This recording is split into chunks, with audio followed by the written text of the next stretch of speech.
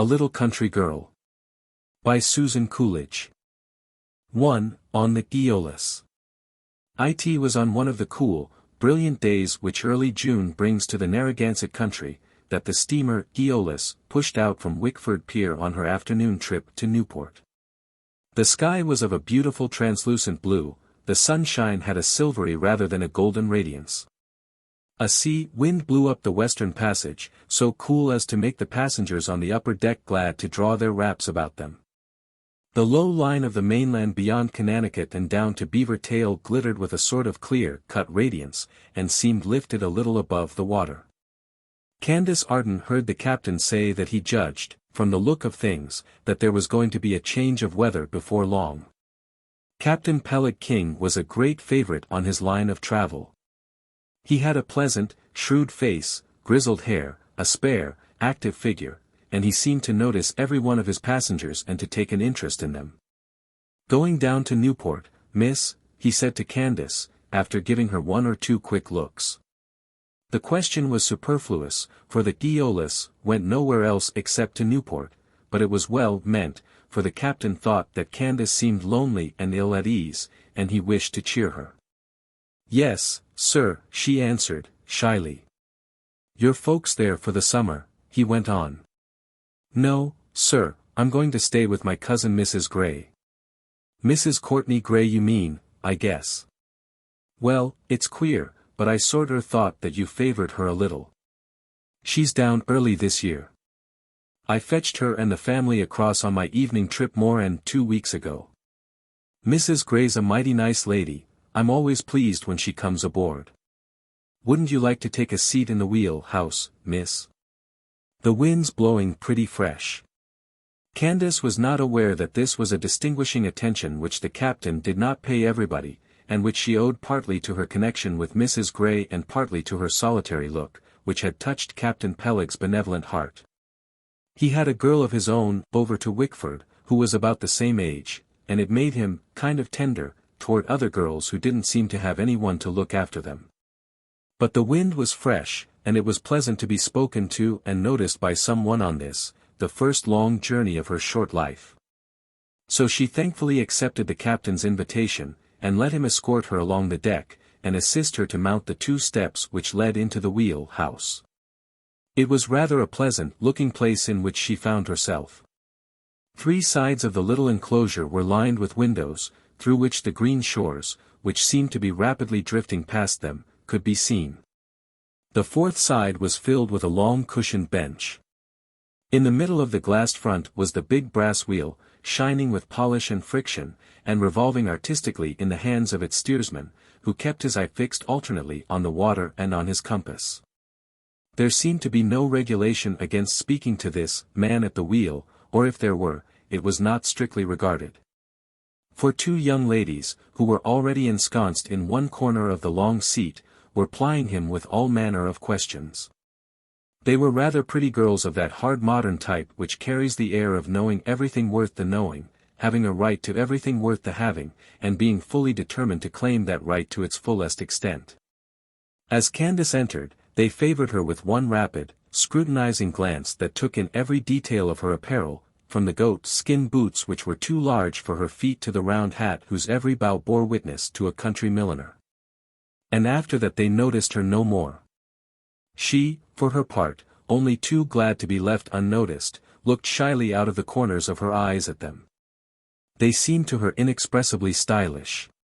For their tailor-made suits, though almost as plain as her own dress and jacket of blue alpaca, had that perfect fit and finish which makes the simplest dress seem all that can be desired. There was a knowing look to each little detail. From the slender silver bangles which appeared beneath the loose wrinkled wrists of their very long gloves to the tortoise-shell pins with which their hats were fastened to the tightly braided hair coiled low down on the nape of the neck. Candace's hair fell in curls to her waist. She had always worn it so, and no one had ever thought anything about it, but now, all in a moment, she felt that it was wrong and improper. "Been up to New York, Miss Joy?" said the captain. "No. Only as far as the junction, to meet a friend," replied the prettier of the 2 girls. "Why weren't you on the boat this morning, Captain?" "I was on the boat. I never miss a trip, except sometimes the night one in the summer time, when the sleeping train is a-running. I don't always come over in that.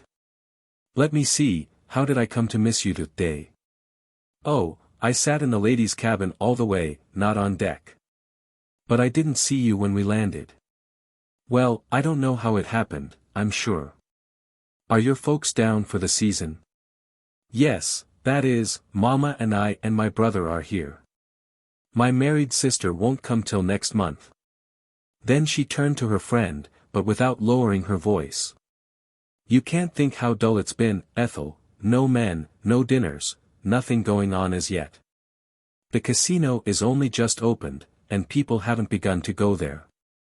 We tried to get up a tennis match, but there weren't enough good players to make it worthwhile. There's absolutely nothing. Mrs. Courtney Gray had a girls' lunch on Tuesday. But that is all, and that didn't count for much.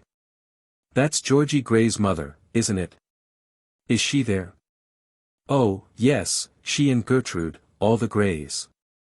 They're as nice and delightful as can be, of course, but somehow they're so literary and quiet, and Mrs. Gray is awfully particular about the girls. She makes them keep on with studying all summer, and she's so exclusive, she won't let them visit half the new people. Gracious. Why not? Oh, I don't know, she says they're not good form, and all that. But I'm sure she knows queer people enough herself. There is that tiresome old Miss Gisborne down in Washington Street, the girls are forever going there. And I've seen them myself ever so many times coming out of the Hares, and they take boarders. Fancy. How extraordinary. Oh, there are the frigates. For the Eolus, leaving the wooded, wall-like bank of Gould's Island behind, and rounding a point, had now reached the small curving bay to the eastward of Coaster's Harbor, where lay the training ships, the New Hampshire, and the Minnesota. It was a beautiful sight, the two great war vessels at anchor, with their tall tapering spars and flying flags reflected in the water on which they floated. Lines of glinting white flashed along the decks. For it was wash day, and the men's clothes were drying in the sun. 2 or 3 barges were disembarking visitors at the gangway ladders, and beyond them a sail boat was waiting its turn to do the same. On the pier a file of blue uniformed boys were marching with measured tread. The sound of their feet came across the distance like the regular beat of a machine. A girl in a row boat was just pushing out from the farther beach, above which rose a stone house covered with vines. "That's Miss Isherwood," said one of the young ladies. "She's a splendid rower, and Tom says she swims as well as he does."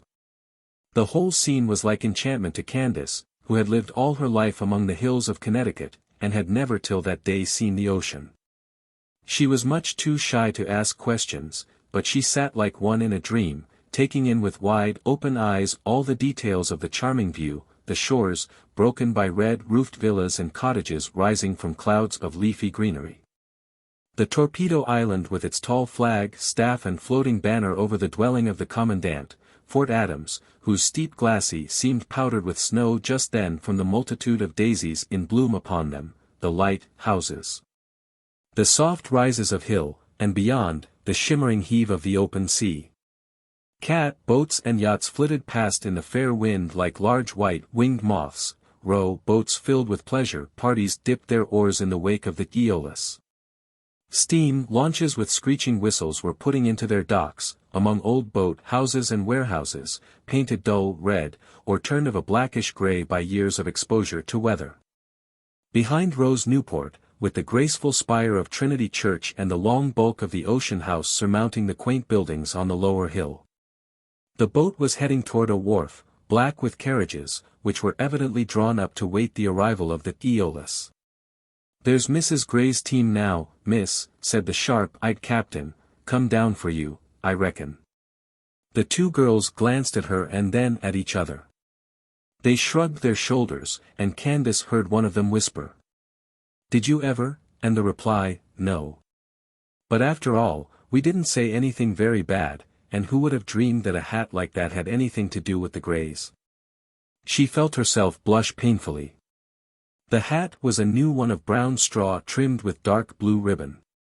She had felt rather proud of it when it came home from the milliner's the day before, and had considered the little blue pompon with which Miss Wilson, who was authority in matters of fashion in North Tolland, had enriched the middle bow, as a masterpiece of decoration.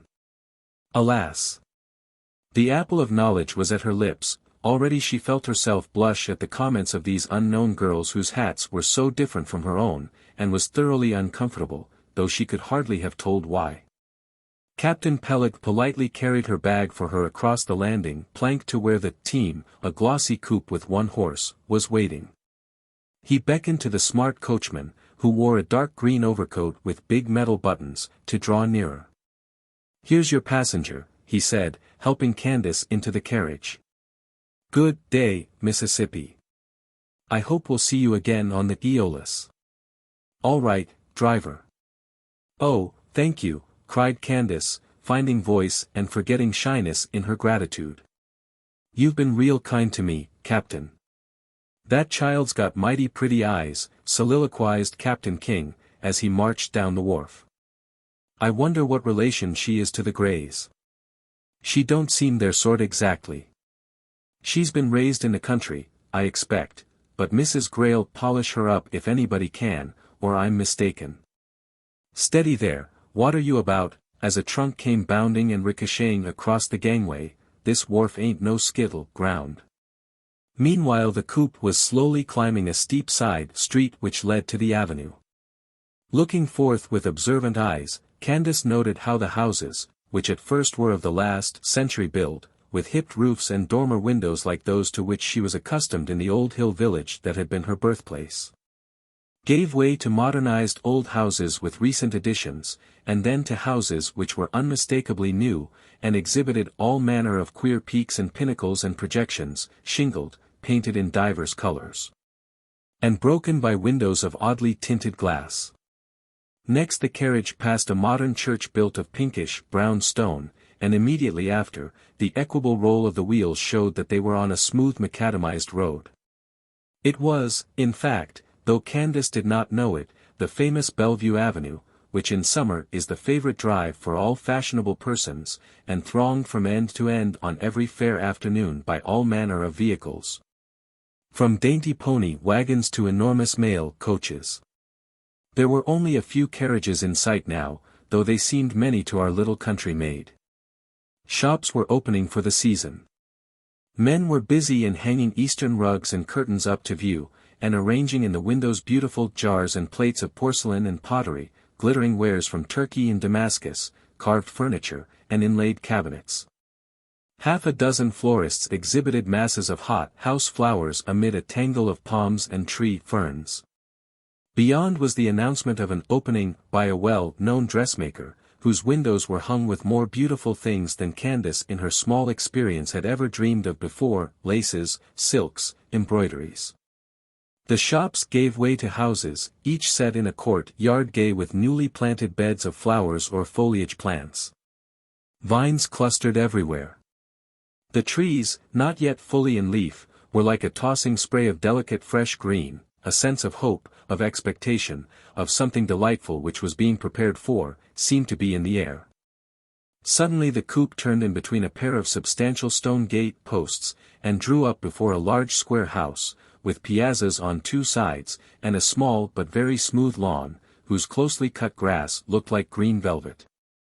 It was dappled with weeping trees and evergreens, and hedged with a high wall of shrubs which shut off the view of the street. A continuous flower bed ran all round the house close to its walls, planted full of geraniums, heliotrope, nasturtiums, mignonette, and pansies. Every window and balcony boasted its box of ferns or flowers. And in spite of the squareness of the building, and the somber green-gray with which it was painted, the general effect was of cheerfulness, and shade broken by color, an effect which is always pleasant.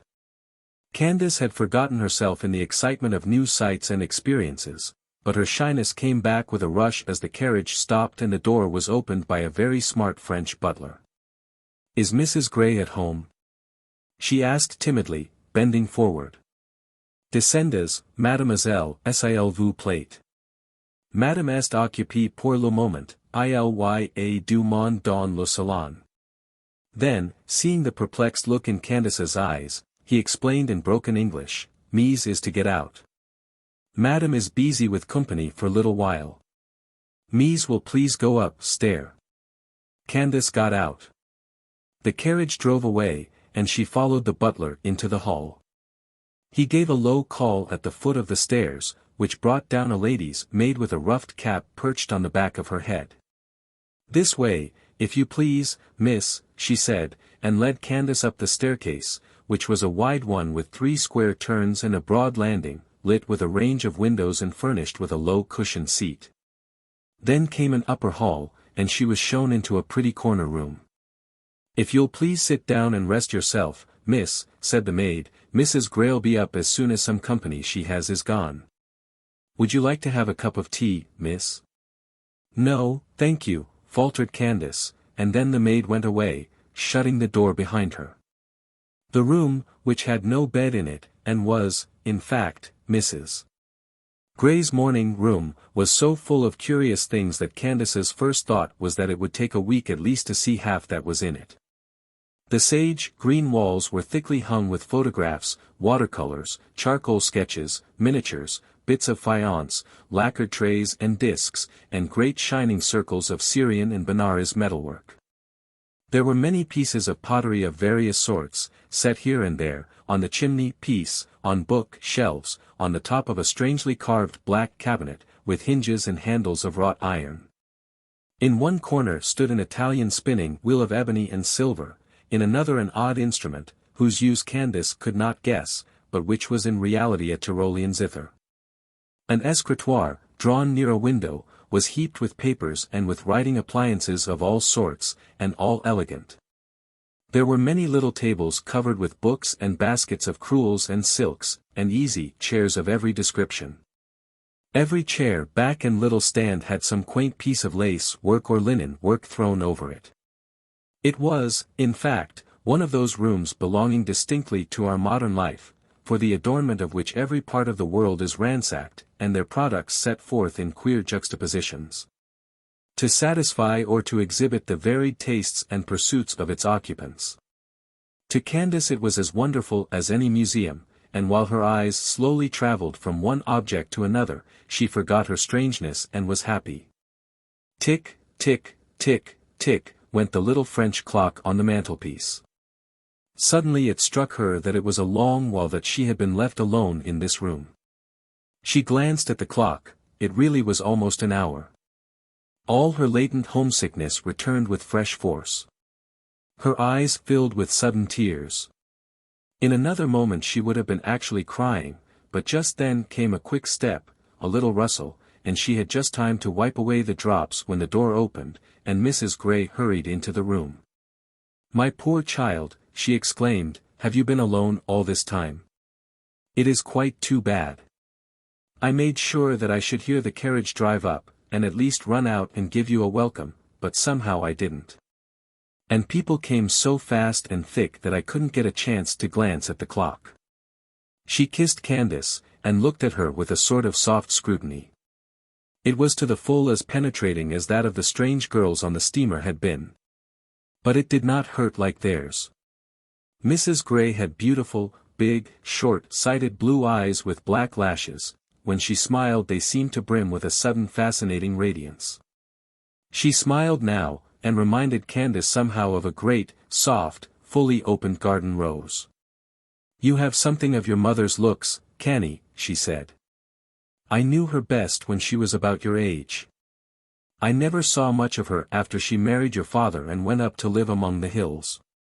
She sighed softly, there was a short pause. Then, with a sudden change of tone, she continued, "And all this time you have never been shown your room. I can't think why they were so stupid. Who was it put you here, Canny?" "It was, a lady, in a cap," replied Candace, hesitatingly. "A lady, cap? Oh, it must have been Elizabeth. She's my maid, don't make such a mistake again, dear. You must learn to discriminate. Well, come with me now, and let me see you comfortably established. The girls are gone on a yachting party to the upper end of the island." It was an old engagement, made before your aunt's letter came, or they would not have been absent when you arrived. They were very sore. But in the very middle of the word came Frederick, the butler, with the announcement of new visitors. And, just taking time to lead Candace down the entry to a room whose door stood wide open, Mrs. Gray hurried away, saying rapidly, "Take off your hat, dear. Lie down for a rest, hadn't you better? I'll be up again presently." I wonder if everybody is always in a hurry in Newport. Candace thought. She was again alone, but this time she felt no disposition to cry. Her trunk had been brought up by somebody, and stood already in its place, with the straps unloosened. She took off her hat and jacket, unpacked a little, and peeped out of the window to see where she was. The room faced the east, and across a corner of the lawn and the stable yard she had a glimpse of the sea, which had become intensely blue with the coming of the later afternoon. "Oh, that is good," she said to herself. "I shall see it all summer." She glanced about the room with a growing sense of proprietorship which was pleasant. It was not a large room, but it looked cheerful, with its simple furniture of pale, colored ash and a matted floor, over which lay a couple of Persian rugs. There was a small fireplace bordered with blue tiles which matched the blue papering on the walls, and the tiles on the washstand, and the chintz of the easy chair and lounge, and the flower jars on the mantelpiece were blue also. Altogether it was a pretty little chamber, with which any girl might be sufficiently well pleased. And as Candace noticed the tiny nosegay of mignonette and tea roses which stood on the bureau, her heart lightened with the sense that it had been put there for her. Someone had thought of her coming, and prepared for it. She brushed out her curls and washed her face and hands, but did not change her dress. The blue alpaca was the newest she had, and she wished to look her best on that first evening. She sat down in the window to listen to the soft boom of the surf, which seemed to grow louder as the night drew on, and did not hear Mrs. Gray as she came down the entry. That lady stood a moment in the half-open door, surveying her young visitor. "What am I to do with her?" she thought. "I want to befriend Candace's child, but I did not quite realize, till I saw her just now, what a disadvantage she would be at among all these girls here, with their French clothes and their worse-than-French ideas. She's not plain. There's a good deal of beauty about that shy little face of hers, and refinement too, if only she were not so awkward. If I can once get her into a dress that fits, and do something with that mop of curls, she would look well enough. I wonder if she will take it kindly, or flare up and feel offended at every little suggestion. That would be terrible. You are listening to the surf, dear. I'm afraid it means rain tomorrow. That sound generally is a symptom of mischief." "Is it?" said Candace. "What a pity." "A pity about the rain?" "No, but it's such a pretty sound." "So it is. Well, if you are ready, let us go downstairs. I expect the girls every moment." "Ah, there they are now." The line of windows on the staircase landing commanded a view of the gate and approach, and looking through them Candace saw a village cart with 2 girls on the front seat, one driving, and a third girl in the rumble behind, approaching the house. A couple of young men on horseback rode close beside the cart. One of them jumped from his horse, helped the young ladies out, there was a moment of laughter and chat. Then, touching their hats, the riders departed, and the 3 girls came into the hall. "Mama! Mammy! Where are you, dear?" sang out 3 youthful voices. "Here I am, half-way upstairs," replied Mrs. Gray, seating herself on the cushioned bench of the landing. "What on earth are you doing up there? And who's that with you?" "It's your cousin Candace. Come up and be introduced." Up they came at a run, each trying to be the first to arrive. Candace had never known many girls, but these were of a different species from any she had seen before. They seemed full of spirits, and conveyed the idea of being, so to speak, bursting with happiness, though I suppose not one of the 3 but would have resented the imputation of being happier than people in general are or ought to be. Georgie, the eldest, was short and round, and had her mother's blue near-sighted eyes without her mother's beauty. Gertrude was unusually tall, and had a sort of lily-like grace. Her light hair was very thick, and so fine in quality that it stood out like a nimbus round her pale pretty face. Little Marion, the youngest, 2 years Candace's junior, was not yet in society, but had been allowed to go to the picnic as a great favor. Her hair had a reddish tint in its chestnut, and was braided in one large plait down her back. She had brown eyes and a capable little face which was full of expression. They all spoke kindly to Candace, they all kissed her, but she felt much less at ease with them than with their mother, whose peculiarly charming manner seemed to invite confidence from everybody. After a few questions and a few words of welcome, they plunged into a description of their picnic, the yacht sail, the landing, the luncheon, the general delightfulness of everything. Barry Joy was not there, remarked Georgie. She had gone up to Wickford to meet someone. By the way, she must have come down on the Eolus with you, Candace. Did you see her?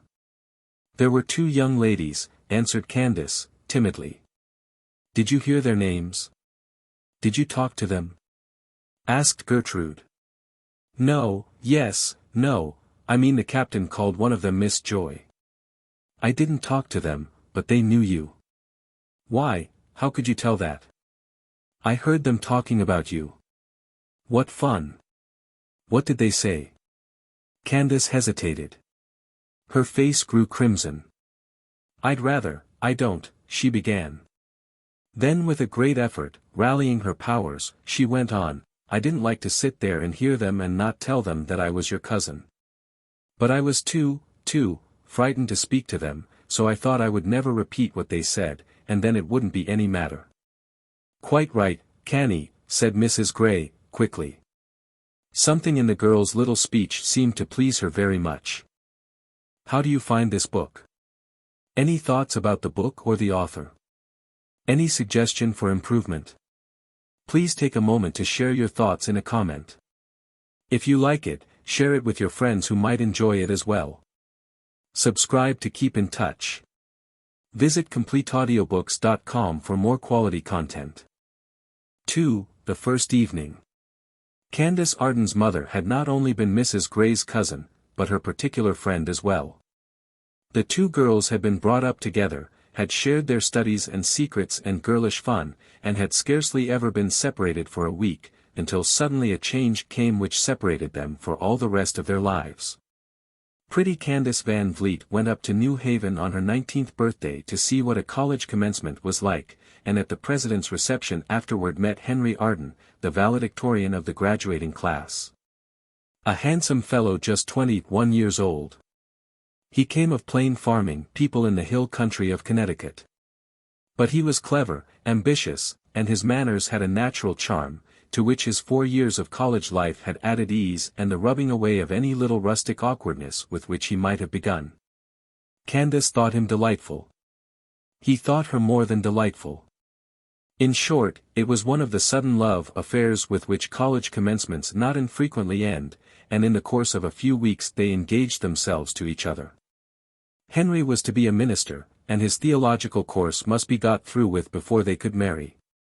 3 years the course should have taken, but he managed to do it in a little more than 2, being spurred on by his impatient desire for home and wife, and a longing, no less urgent, to begin as soon as possible to earn his own bread and relieve his father from the burden of his support. No one knew better than he with what pinching and saving and self-sacrifice it had been made possible for him to get a college education and become a clergyman. What daily self-denials had been endured for his sake in that old yellow farm house on the North Tolland Hills. He was the only son, the only child. And his father and mother were content to bear anything so long as it gave him a chance to make the most of himself. It is not an uncommon story in this New England of ours. Many and many a farm house could tell a similar tale of thrift, hard work, and parental love. The bare rocky acres are made to yield their uttermost, the cows to do their full duty, the scanty apples of the off-year are carefully harvested, every pullet and hen is laid under contribution for the great need of the moment. The getting the boys through college. It is both beautiful and pitiful, as all sacrifices must be, but the years of effort and struggle do not always end, as in the case of the Ardens, with a disappointment and a grief so bitter as to make the self-spending seem all in vain. For the over-study of those 2 years proved too much for Henry Arden's health. It was not hard study alone, he stinted himself in food, in firing as well, he exacted every possible exertion from his mind, and systematically neglected his body. The examinations were brilliantly passed, he was ordained, he received a call to Little Upshire, the village nearest to North Tolland. There was a pretty wedding in the old Van Vliet mansion on 2nd Avenue, at which Kate Van Vliet, herself just engaged to Courtney Gray, acted as bridesmaid, and then the cousins parted. They only met once again, when Mrs. Arden came down from the country to see her cousin married. Henry did not come with her, he was not very well, she explained, and she must hurry back. That was the beginning of a long wasting illness. Some spring of vitality seemed to have been broken during those 2 terrible years at the theological seminary, and though Henry Arden lived on, and even held his parish for several years, he was never fit for any severe study or labor. The last 3 years of his life were spent in the old farm house at North Tolland, where his Aunt Myra, a spare, sinewy, capable old maid, was keeping house for his father. Mrs. Arden had died soon after her son's illness began. Her heart was, kind of broken, the neighbors said, and perhaps it was. And little Candace and her mother lived on with the old people after the long, sorrowful nursing was done, and another grey headstone had been placed beside the rest in the Arden lot in the North Tolland graveyard, having carved upon it. Sacred to the memory of the Rev. Henry Arden, aged 34. The Lord gave, and the Lord hath taken away. Blessed be his holy name. There seemed nothing else for them to do but to live on where they were. Mrs. Gray was in China with her husband, who at that time was the resident partner in a well-known firm of tea importers. Aunt Van Vliet had gone to Europe after her daughter's marriage. There was no one to come to the aid of the drooping young widow, and carry her away from the lonely life and the sad memories which were slowly killing her. For her child's sake she did her best to rally. But her strength had been severely taxed during her husband's illness, and dying was easier than living, so she died when Candace was just 8 years old, and the little girl and the 2 old people were left alone in the yellow farm house. A 12-month later, Grandfather Arden had a stroke of paralysis. Don't be too much discouraged, dear children, this is positively the last death that I shall have occasion to chronicle in this story. But it seemed necessary to show what sort of life Candace had lived, in order to explain the sort of girl she was. After her grandfather died, Aunt Myra, aged 69, and little Canny, aged 9, alone remained of the once large household. And the farm house seemed very big and empty, and had strange echoes in all the unused corners. It was a lonely place, and a lonely life for a child.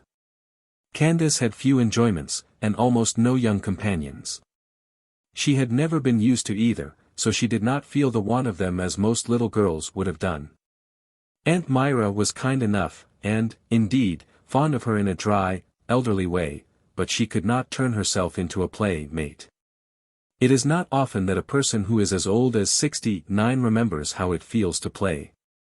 Aunt Myra approved of Canny especially, because she was such a quiet child, but I think Canny's mother would rather have had her noisier. She's a nice girl as I want to see, Aunt Myra was wont to tell her cronies. She's likely appearing enough, and that's better than being too pretty. And she's helpful about the house for such a young creetur, and she's not a bit forth-putting or highty-tighty. I don't know how I should have managed if Candace had turned out the sort of girl some of them are, like those Buell girls, for instance. Always raising Ned because they can't get down to Hartford or Bridgeport to shop and see the sights and have a good time. As if good times couldn't be had to home as well as anywhere. Why, I reckon that Miss Buell has more fuss and trouble in fitting out those girls every spring of her life than I've had with Canny since her mother died. She never makes one mite of difficulty, or bothers with objections. She just puts on whatever I see fit to get her, and she likes it, and there's the end. This was not quite as true as Aunt Myra supposed. Candace wore whatever it was ordained that she should wear, but she did not always like it. From her mother she inherited a certain instinct of refinement and taste which only needed the chance to show itself. But there was little chance to exercise taste in the old yellow farm house, and Candace, from training and long habit, was submissive, so she accepted the inevitable, and, as her great-aunt said, made no difficulty. Letters came now and then from Cousin Kate, far away in China, and once a little box with a carved ivory fan as fine as lace work, a dozen gay pictures on rice paper, and a scarf of watermelon pink crepe, which smelt of sandalwood. And was by far the most beautiful thing that Canny had ever seen. Then, 2 years before our story opens, the Greys came back to America to live, and a correspondence began between Mrs. Grey and Aunt Myra, part of which Candace heard about and part she did not. Mrs. Grey was anxious to know her cousin's child and be of use to her, but first one thing and then another delayed their meeting. The first winter the Greys spent at a hotel looking for a house, the second, they were all in Florida on account of Mr. Grey's health. These difficulties were now settled. A town house had been chosen, a Newport cottage leased for a term of years, and Canny was asked for a long summer visit. It was Mrs. Grey's secret desire that this visit should lead to a sort of adoption, that Canny should stay on with them as a fourth daughter, and share all her cousin's advantages of education and society. But before committing herself to such a step, she wished to see what the girl was like. "It's so much easier to keep out of such an arrangement than to get out of it," she told her husband. "My poor Candace was an angel, all sweetness and charm. But her child has the blood of those stiff Connecticut farmers in her. She may be like her father's people, and not in the least like her mother. She may be hopelessly stupid or vulgar or obstinate or unimprovable. We will wait and see." This secret doubt and question was, I think, the reason why Mrs. Grey was so pleased at Canny's little speech about Miss Joy and her friend. That was the true, honorable feeling, she thought to herself, the child is a lady by instinct. It wasn't easy for her to say it either, she's a shy little thing. Well, if she has the instinct, the rest can be added. It's easy enough to polish a piece of mahogany, but you may rub all day at a pine stick and not make much out of it. As these thoughts passed rapidly through her mind, she stole her arm across Candace's shoulders and gave them a little warm pressure, but all she said was, "Dinner in 20 minutes, children. You would better run up at once and make ready. Canny, you and I will go to the library, you haven't seen my husband yet." The library was a big, airy room, with an outlook to the sea. There were not many books in it, only enough to fill a single low range of book shelves. But the tables were covered with freshly cut magazines and pamphlet novels, there was a great file of Punch and other illustrated papers, and that air of light reading in abundance which seems to suit a house in summer time. A little wood fire was snapping on a pair of very bright andirons, and, June though it was, its warmth was agreeable. Beside it, in an enormous Russia leather armchair, sat Mr. Grey, an iron-whiskered, shrewd-looking man of the world, with a pair of pleasant, kindly eyes, and that shining bald spot on his head which seems characteristic of the modern businessman. "Court, here is our new child," said Mrs. Grey. "Poor Candace's daughter, you know." Mr. Grey understood, from his wife's tone, that she was pleased with her little visitor so far, and he greeted her in a very friendly fashion. "You have your mother's eyes," he said. "I recollect her perfectly, though we only met 2 or 3 times, and that was 17, let me see, nearly 18 years ago it must have been. Her hair, too, I should say," glancing at Canny's chestnut mop. "It was very thick, I remember, and curled naturally." "Aunt Myra always says that my hair is the same color as mother's," replied Candace. "It is almost exactly the same." "Do you remember her at all, Canny?" asked Mrs. Grey. "Just a little. I recollect things she used to wear, and where she used to sit, and 1 or 2 things she said.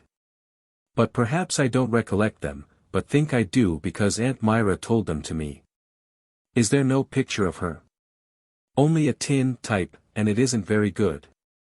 It's almost faded out, you can hardly see the face. What a pity. Le dîner est servi, madame, said the voice of Frederick at the door.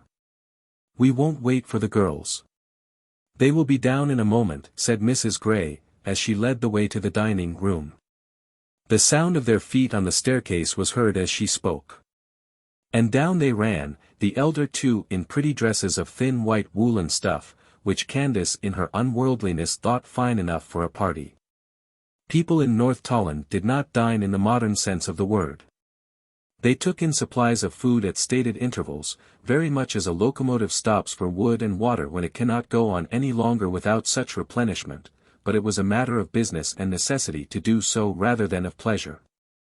Candace, who had sat down opposite Aunt Myra every day as long as she could remember at the small pine table in the yellow, painted kitchen, with always the same thick iron stoneware plates and cups. The same little black tray to hold the tea things, the same good, substantial, prosaic fare, served without the least attempt at grace or decoration, had never dreamed of such a dinner as was usual at the Grays. She said not a word to express her astonishment. But she glanced at the thick cluster of maiden hair ferns which quivered in the middle of the table from an oval stand of repoussé brass, at the slender glasses of tea roses which stood on either side, at the Sèvres dishes of fruit, sweet biscuits, and dried ginger, and wondered if this were to be all the dinner. Did fashionable people never eat anything more substantial than grapes and crackers? She felt very hungry, and yet it seemed coarse not to be satisfied when everything was so pretty. Consommé, mademoiselle, murmured Frederick in her ear, as he placed before her a plate full of some clear liquid which smelt deliciously, and offered a small dish of grated cheese for her acceptance. Oh, thank you, sir, said Candace, wondering confusedly if cheese in soup was the correct thing. Mrs. Gray's quick ear caught the sir. She did not even turn her head, but she mentally added another to the hints which must be administered to Candace as soon as she was sufficiently at home to bear them. Spanish mackerel was the next course.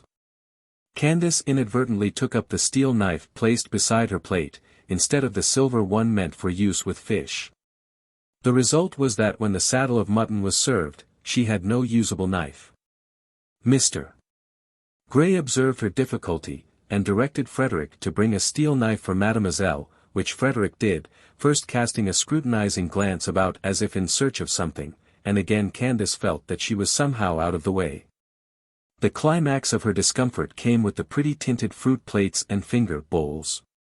Candace's tumbler was empty, and without particularly thinking about the matter she took a drink out of her finger bowl, which she mistook for some sort of lemonade, from the bit of lemon which floated in the water. The moment after, she was conscious of her blunder. She saw Georgie dabbling her fingers in her bowl. She saw Gertrude with difficulty keeping back a smile which would flicker in her eyes, though her lips were rigidly grave. Little Marian giggled outright, and then relapsed into a frightened solemnity. Candace felt utterly miserable. She looked toward Mrs. Gray apprehensively, but that lady only gave her an encouraging smile. Mr. Gray put a bunch of hot house grapes on her plate. She ate them without the least idea of their flavor. With the last grape a hot tear splashed down, and the moment Mrs. Gray moved, Candace fled upstairs to her own room, where she broke down into a fit of homesick crying. How she longed for the old customary home among the hills, where nobody minded what she did, or how she ate, or had any manners in particular, as she phrased it to her own mind, or thought her ignorant or awkward. And yet, on sober second thought, did she really wish so much to go back? Was it not better to stay on where she was, and learn to be graceful and low-spoken and at ease always, like her cousin Kate, if she could, even if she had to undergo some mortification in the process? Candace was not sure. She had stopped crying, and was cooling her eyes with a wet towel when she heard a little tap at the door. It was Mrs. Gray herself. "Where are you, Canny?" she said, looking about the room with her short-sighted eyes. "You are so dark here that I cannot see you." "I'm here by the washstand," faltered Candace, and then, to her dismay, she began to cry again. She tried to subdue it. But a little sob, which all her efforts could not stifle, fell upon her cousin's observant ear. "My dear child, you are crying," she exclaimed, and in another minute Candace, she scarcely knew how, was in Mrs. Gray's arms. They were sitting on the sofa together, and she was finishing her cry with her head on the kindest of shoulders and an unexpected feeling of comfort at her heart. Anything so soft and tender as Cousin Kate's arms she had never known before. There was a perfume of motherliness about them which to a motherless girl was wholly irresistible. Gertrude declared that Mamma always stroked people's trouble away with those hands of hers, and that they looked just like the hands of the Virgin in Holbein's Madonna, as if they could mother the whole world. "Now, tell me, Canny, tell me, dear child," said Mrs. Gray, when the shower was over and the hard sobs had grown faint and far between, "what made you cry? Was it because you are tired and a little homesick among us all, or were you troubled about anything? Tell me, Canny." "Oh, it's only because I'm so stupid and countrified," said Candace, beginning to sob again. "I made such horrid mistakes at dinner, and Gertrude wanted to laugh. She didn't laugh, but I saw her want to, and Marion did laugh, and I felt so badly." "Marion is such a little girl that you must forgive her this once," said Mrs. Gray, "though I am rather ashamed of her myself. I saw all your mistakes, as you call them, Canny, even one or two that you didn't see yourself. They were very little mistakes, dear, not worth crying about, small blunders in social etiquette, which is a matter of minor importance, not failures in good feeling or good manners, which are of real consequence. They did not make anybody uncomfortable except yourself." "Cousin Kate," Candace ventured to ask, "will you tell me why there is such a thing as etiquette? Why must everybody eat and behave and speak in the same way, and make rules about it? Is it any real use?" "That is rather a large question, and leads back to the beginning of things," said Mrs. Gray, smiling. "I don't suppose I quite understand it myself, but I think I can make you understand a part of it. I imagine, when the world was first peopled, in the strange faraway times of which we know almost nothing except the hints we get in the Bible, that the few people there were did pretty much as they liked. Noah and his family in the ark, for instance, probably never set any tables or had any regular meals, but just ate when they were hungry, each one by himself. Savage tribes do the same to this day. They seize their bone or their handful of meat and gnaw it in a corner, or as they walk about. This was the primitive idea of comfort. But after a time people found that it was less trouble to have the family food made ready at a certain time for everybody at once, and have all come together to eat it. Perhaps at first it was served in one great pot or dish, and each one dipped in his hand or spoon. The Arabs still do this. Then, of course, the strongest and greediest got the most of everything, and it may have been some weak or slow person who went hungry in consequence, who invented the idea of separate plates and portions. "But that is not etiquette," objected Canny. "People have plates and set tables everywhere now, in this country, I mean." "Yes, but can't you imagine a time when to have a bowl or a saucer to yourself was considered finical and stuck up, and when some rough Frank or Gaul from the mountains looked on disapprovingly, and said that the world was coming to a pretty pass if such daintiness was to be allowed? A bowl to oneself was etiquette then. All sorts of things which to us seem matter of course and commonplace, began by being novelties and subjects for discussion and wonderment. Remember that tea, potatoes, carpets, tobacco, matches, almost all our modern conveniences, were quite unknown even so lately as 400 or 500 years ago. As the world grew richer, people went on growing more refined. The richest folks tried to make their houses more beautiful than the houses of their neighbors. They gave splendid feasts, and hired sculptors and artists to invent decorations for their tables, and all kinds of little elegant usages sprang up which have gradually become the custom of our own day. Even among people who are not rich and do not give feasts. But do they mean anything? Are they of any real use? Persisted Canny. I confess that some of them do not seem to mean a great deal. Still, if we look closely, I think we shall find that almost every one had its origin in one of two causes: either it was a help to personal convenience, or in some way it made people more agreeable or less disagreeable to their neighbors. We have to study, and to guess a little sometimes, to make out just why it has become customary to do this or that, for the original reason has been forgotten or perhaps does not exist any longer, while the custom remains. I wonder, said Canny, whose mind was still running on her own mishaps, why people mustn't cut fish with a steel knife. I read in a book once that it was not genteel to do so, and I couldn't think why. And then to-night I didn't see the little silver one. I imagine that in the first instance some old gourmet discovered or fancied that a steel knife gave a taste to fish which injured it. So people gave up using knives, and it grew to be said that it was vulgar and a mark of ignorance to cut fish with them. Then, later, it was found not to be quite comfortable always to tear your bit of fish apart with a fork and hold it down with a piece of bread while you did so, and the custom arose of having a silver knife to cut fish with. It is a convenient custom, too, for some reasons. Waiting on table is quite an art, nowadays, when there are so many changes of plates, and a good waiter always tries to simplify what he has to do, by providing as much as possible beforehand. You can see that if each person has beside his plate a silver knife for fish and a steel knife for meat and 2 forks, these 2 courses will go on more easily and quietly than if the waiter has to stop and bring a fresh knife and fork for each person before he helps to the dish. Whatever it is. But why is there nothing on the table but flowers and pretty little things? And why do they put lemon peel in the bowls of water? Well, the lemon is supposed to take the smell of dinner away from the fingers. And it isn't always lemon. Frederick is apt to drop in a geranium leaf or a sprig of lemon verbena, and those are nicer. As for the other thing, it is more convenient for many reasons not to have the carving done on the table. But aside from that, I imagine that in the first instance the custom was a matter of economy. Economy, repeated Candace, opening wide her eyes. Yes, economy, though it seems droll to say so. In the old days, when the meat came on in a big platter, and the vegetables each in its large covered dish, people had to put more on table than was really wanted, for the sake of not looking mean and giving their neighbors occasion for talk.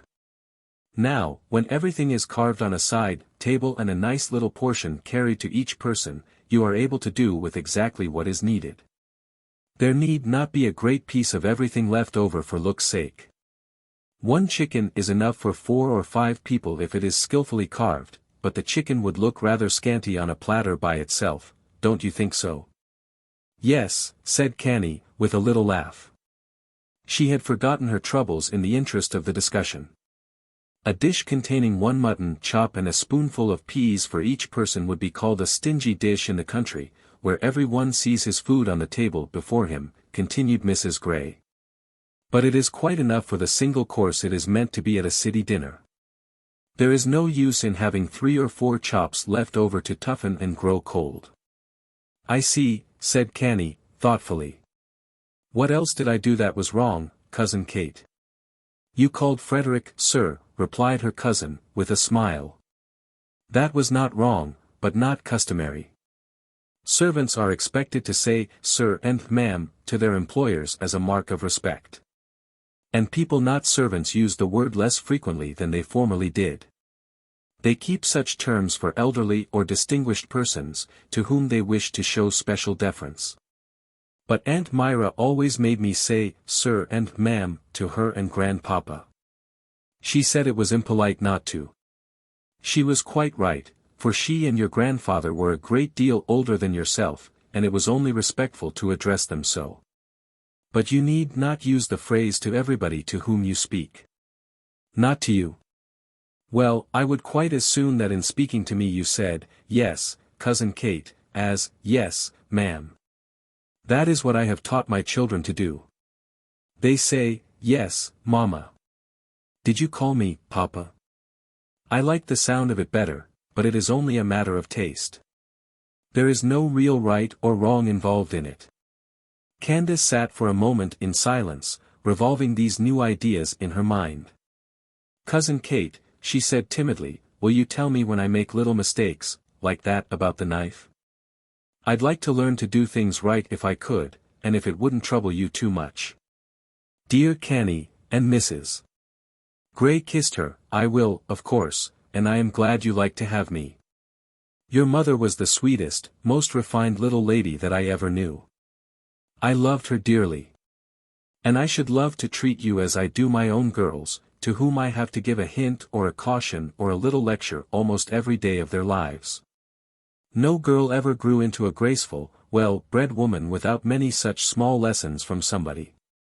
If your mother had lived, all these things would have come naturally to you from the mere fact of being with her and noticing what she did. You would have needed no help from anyone else.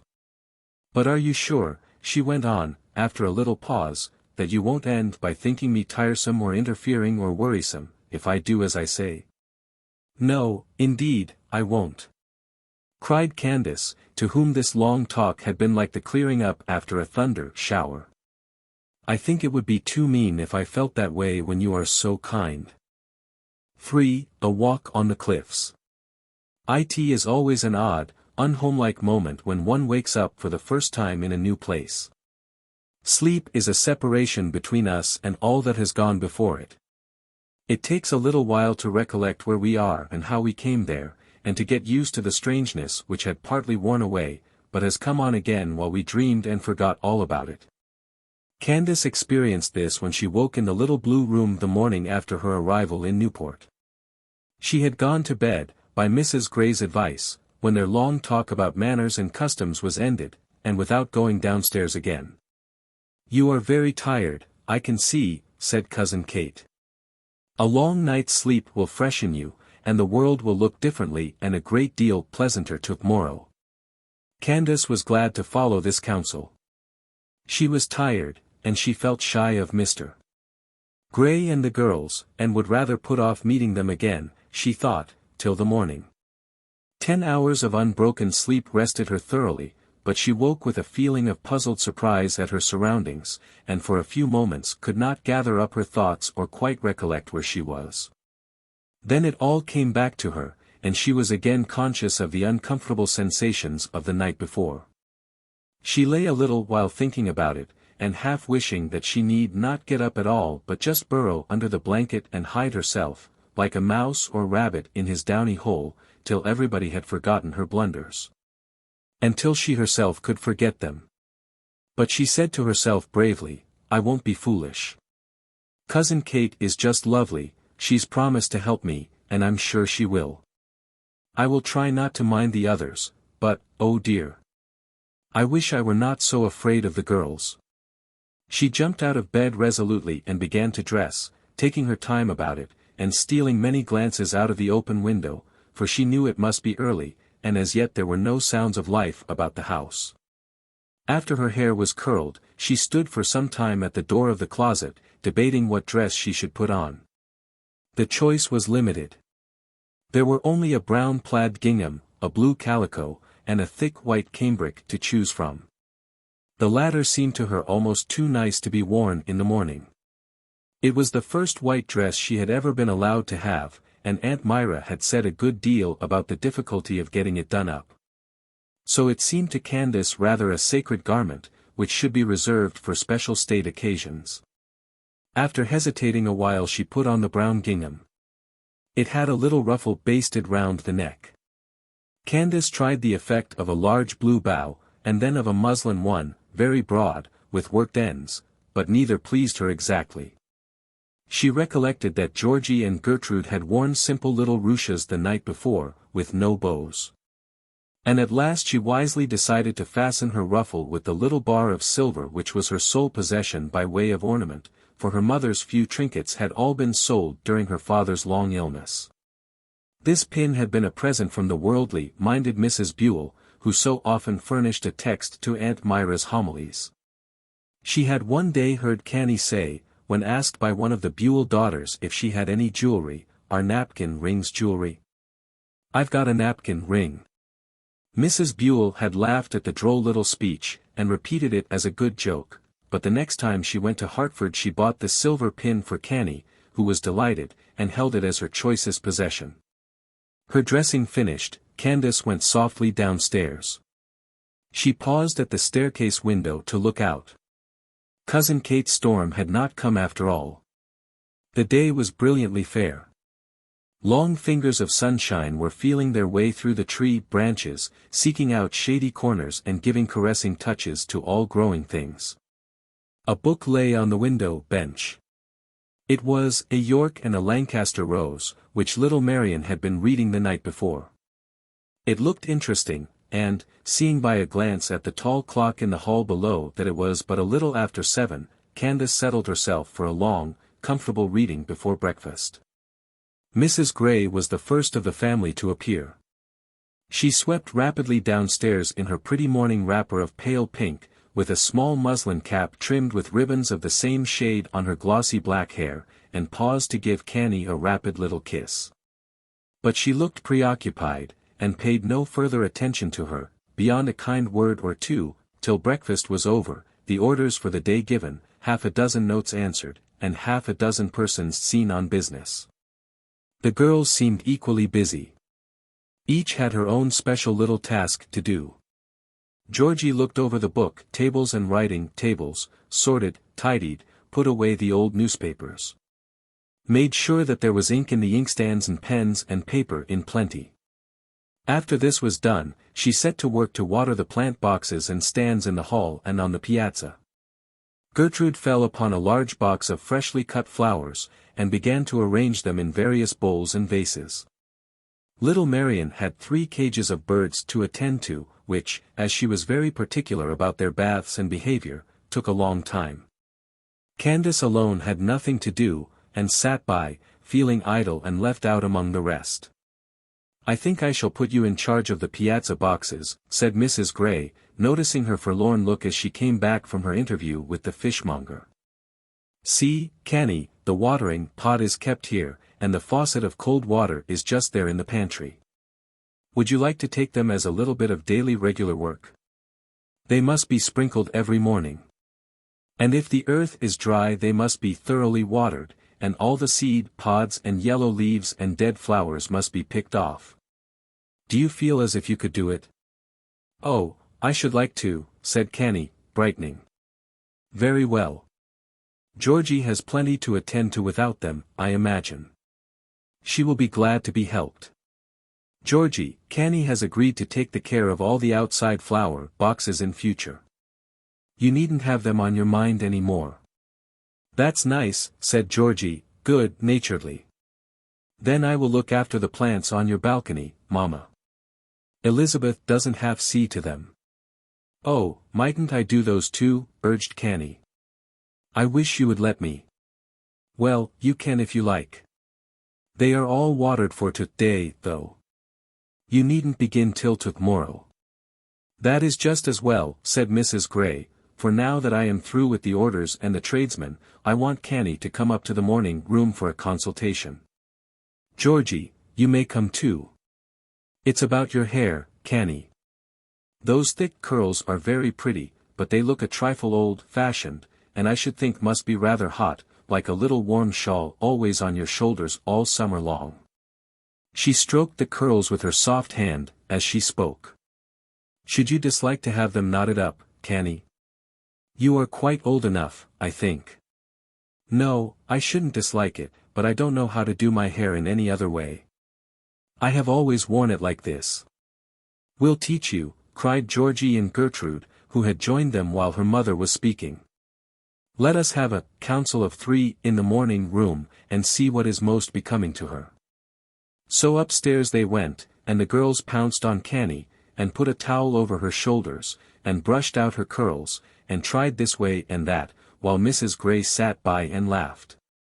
She would not interfere, though Canny at times resisted, and declared that they were pulling her hair and hurting her dreadfully, for she was anxious that the cousins should grow intimate and familiar with each other. In fact, Canny's shyness was quite shaken out of her for the moment. And before the experiments were ended, and it was decided that a little bang on the forehead, and what Marion called a curly knot behind, suited her best, she felt almost at home with Georgie and Gertrude. "There," said Georgie, sticking in a last hair pin, "come and see yourself, and if you don't confess that you are improved, you're a very ungrateful young person, and that is all I have to say." Candace scarcely knew her own face when she was led up to the looking-glass. The light rings of hair lay very prettily on the forehead, the curly knot showed the shape of the small head. It all looked easy and natural, and as if it was meant to be so. She smiled involuntarily. The girl in the glass smiled back. "Why, I look exactly like somebody else and not a bit like myself," she cried. "What would Aunt Myra say to me?" "I am going out to do some errands," said Mrs. Gray. "Will you come along, Canny, and have a little drive?" Mrs. Gray's errands seemed to be principally on behalf of her young companion. First they stopped at Seabury's, and after Mrs. Gray had selected a pair of Newport ties for herself, she ordered a similar pair for Candace. Then she said that while Canny's shoe was off she might as well try on some boots, and Canny found herself being fitted with a slender, shapely pair of black kid, which were not only prettier but more comfortable than the country-made ones which had made her foot look so clumsy. After that they stopped at a carpet and curtain place, where Canny was much diverted at hearing the proprietor recommend tassels instead of plated rings on certain Holland shades, for the reason that a tassel had more poetry about it somehow. Then, after a brief pause to order strawberries and fresh lettuce, the carriage was ordered to a milliner's. "I want to get you a little hat of some sort," said Cousin Kate. "The one you wore yesterday is rather old for a girl of your age. I will retrim it some day, and it will do for picnics and sails, but you need more hats than one in this climate, which is fatal to ribbons and feathers, and takes the stiffness out of everything." So a big, shady hat of dark red straw, with just a scarf of the same color twisted round the crown and a knowing little wing in front, was chosen, and then Mrs. Gray spied a smaller one of fine yellowish straw with a wreath of brown center daisies, and having popped it on Canny's head for one moment, liked the effect, and ordered that too. 2 new hats. It seemed to Canny's modest ideas like the wildest extravagance, and after they returned to the coop she found courage to say, "Cousin Kate, please, you mustn't buy me too many things." "No, dear, I won't. I'll be careful," replied Mrs. Gray, smiling. Then, seeing that Canny was in earnest, she added, more seriously, "My child, I've no wish to make you fine. I don't like finery for young girls. But one needs a good many things in a place like this, and I want to have you properly dressed in a simple way. It was agreed upon between Aunt Myra and myself that I should see to your summer wardrobe after you got here, because Newport is a better shopping place than North Tolland, and while we are about it, we may as well get pretty things as ugly ones.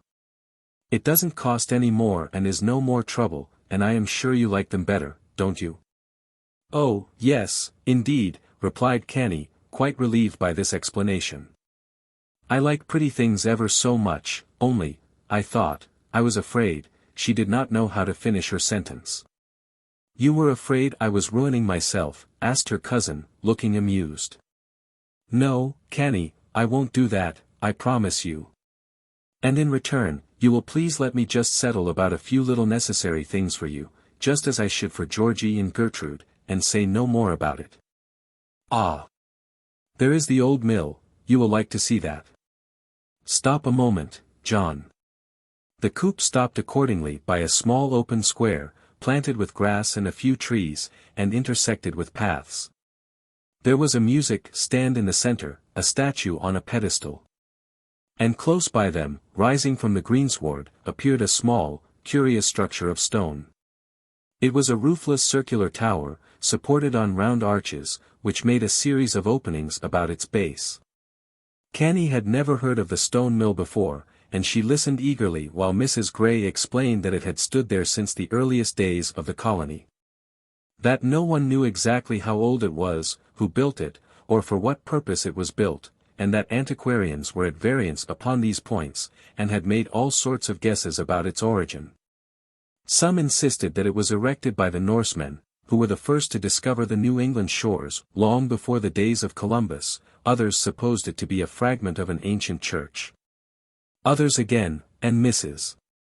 Gray supposed that these last were probably nearest the truth, insisted that it was just what it seemed to be, a mill for grinding corn. And pointed out the fact that mills of very much the same shape still exist in old country neighborhoods in England. She also told Canny that the mill used to be thickly overhung with ivies and Virginia creepers, and that it had never been so pretty and picturesque since the town authorities, under a mistaken apprehension that the roots of the vines were injuring the masonry, had torn them all away and left the ruin bare and unornamented, as she now saw it. "Did you never read Longfellow's Skeleton in Armor?" she asked, and when Canny said no, she repeated part of the poem, and promised to find the rest for Canny to read when they got home. Then they drove on. And Canny's head was so full of Leif the son of Arnulf, the fearful guest, and the maiden whose heart under her loosened vest fluttered like doves in their nest fright, that she could hardly bring herself back to real life. Even when Cousin Kate stopped at a famous dress furnisher's in the casino block, and caused her to be measured for 2 dresses. One was of white woolen stuff, like those which Georgie and Gertrude had worn the night before, the other, a darker one, of cream and brown foulard, which Mrs. Gray explained would be nice for church and for driving and for cool days, of which there were always plenty in the Newport summer. She also bought a little brown parasol for Canny, and a tightly fitting brown jacket to match the foulard. And altogether it was a most exciting and adventurous morning. Canny, as she took off her hat at home and fluffed the newly constructed bang into shape with gentle finger touches, asked herself if it could be really only a day and a half since she said good-bye to Aunt Myra in North Tolland. And if in fact it were really herself, little Candace Arden, to whom these wonderful things belonged, or was it someone else? Perhaps it was all a dream, and she should presently wake up. If it be I, as I believe it be, was the tenor of her thought, as of the old woman in the nursery rhyme, only Canny had no little dog at hand to help her to a realization of her own identity. Into Candace's bare little cradle in the hill country had been dropped one precious endowment. From both her father and her mother she inherited the love of reading. If old tales were true, and the gift-conferring fairies really came to stand round a baby's bed, each with a present in her hand, I think out of all that they could bestow I should choose for any child in whom I was interested, these 2 things. A quick sense of humor and a love for books. There is nothing so lasting or so satisfying. Riches may take wing, beauty fade, grace vanish into fat, a sweet voice become harsh, rheumatism may cripple the fingers which played or painted so deftly, with each and all of these delightful things time may play sad tricks. But to life's end the power to see the droll side of events is an unfailing cheer, and so long as eyes and ears last, books furnish a world of interest and escape whose doors stand always open. Winds may blow and skies may rain, fortune may prove unkind, days may be lonely and evenings dull.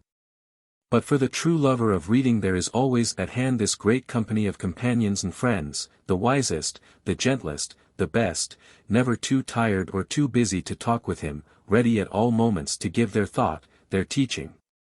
To help, instruct, and entertain. They never disappoint, they have no moods or tempers, they are always at home, in all of which respects they differ from the rest of our acquaintance. If the man who invented sleep is to be blessed, thrice blessed be the man who invented printing. There were not many books in the old yellow farm house at North Tolland, but all that there were Canny had read over and over again. Shakespeare she knew by heart, and Paradise Lost, and Young's Night Thoughts, and Pollock's Course of Time. She had dipped into her dead father's theological library, and managed to extract some food for her imagination, even from such dry bones as Paley's Evidences and Edwards on the Will and the Affections. Any book was better than no book to her. Aunt Myra, who discouraged the practice of reading for girls as unfitting them for any sort of useful work, used to declare that the very sight of a book made Canny deaf and blind and dumb. You might as well be Laura What's her name and have done with it, she would tell her, only I don't know where to look for a Dr. Howe or a Dr. Anybody, who will come along and teach you to develop your faculties. I declare, I believe you'd rather read a dictionary any day than not read at all. I don't know but I would, said Canny, but she said it to herself. She was rather afraid of Aunt Myra. With this strong love of reading, the girl's delight may be imagined when Mrs. Gray, true to her promise, put into her hands a great illustrated volume of Longfellow, and left her free to dip and select and read as long as she chose. She curled herself up on the staircase bench, and was soon so deep in the skeleton in armor as to be quite oblivious to all that went on below. She did not hear the bell ring, she did not see various ladies shown into the drawing-room, or notice the hum of conversation that followed.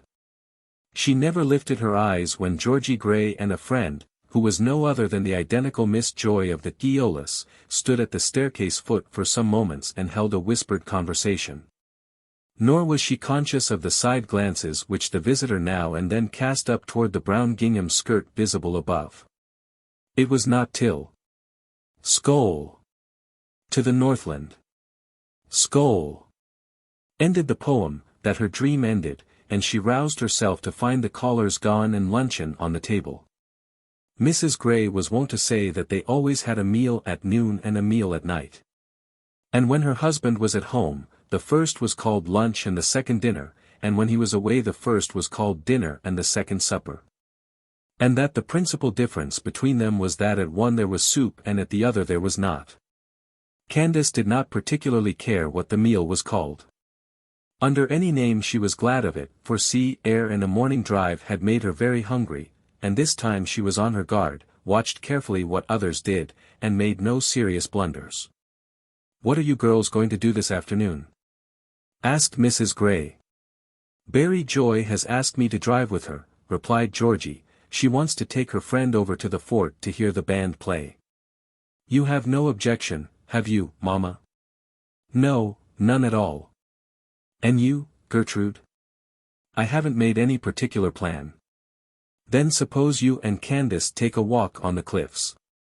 "I have to take Marion to the dentist."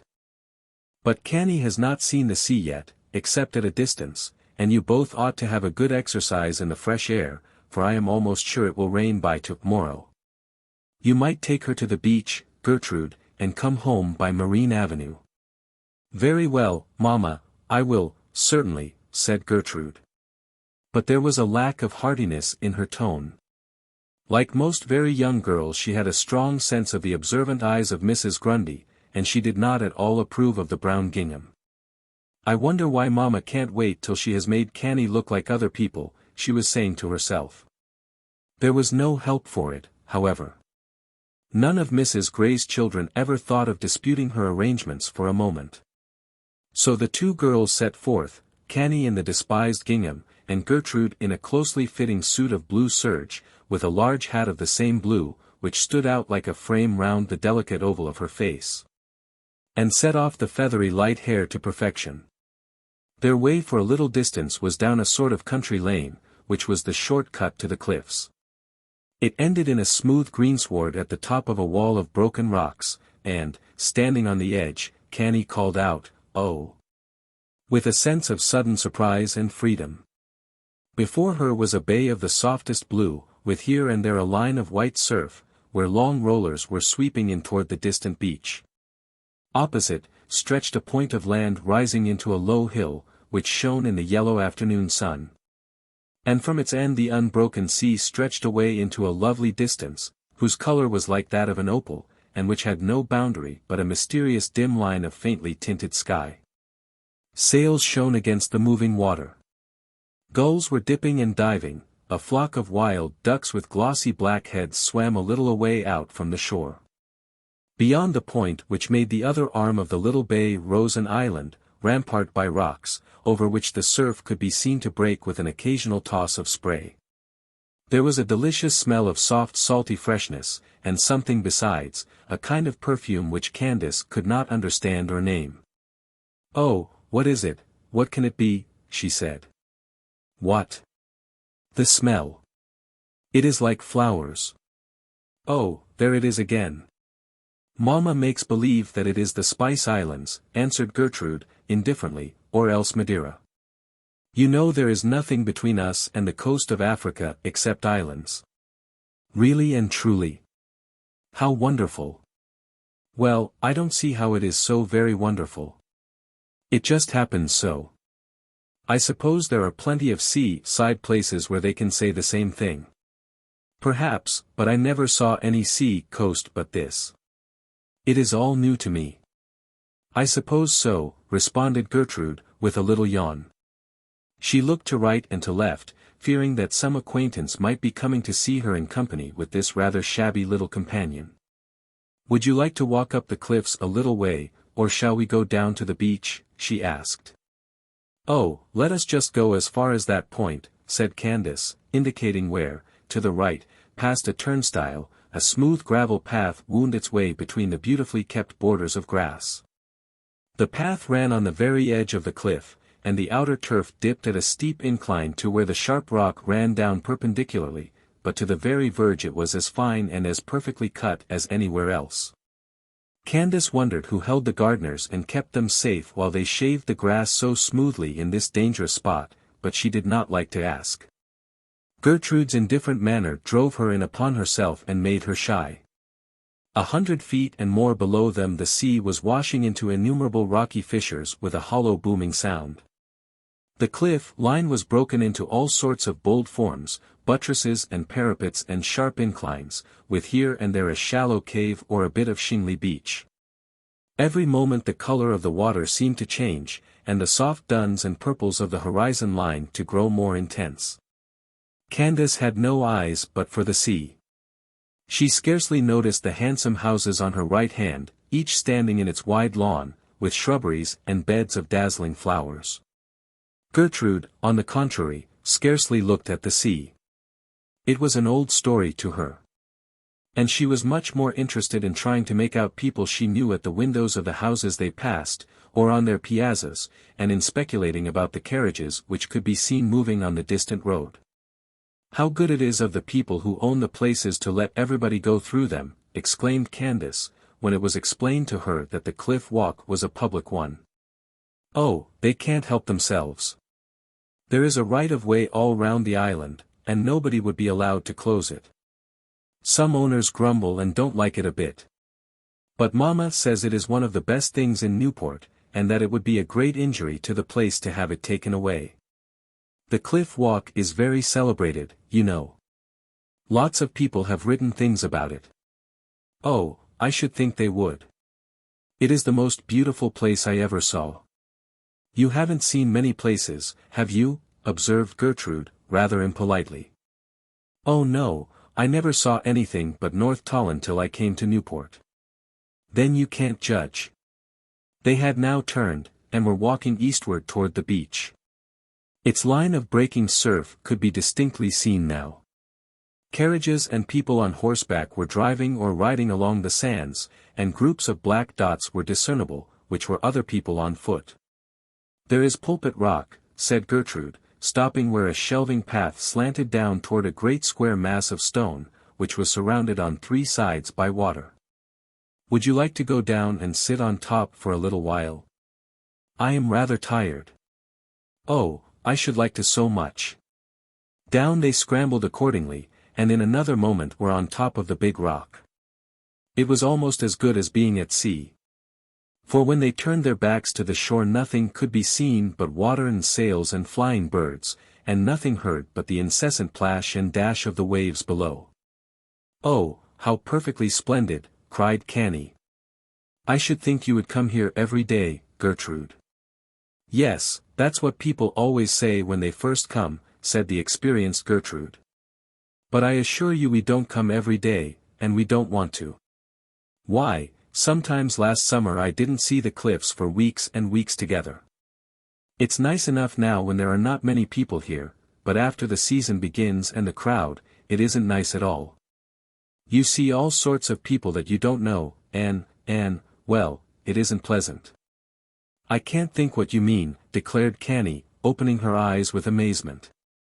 I'd just as soon there were 20 people on this rock, if I needn't look at them and they didn't talk to me. The sea would be just the same. You'll feel differently when you've been in Newport a while. It's not at all the fashion to walk on the cliffs now except on Sunday, and not at this end of them even then. A great many people won't bathe either, they say it has grown so common. Why, it used to be the thing to walk down here, all the nicest people did it, and now you never see anybody below Narragansett Avenue except ladies, maids and butlers, and people who are boarding at the hotels and don't know any better.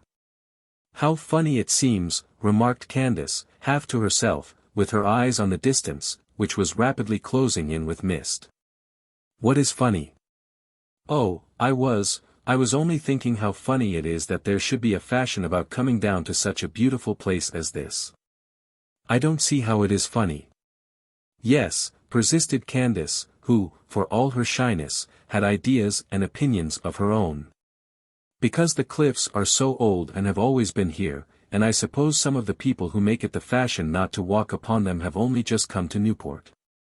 I really think you are the queerest girl I ever saw, said Gertrude.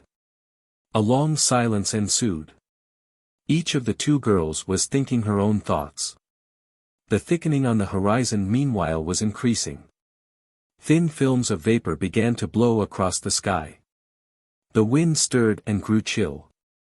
The surf on the beach broke with a low roar which had a menacing sound. Suddenly a wall of mist rose and rolled rapidly inland, blotting out all the blue and the smile of sky and sea. Gracious! Here's the fog, cried Gertrude, and I do believe it's going to rain. We must hurry home. I rather think Mama's storm is coming, after all. 4. The Manual of Perfect Gentility. Mr. Gray's storm had indeed come. All the next day it rained, and the day after it rained harder, and on the third day came a thick fog. So it was not till the very end of the week that Newport lay again in clear sunshine. The first of the wet days Canny spent happily in the society of Miss Evangeline and Mr. Hiawatha, two new acquaintances of whom she felt that she could scarcely see enough. Marian found her sitting absorbed on the staircase bench, and after peeping over her shoulder at the pictures for a while, begged her to read aloud. It was the first little bit of familiar acquaintance which any of the younger members of the Gray family had volunteered, and Candace was much pleased. Marian was not yet quite 14, and was still very much of a child at heart and in her ways. Her capable little face did not belie her character. She was a born housekeeper, always tidying up and putting away after other people. Everything she attempted she did exactly and well. She was never so happy as when she was allowed to go into the kitchen to make molasses candy or try her hand at cake, and her cake was almost always good, and her candy pulled to admiration. She was an affectionate child, with a quick sense of fun, and a droll little coaxing manner, which usually won for her own way, especially from her father, who delighted in her and never could resist Marian's saucy, caressing appeals. It required all Mrs. Gray's firm, judicious discipline to keep her from being spoiled.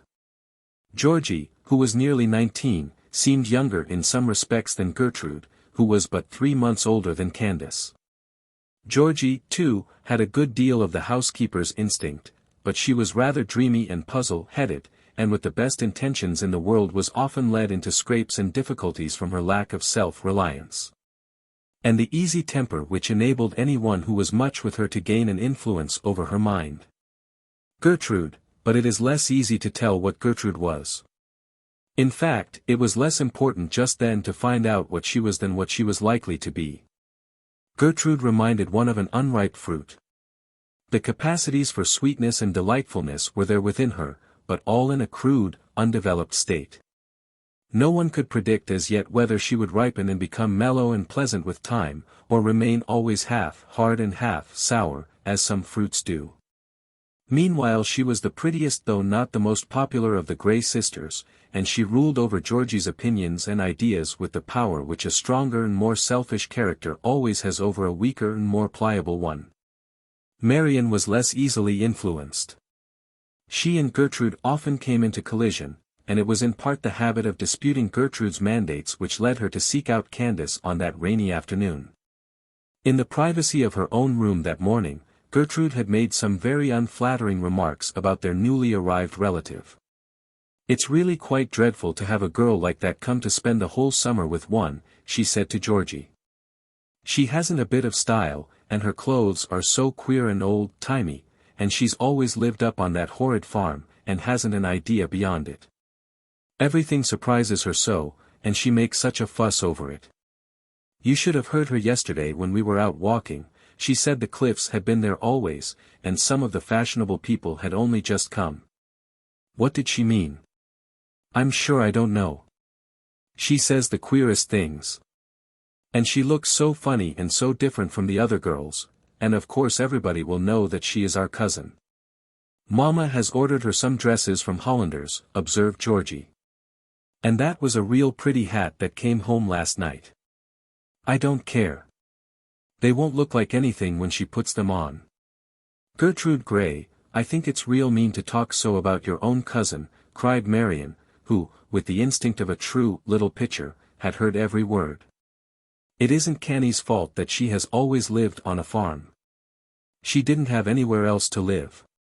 Very likely she would have preferred Paris, with fine scorn, or to go to boarding school in Dresden, as you and Georgie did, if anybody had given her the choice. She's real nice, I think, and now that her hair is put up, she's pretty too, a great deal prettier than some of the girls you like. I'm going down now to sit with her. You and Georgie don't treat her kindly a bit. You leave her all alone, and very likely she's homesick at this moment, but I shall be nice to her, whatever you do. Whereupon Miss Marion marched out of the room with her nose in the air, and devoted herself to Candace for the rest of that day, much to the lonely little visitor's contentment. They grew quite at home with each other over Evangeline. Birthday books had just come into fashion. Somebody had given Marion one, and she now brought it and asked Candace to write in it. June 17th, she said, as Canny sought out the right page, why, that is next Saturday. So it is, though I shouldn't have remembered it if it hadn't been for your book. Why, how funny, cried Marion, opening her eyes wide. Don't you keep your birthdays? Keep them, repeated Candace, in a tone of perplexity. Yes. Keep, celebrate them. Don't people ever give you presents? Didn't you ever have a cake? Her voice increasing in dismay, as Candace in answer to each question shook her head. Cake, on my birthday, you mean? No, I don't think I ever did. Aunt Myra doesn't believe in cake. She says she liked it when she was young, but since she was converted to cracked wheat and oatmeal at the age of 33, she has hardly ever touched it. We never had any at North Tolland, except gingerbread sometimes. What a dreadful kind of aunt for a girl to have, remarked Marion, meditatively. She sat for some time longer on the floor, with her head on Candace's knee. But she seemed to be thinking deeply about something, and said she didn't feel like being read to any longer. At last she went away, to speak to Mama, she said. Candace had forgotten all about this birthday discussion before Saturday morning dawned dimly out of the still persistent fog. All the time she was dressing, her eyes were on the Golden Legend, which lay open on the bureau beside her. And her thoughts were so much occupied with Prince Henry and poor pretty Elsie, for whom she felt so very sorry, that she had none to spare for the comparatively unimportant fact that she, little Candace Arden, had that day turned the corner of her 17th year. It was all the more a delightful surprise, therefore, when she went down to breakfast and found a pile of dainty, white, ribbon-tied parcels on her plate, a glass of beautiful roses beside it, and was met with a special kiss from Cousin Kate. And a chorus of many happy returns from the rest of the family.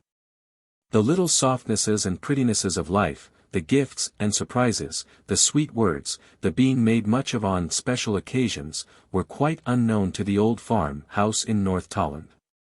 Aunt Myra was a stanch Presbyterian. She disapproved on principle of Christmas Day, as belonging to popery and old superstition. She didn't see that one day was any better than any other day. It was just an accident on what day of the year you were born, and it was no use to make a fuss about it, she said. There were plenty of people in the world before you came, and there would have been plenty if you had never come at all. Such was Aunt Myra's dictum. With these views, it may be supposed that Candace's idea of an anniversary was not a very lively one. For a moment she scarcely took in the meaning of what she saw, but stood regarding the plate full of parcels with a bewildered look on her face. "It's your birthday, you know," exclaimed little Marion. Many happy returns.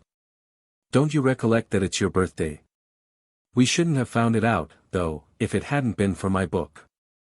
I'm not so sure about that, said Mrs. Gray, smiling at her. I had the date of Canny's birthday put down securely somewhere, and I've been keeping a special gift for it. It's something that I brought you from Geneva, Canny. But as it had waited so long before getting to you, I thought it might as well wait a little longer and come on your anniversary. Oh, thank you, said Candace, glancing shyly at the parcels. Please do begin to open them, urged Marion. It is such fun to see people open presents. That's Mama's, open it first. It was a flat squarish bundle, tied with a rose-colored ribbon. Canny's fingers shook with excitement as she undid the knot. Breakfast meantime was at a stand still.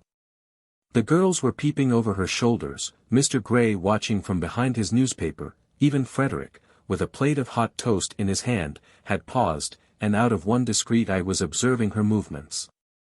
Inside was a flat case of grey polished wood, with a little silver ornament in the middle. It opened with a snap. Canny pressed the spring, the lid flew up, and there, on a cushion of blue velvet, lay the prettiest little Swiss watch imaginable, with CVA enameled on its lid. There was a slender gold chain attached, a little enameled key, nothing could be more complete. A watch. For me. To be my own, cried Candace, hardly able to believe her eyes. I never thought I should have a watch, and such a darling beauty as this. Oh, Cousin Kate. I am glad it pleases you, said her cousin, with another kiss. You should have had it 2 years ago. But I thought you rather young to be trusted with a watch then, so I kept it till we should meet. Oh, do make haste and open another. It's such fun to see you, pleaded Marion. One by one, the other parcels were unfastened. There was a little ring of twisted gold from Georgie, a sachet of braided ribbons, dark and light blue, from Gertrude, a slender silver bangle from Marion, and from Mr. Gray a long roll of tissue paper in which lay 6 pairs of undressed kid gloves in pretty shades of tan color and pale yellow. There was besides a big box of candy. This, Mr. Gray declared, was his real present. Cousin Kate was responsible for the gloves, but he knew very well that there never yet was a girl of 17 who did not have a sweet tooth ready for a sugar plum. One bundle remained. It was tied with pink packthread instead of ribbon. Canny undid the string. It was a book, not new, bound in faded brown, and the title printed on the back was, The Lady's Manual of Perfect Gentility. Who on earth gave you that? Demanded Marion. Mrs. Gray looked surprised and not very well pleased. It is a joke, I suppose, she said. Georgie, Gertrude, which of you has been amusing yourself in this odd way? Not I, Mamma, said Georgie. Gertrude felt the reproof in her mother's manner, but she tried to laugh the matter off. Oh, I put it there just for fun, she said. I thought the more parcels the better, and I happened to see that queer old thing, and thought it would make Canny laugh. This explanation was not quite sincere. Gertrude had put the book on the table, hoping to tease Canny. She had overheard something which her mother was telling Candace the day before, an explanation about some little point of manners, and it had suggested the idea of the old volume. Her shaft had missed its mark somehow, or, like the boomerangs used by the Australian blacks, had returned again to the hand that aimed it, for Canny did not seem to mind at all, and Mrs. Gray, though she said no more at the moment, was evidently meditating a lecture. It came after breakfast, and was unexpectedly severe, hurting Gertrude a great deal more than her maliciously intended gift had hurt Candace. You are inclined to despise your cousin as countrified and unused to society, said Mrs. Gray. I grant that she is not up in all the little social rules. But let me tell you, Gertrude, that Canny has the true instinct of ladyhood in her, and after the occurrence of this morning I am beginning to fear that you have not. Good manners are based on good feeling. Canny may be shy and awkward. She may not know how to face a room full of strangers gracefully, such things are not hard to learn, and she will learn them in time. But of one thing I am very sure, and that is, that if you were her guest at North Tolland instead of her being yours at Newport, she would be quite incapable of any rudeness however slight, or of trying to make you uncomfortable in any way. I wish I could say the same of you, Gertrude. I am disappointed in you, my child. Oh, Mamma, don't speak so, cried Gertrude, almost ready to cry. For she admired her mother as well as loved her, and was cravingly desirous to win her good opinion. Please don't think I meant to be rude. It really and truly was a joke. My dear, you meant a little more by it than that, replied Mrs. Gray, fixing her soft, penetrating look on Gertrude's face. You haven't begun quite rightly with Candace. I have noticed it, and have been sorry for you even more than for her. She is an affectionate, true-hearted girl. You can make a good friend of her if you will, and you can be of use to her and she to you. Now, what did Mamma mean by that, thought Gertrude, after she had gone upstairs. I can't, for the life of me, see what use Canny could be to me. I might to her, perhaps, if I wanted to. The Manual of Perfect Gentility was destined to excite more attention than its donor had intended, in more ways than one. Candace and Marion fell to reading it, and found its contents so amusing that they carried it to the morning room, where Georgie was taking a lesson in China painting from her mother, who was very clever at all the minor art accomplishments. Gertrude came in at the same time, in search of some crewels to match an embroidery pattern, so they were all together. Mamma, please listen to this, cried Marion, and she read. Directions for entering the room at an evening party. Fix your eye on the lady of the house on entering, and advance toward her with outstretched hand, looking neither to the right nor to the left, until you have interchanged the ordinary salutations of the occasion. When this is done, turn aside and mingle with the other guests. Now, Mamma, just imagine it, marching in with your hand out and your eye fixed. And Marion, relinquishing the manual to Canny, flew to the door, and entered in the manner prescribed, with her eyes set in a stony glare on her mother's face, and her hand held before her as stiffly as if it had been a shingle. No one could help laughing. I don't think the hand and the glare are necessary, said Mrs. Gray, but it is certainly quite proper to speak to the lady of the house, when you come in, before you begin to talk to other people. Here's another, cried Marion, hardly waiting till her mother had done speaking. Just listen to these. Directions for a horseback ride. Mounting. The lady should stand on the left side of the horse, with her right hand on the pommel of her saddle, and rest her left foot lightly on the shoulder of her gentleman attendant, who bends before her. When this is done, the gentleman will slowly raise himself to the perpendicular position, and in doing so lift the lady without difficulty to the level of her seat. My gracious! Suppose he didn't, remarked Georgie, looking up from her painting. There she would be, standing on his shoulder, on one foot. Imagine it, on the avenue. And the four girls united in a peal of laughter. But there is something here that I really want to know about, said Candace. May I read it to you, Cousin Kate? It's in a chapter called Correspondence. Oh, my, cried Marion, who still held fast to one side of the manual. It tells how to refuse gentlemen when they offer themselves to you. Here it all is. You must say, Sir, I regret extremely if anything in my manner has led to a misapprehension of my true feelings. I do not experience for you the affection which alone can make the marriage relation a happy one. So I. No, interrupted Candace, blushing very pink, and pulling the book away from Marion, that isn't at all what I wanted to ask you about, Cousin Kate. It was. Oh, then perhaps you meant to accept him, went on the incorrigible Marion, again getting possession of one side of the Manual of Gentility. Here you are. Dear friend, your letter has made me truly happy, breathing, as it does, expressions of deep and heartfelt affection, of which I have long felt the corresponding sentiments.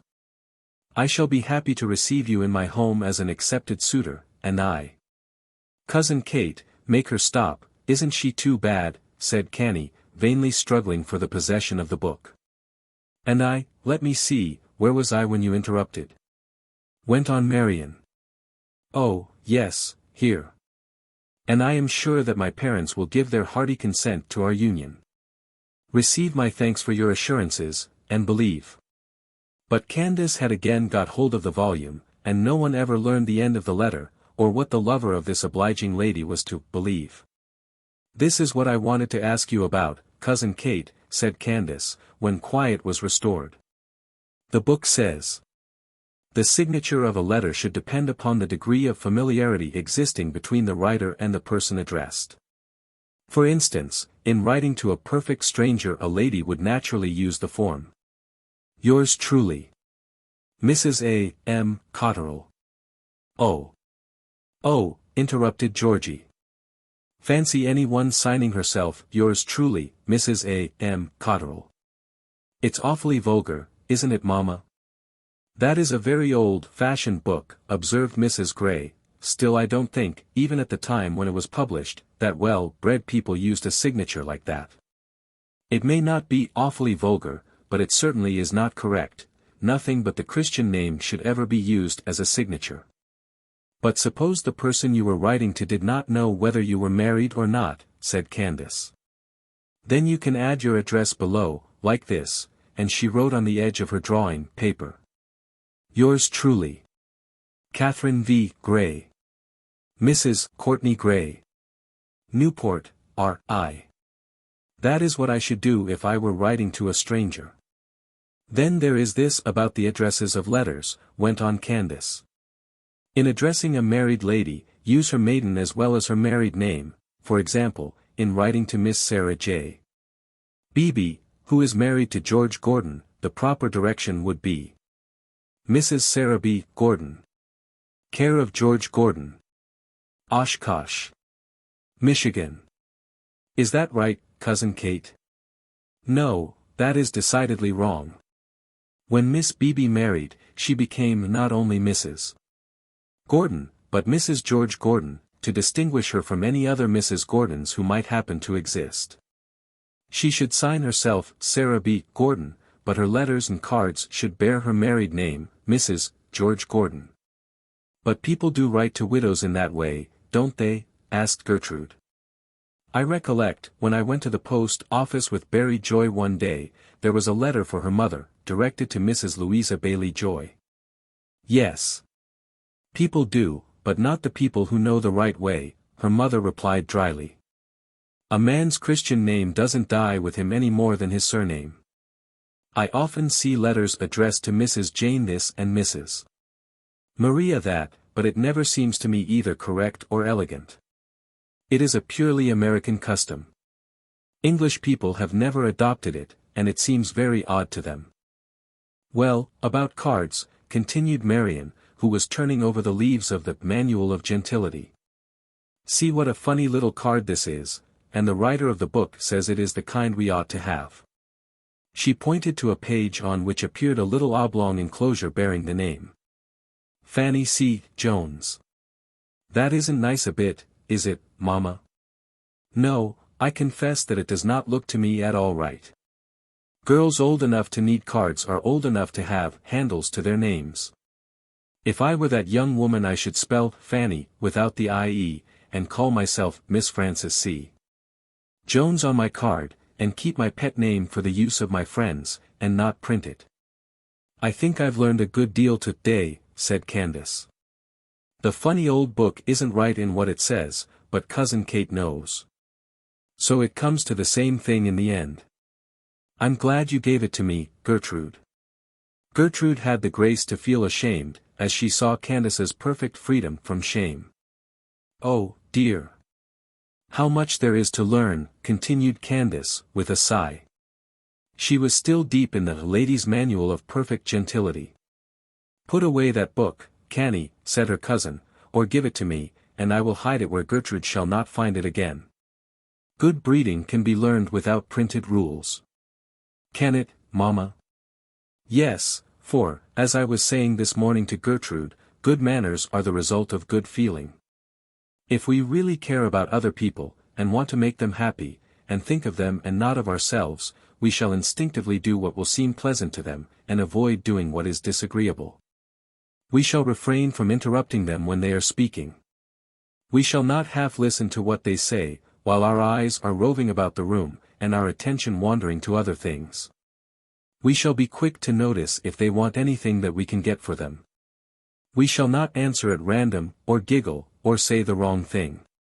We shall not loll back in our chairs, as Georgie is doing at this moment, with one foot cocked over the other knee, and a paint brush in our mouths. Mama! And Georgie hastily recovered the upright position, and took her paint brush from between her lips.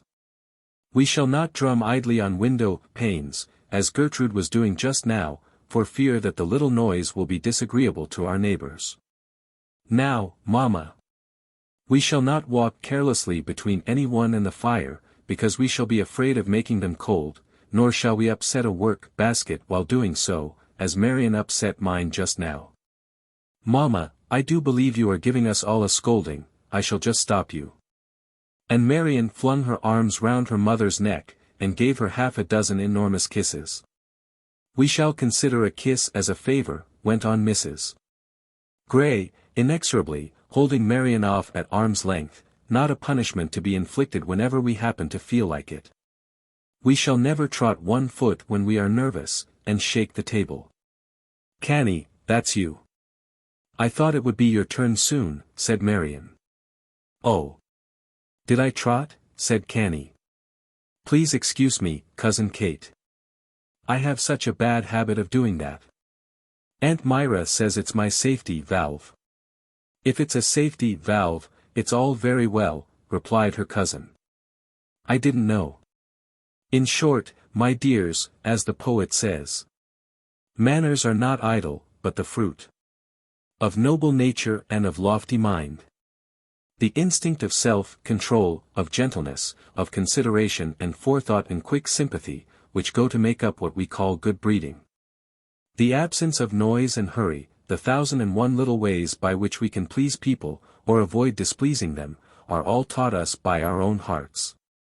Good manners are the fine flower of civilization. And everybody can have them. I always say that one of the best bred men of my acquaintance is Mr. Jarvis, the mason. I have known him come up out of a cistern to speak to me, dressed in overalls and a flannel shirt. And his bow and his manner and the politeness of his address would have done credit to any gentleman in the world. Mamma, how funny you are, said Georgie, wonderingly, but Gertrude caught her mother's meaning more clearly.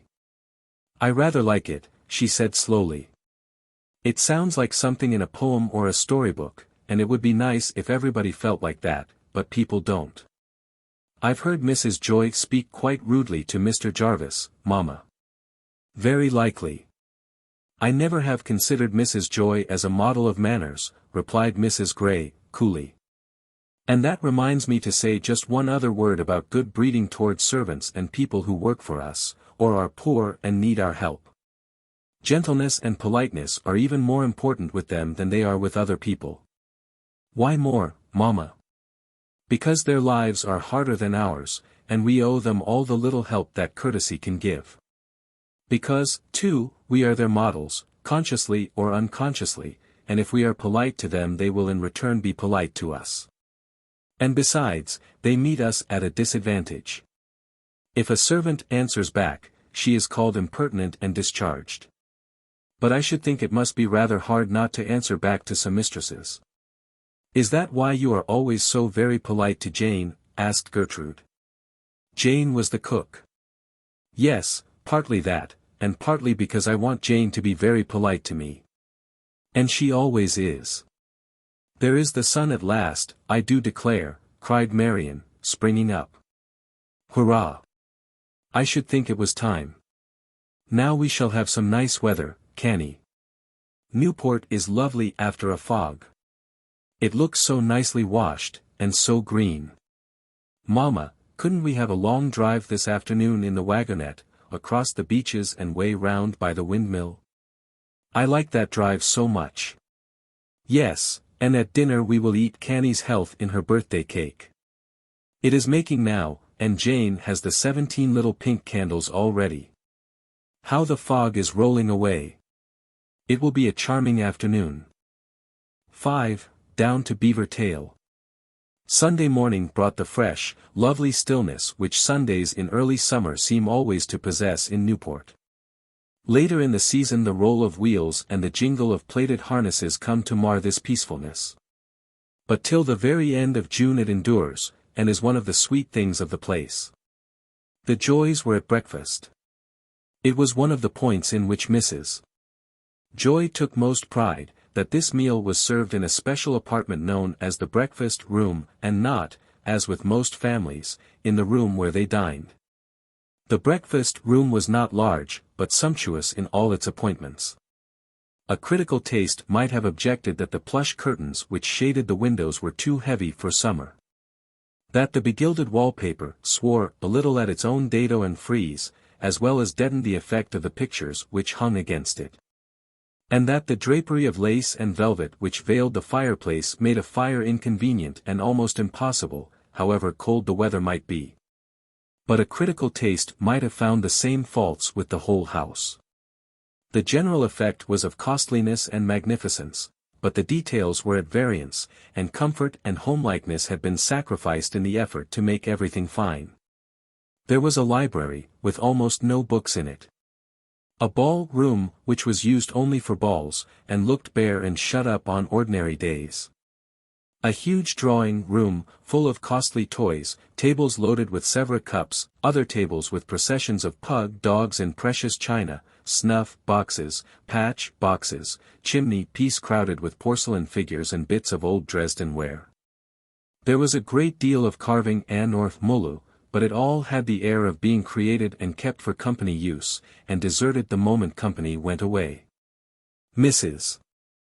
Joy had only got so far in her art education as this, that she bought everything which cost a great deal of money and which her neighbors bought, and she never stopped to reason about such minor points as taste, fitness, convenience, or the adaptation of an article to her own particular needs.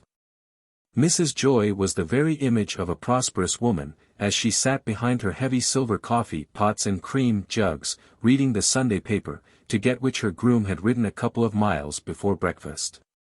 Her very black hair was trained into a line of formal rings across her forehead, which as yet scarcely showed a wrinkle.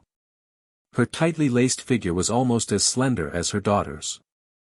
And the hand sparkling with diamonds, which held the paper, was white and youthful. Handsome she certainly was. And people called her agreeable, for she talked a great deal, in a noisy, lively way, and had a caressing manner for all persons whom she thought it worth her while to caress. But her face was hard. And when the society smile died out of it, it was neither intelligent nor kindly. Mrs. Joy had been extremely pretty in her youth. Berenice was like her. But Tom Joy the son resembled his father, who had died 3 or 4 years before the opening of this little story. Barry and her friend Ethel Curtis were talking about a sailing party which they had planned for the next day. The Greys and the Hallets, and Julia Prime, that makes 7, Mama for matron, 8, then there's Tom and George Rivington, and the 2 Fosters. I can't think where we are to get the other 3 men. It isn't like a dinner party. The numbers need not be exactly equal, suggested Ethel. That's true, but it's a great deal better fun to have them equal. Men hate to talk to 2 girls at once, and the girls who haven't any men to talk to feel left out. Carol Benton is coming up the end of the week, I wish he were here now. I guess you'd better look up some other matron, and let me off, said Mrs. Joy, laying down her newspaper. I don't care much for sailing. I'm so apt to feel a little sick, and that spoils all the pleasure of it. Ask Mrs. Freddie Allen, she is young, and likes to go everywhere, and Freddie will go along and make another gentleman. That will do nicely if you really don't want to go, Mama. We'll invite them all as we come out of church, and save the bother of writing notes. It's easier to explain when you see people than to write down everything. Yes, that's one of the conveniences of going to church, remarked Mrs. Joy, calmly. I've often had as many as 3 or 4 invitations, coming out of Trinity on a Sunday morning in the season. These muffins are horrid. James, tell the cook she ought to be ashamed of herself to send up such things. They're as tough as leather, and burned besides, as black as my shoe, I do declare. Yes, M. And James departed to incense the cook with the unsoftened message. The cook declared that when ladies came down an hour late for breakfast, they must expect tough muffins, and for her part she didn't care whether they were good or not, she didn't think much of the place anyway, and didn't mean to stay on. There'd be plenty of people coming in a week or two, and plenty of places to pick and choose from. Mrs. Joy was always having little difficulties with her servants. Trinity Church looked cool and shady, as the party entered it from the dazzle of the outer sunshine. Berenice Joy was perfectly well trained in the outward forms of devotion. She called herself High Church. And nothing could be more graceful than the manner in which she glided up the aisle, bowed to the chancel, and sank on her knees, for what was supposed to be a short interval of silent prayer.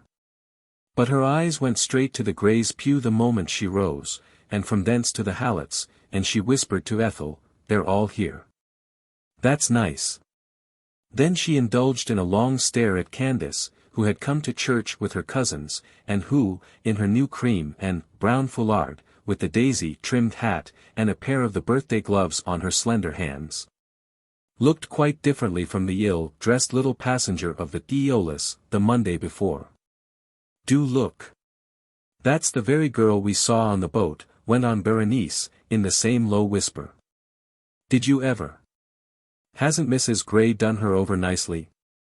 I wonder where she got that hat. I wonder what she has done with the old one." "Given it to the cook, or sold it to the rag and bottle man," retorted Barry. Then came a suppressed giggle, which ended in sudden, forced gravity as the opening words of the service fell on their ears, and they rose with the rest of the congregation. Candace was not conscious that she was being looked at. She had only once or twice in her life been in an Episcopal church, and never before in an old one. Trinity seemed to her as wonderful and picturesque as some of the churches she had read about in books. She looked at the square pews where people sat sideways, instead of fronting the chancel as in ordinary churches. She noted the tall wands with gilded tops, which marked the places of the junior and senior wardens. The quaint, swinging chandeliers of old brass. The tablets on the walls, 2 or 3 bearing inscriptions in honor of dead rectors or other departed worthies, one to the memory of a young girl, with a beautiful flying figure in bas-relief, carved in white marble. She gazed with amazement at the pulpit, one of the ancient 3-decker pattern, which is rarely seen nowadays, with a clerk's desk below, a reading desk above that a lofty pulpit for the clergyman, to which a narrow flight of stairs gave access, and suspended over all an enormous extinguisher-shaped sounding board. It looked large and heavy enough to crush any clergyman who should be caught by its fall while in act of preaching. And Candace watched its slight oscillations with an apprehensive fascination, till she recollected that it must have hung there for 100 years at least, so there was no reason to suppose that it would drop on this particular Sunday. By turning her head a very little she could get a glimpse of the organ loft, with its quaint little organ bearing 2 gilded mitres and a royal crown on top, and below, the inscription, "The gift of George Berkeley, late Lord Bishop of Cloyne." She wondered who George Berkeley could have been, and resolved to ask Cousin Kate as they went home if there was any story about him. There was no whispering or giggling in Mrs. Gray's pew. The girls were too well trained for such irreverence. And except that Georgie interchanged one little smile with Barry Joy as she came in, not one of them looked away from the clergyman till the sermon was over and the benediction pronounced. It had been an impressive service to Candace, who was used to the barer forms of the Congregational Church, and she was surprised to perceive how little solemnizing effect it seemed to have on the congregation in general. The moment people rose from their knees, a low buzz of conversation began. Barry Joy seized on Georgie and Gertrude, and began to unfold the sailing plan as they walked down the aisle. Mrs. Joy took possession of Cousin Kate. Everybody seemed to have something to say to somebody. Candace caught scraps of half a dozen different conversations before she reached the door, and not one of them related in any way to the sermon or to anything religious. She overheard one invitation to dinner, another to drive, an inquiry about a dressmaker, a bit of gossip about a new engagement, a request for a recipe for mayonnaise. She supposed it must be the right thing to chatter thus, since all these delightful-looking people did it, still it seemed to her country notions rather queer. The carriage was waiting in Spring Street, a little farther up the hill. She did not like to get in till the others were ready, so she stepped aside among the gravestones, and looked up to where the white, slender spire of the old church towered against the blue. She was trying to make out the episcopal mitre surmounted by the gilded weather vane, when Mrs. Gray saw and beckoned to her. She was still talking with Mrs. Joy, and that lady was saying, "I may possibly not be able to go myself, but if I am prevented I will see that the young folks have a proper matron. And then, my dear, there's Captain Davis, you know. I never let Barry sail with anyone else. He's so safe and so careful, and the weather promises to be perfect." "It certainly is perfect today," said Mrs. Gray. "Candace dear, I want to introduce you to Mrs. Joy. My cousin, Miss Arden, Mrs. Joy. Or rather my niece, for her mother was like my own sister. She has come to spend the summer with me. Canny, Mrs. Joy is the mother of the young lady who came down with you in the Eolus." "Ah, indeed, the girls did not tell me about that," said Mrs. Joy. "Well, my dear, Mrs. Joy would have said, my dear, to Queen Victoria or the Empress of China, if she had ever had the chance of an interview with those potentates, you've come to a charming place and to charming relatives, I'm sure. And you can't fail to enjoy your summer. You must come with your cousins to-morrow to this sailing party which my young folks are getting up. They'll be delighted, I'm sure." "Thank you," said Candace, timidly, glancing at Mrs. Gray. "That will be very nice," said her cousin. "Canny has not been on the water yet. It is a new pleasure for her." "At 4 o'clock, you said, Mrs. Joy?" "Yes, dear, at 4. And don't trouble to send down for the girls. It's impossible to tell exactly when they will get in, as it depends on the wind, and Barry will have the beach wagon, and can bring them all up as well as not. Good-bye, dear." And Mrs. Joy sailed toward her carriage, where the two girls were already seated. "I've asked that Miss Arden who's staying with the Grays to go out sailing with you to-morrow," she said, as she took her seat. "You'll want another gentleman, Barry." "Oh, Mama, what did you do that for? She's the pokiest little thing. We didn't want her at all."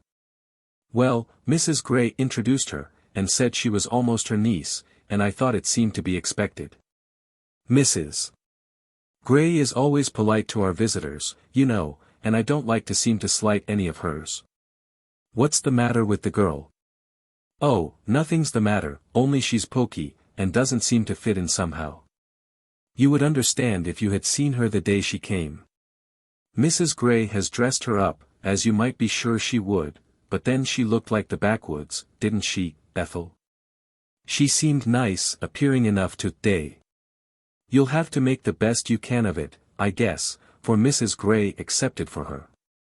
"It doesn't really signify," said Barry, discontentedly, "only it throws the party all out of shape. And she's younger than any of the rest, only just 17, Georgie says. She'd a great deal better stay at home with Marion." It was fortunate that Candace did not guess how unwelcome her company was to the getters-up of the party, for the idea of the sail was most delightful to her. She had never been out in a boat in her life, not even on the smallest pond. And she had just discovered the strong fascination of the sea. She longed to get nearer to it, to know it better, and in her innocent little heart she thought, how very kind it was in Mrs. Joy to invite me. Sunday was always a particularly pleasant day at the Grays.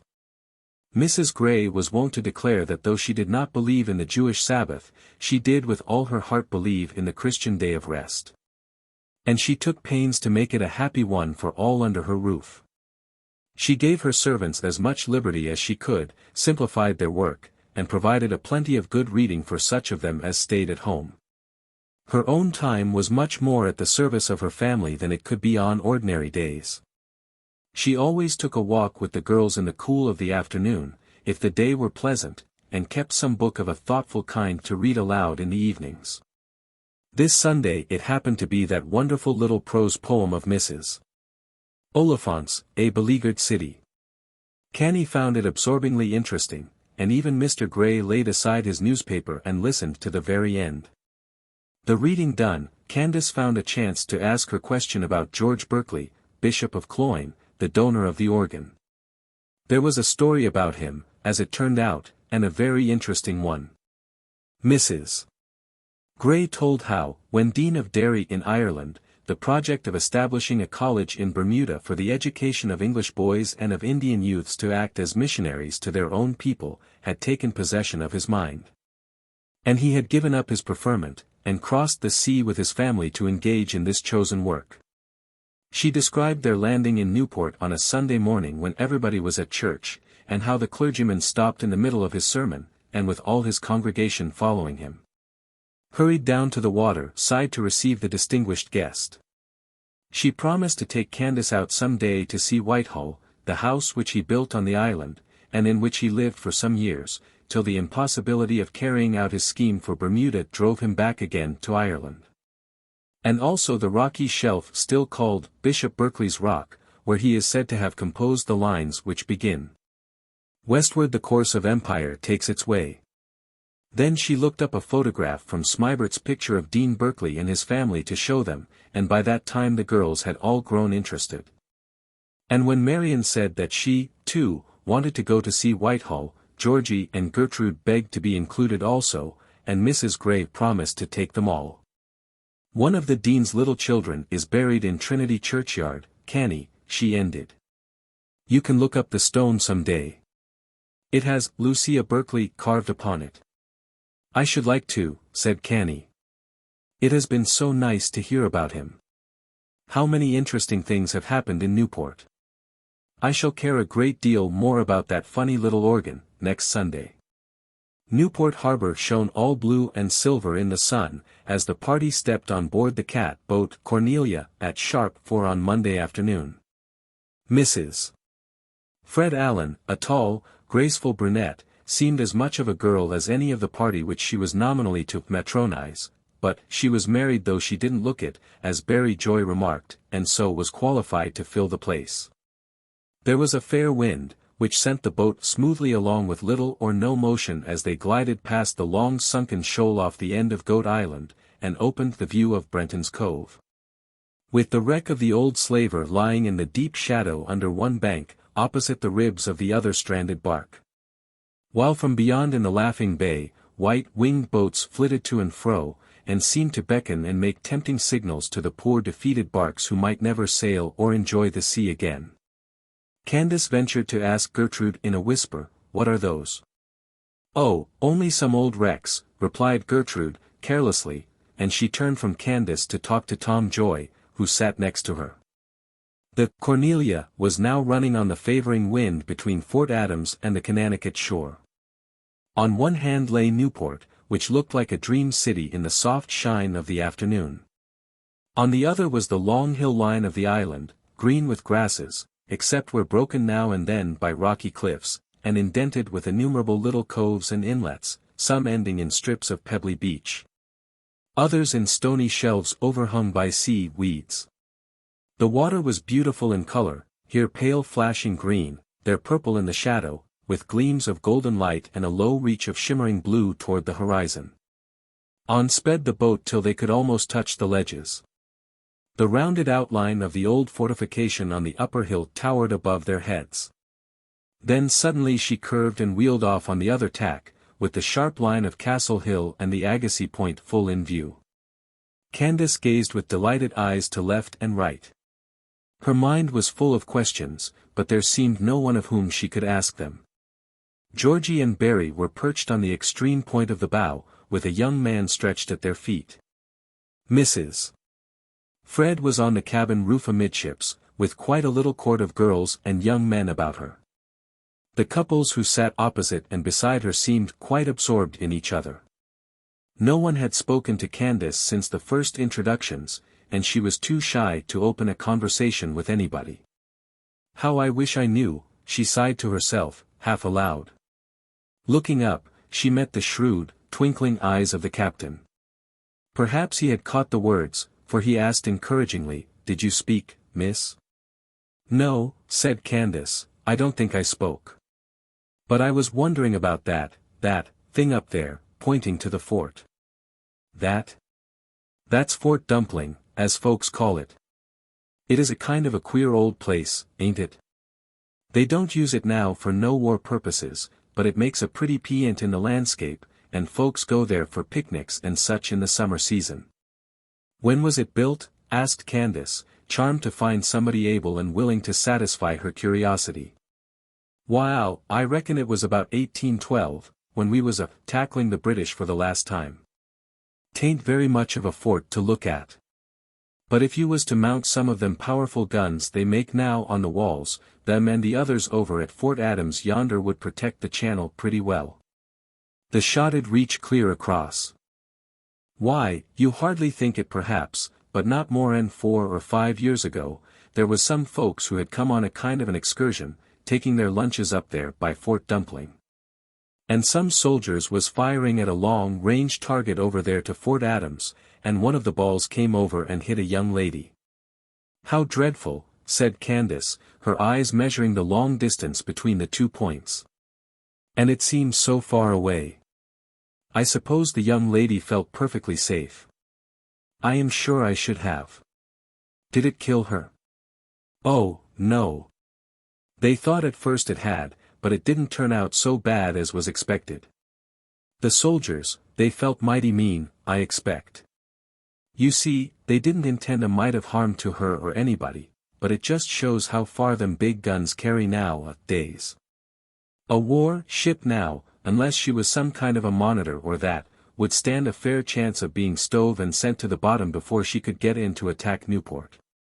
What a fanny little house that is close down to the water," remarked Candace, looking off to the opposite shore. "That's Professor Agassiz's laboratory.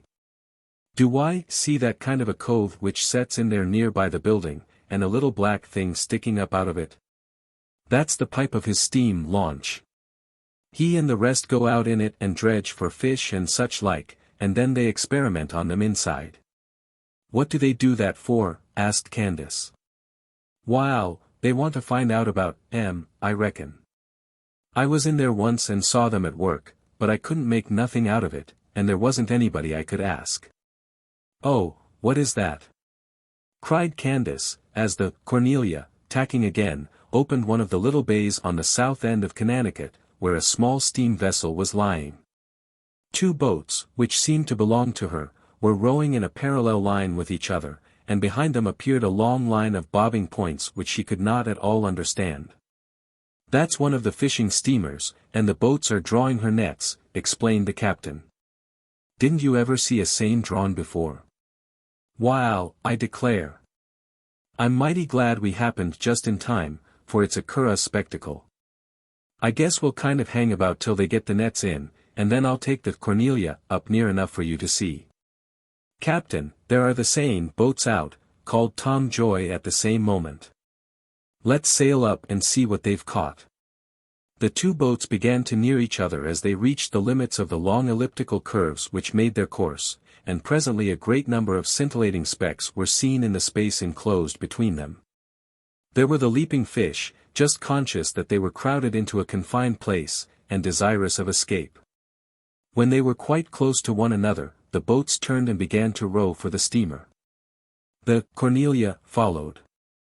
And the captain with a twist of the tiller threw her into the wind just beyond the great net, which by that time was being rapidly hauled in. It was a wonderful thing to see, the heavy mass of floundering fishes pouring over into the steamer's hold.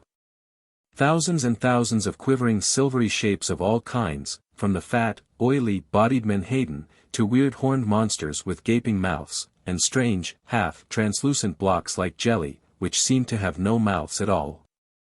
Large and small, pinky white, black, blue, in they poured. Now and then some fish more lucky than his fellows would splash over the side of the net and escape to liberty and the deep sea. Now and then a fisherman with a sudden dash of his hand would single out a specimen choicer than the rest, a blue fish, a chicken cod, or a sea bass. The little company in the sail boat shared all the excitement of the catch. The young men left their flirtations for the boat's side, where they could get a better view. A great deal of chaff went on between Captain Davis and the captain of the Menhaden steamer. Tom Joy amused himself by bargaining for blue fish and actually bought 3 big flapping specimens for $1.25. They were deposited on the bottom of the Cornelia, where they leaped painfully up and down, while the girls retreated for refuge to the upper deck, till Captain Davis at last caught the fish and stowed them away in his little cabin. It was not till the last loop of the seine was emptied, the last fish secured, and the boats were making ready for another cast, that the Cornelia finally glided away. And by that time a soft crimson glow had gathered in the west and the sun was nearing the horizon edge. The wind blew more freshly now, and with a zest and coolness which it had not had earlier in the afternoon. Captain Davis pointed out to Candace the light ship anchored in the offing between Point Judith and Brenton's Reef, and told her how the men who lived on board of her did not see a face from land for weeks together sometimes, when winds were stormy and waves rough. Candace listened eagerly. The rest of the party had gone back to their old places, but there was not so much chatter now. The dreamy influences of the hour were felt by every one. Dick Foster was quoting Tennyson in a low voice to pretty Julia Prime. Barry Joy and Georgie still kept up a fitful conversation with their cavalier. But Gertrude had grown silent, and Tom Joy was whistling softly to himself, with his eyes fixed on the sunset. The Cornelia sped silently seaward. Suddenly they were in the shadow of a deep cove at the very end of Connecticut. And close by them rose out of the sea an immense square table of rock, over which, still as it was, the surge was constantly flinging showers of white spray. The whole top of this rock was black with large sea birds. Candace had never imagined such a sight. The birds seemed crowding each other on every inch of space. Each moment some of them would rise, wheel in air with wild cries and screams, and then settle again to dispute for room, while the seething foam splashed over them. And the incessant flutter of their wings, the dashing spray, and the long wash of waves at the base of the rock gave to their place of refuge the effect of movement, so that it seemed to sway and float in the sea. "Oh, what a wonderful place!" cried Candace. "Such big birds, and so many of them. What do you call them, Captain?" "Wow, they're mostly cormorants and gulls, I reckon. That's what we call them down to Newport. They ain't no good for eating, so they don't get shot. And they do increase powerfully, though it seems to me I never did see quite so many on the Kettle Bottom before as this afternoon." "Is that the name of the rock?" "Yes, the Kettle Bottom Rock, that's what it's called. It's a queer place. There was a painter here last summer, and he made a picture of it, with them birds all flying over it, which folks said was as like. The line of hotels on Narragansett Beach was now plainly in sight. They were almost off Beaver Tail, and the sea was rougher. "Captain, we may as well put about," said Tom Joy. "The sun's going down, and there's rather more motion hereabouts than the ladies like." So they put about and sped harborward, helped by the tide which was now running swiftly in. Frank Rivington began to sing in a mellow tenor voice little barcarolles and Venetian boat songs, which were full of a measured rhythmic movement like oar strokes and the beat of waves. The pink in the west deepened after the sun went down to a vivid orange-red, and flamed higher and higher till the zenith caught the glow, and a little crescent moon, which was climbing up, swung like a tiny silver boat on a crimson tide. It was all like a dream, to which the noiseless speed of the boat offered no interruption. "Good night, Captain," said Candace, gently, as the Cornelia touched the wharf, at the upper end of which the carriages were waiting for them. "I'm so much obliged to you for telling me all about the things." "You're welcome, I'm sure," replied the hearty captain. "It's been nothing but a pleasure so far as I'm concerned. Hope I may take you out sailing again, Mississippi." "Oh, I hope so. I think sailing is lovely." "Good-bye, Miss Arden." "I hope you have enjoyed it," said Mrs. Allen, as she was borne off by her husband. It was the sole remark addressed by the matron of the party to the little stranger under her care during that afternoon, but Candace had not felt neglected. Oh, yes, very much, thank you, she replied. Tom Joy, who had waked up to the sense that the little girl in the red hat had not had much attention paid her on the sail, tried to get up a conversation as the beach wagon climbed the hill. But Candace had but little small talk at her command, and they did not get on very fluently. "I've had a lovely time, Miss Joy," she said shyly, as they were set down at home. "I'm sure I'm glad." "Good night, Miss Arden." And that was all the notice which Berenice Joy took of her youngest guest, beyond the necessary good afternoon when they first met on the wharf. Candace was too unexacting, and too much accustomed to think of herself as a child to whom no particular attention was due, to realize or resent being treated with this scant courtesy. She told Cousin Kate about the sail and the Seine steamer, and all the captain's tales and explanations, with a glow of enjoyment which surprised Gertrude, and perhaps pricked her conscience somewhat. For that night, at hair-brushing time, she surprised Georgie by the observation, "After all, Canny is quite a sweet little thing."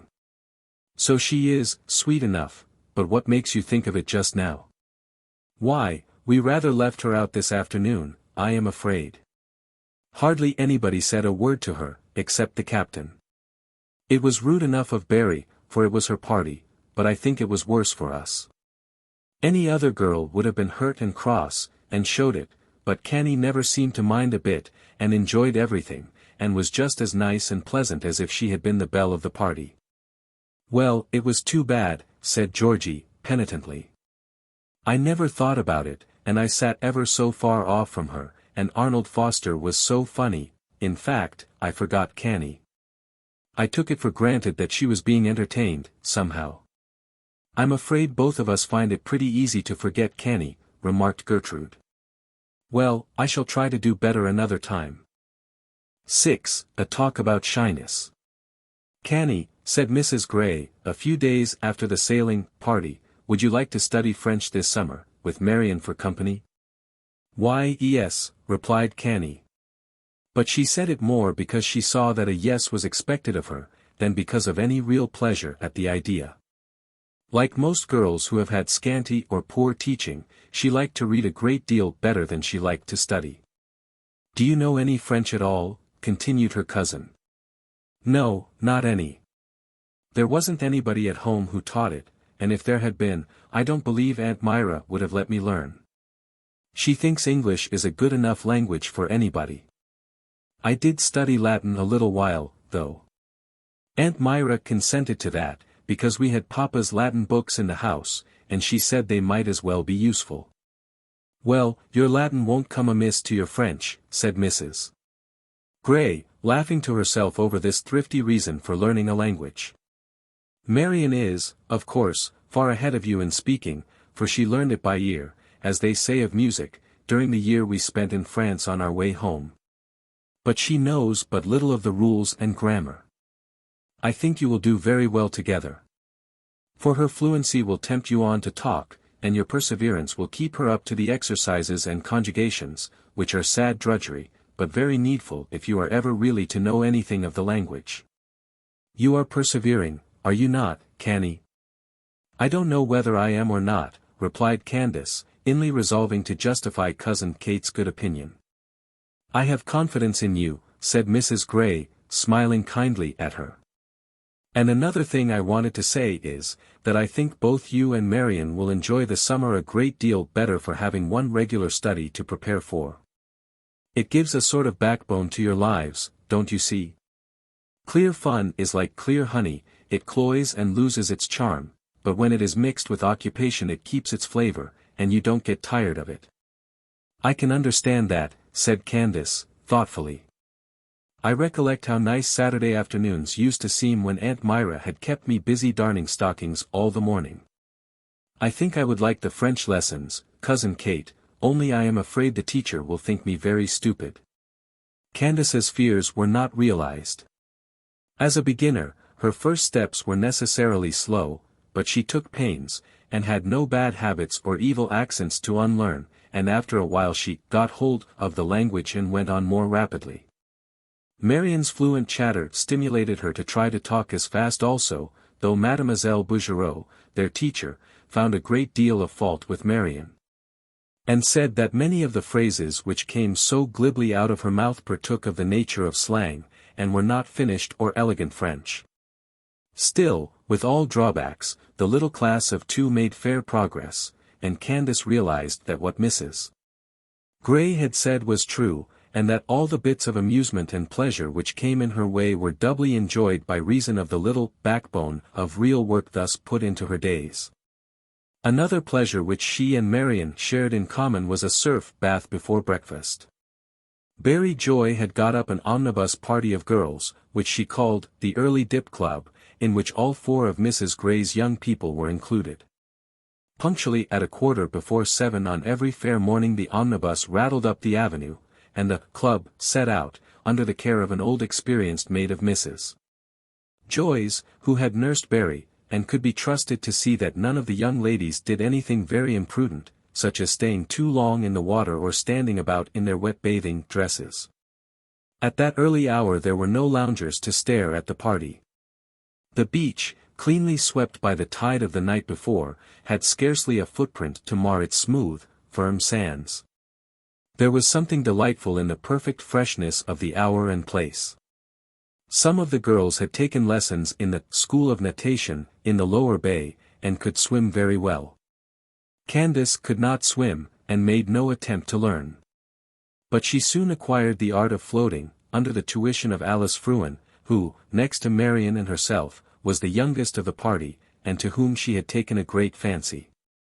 The 3 children, as Berenice Joy called them, made common cause, and generally kept together, a little apart from the others, holding each other's hands and splashing up and down in the rollers with great enjoyment.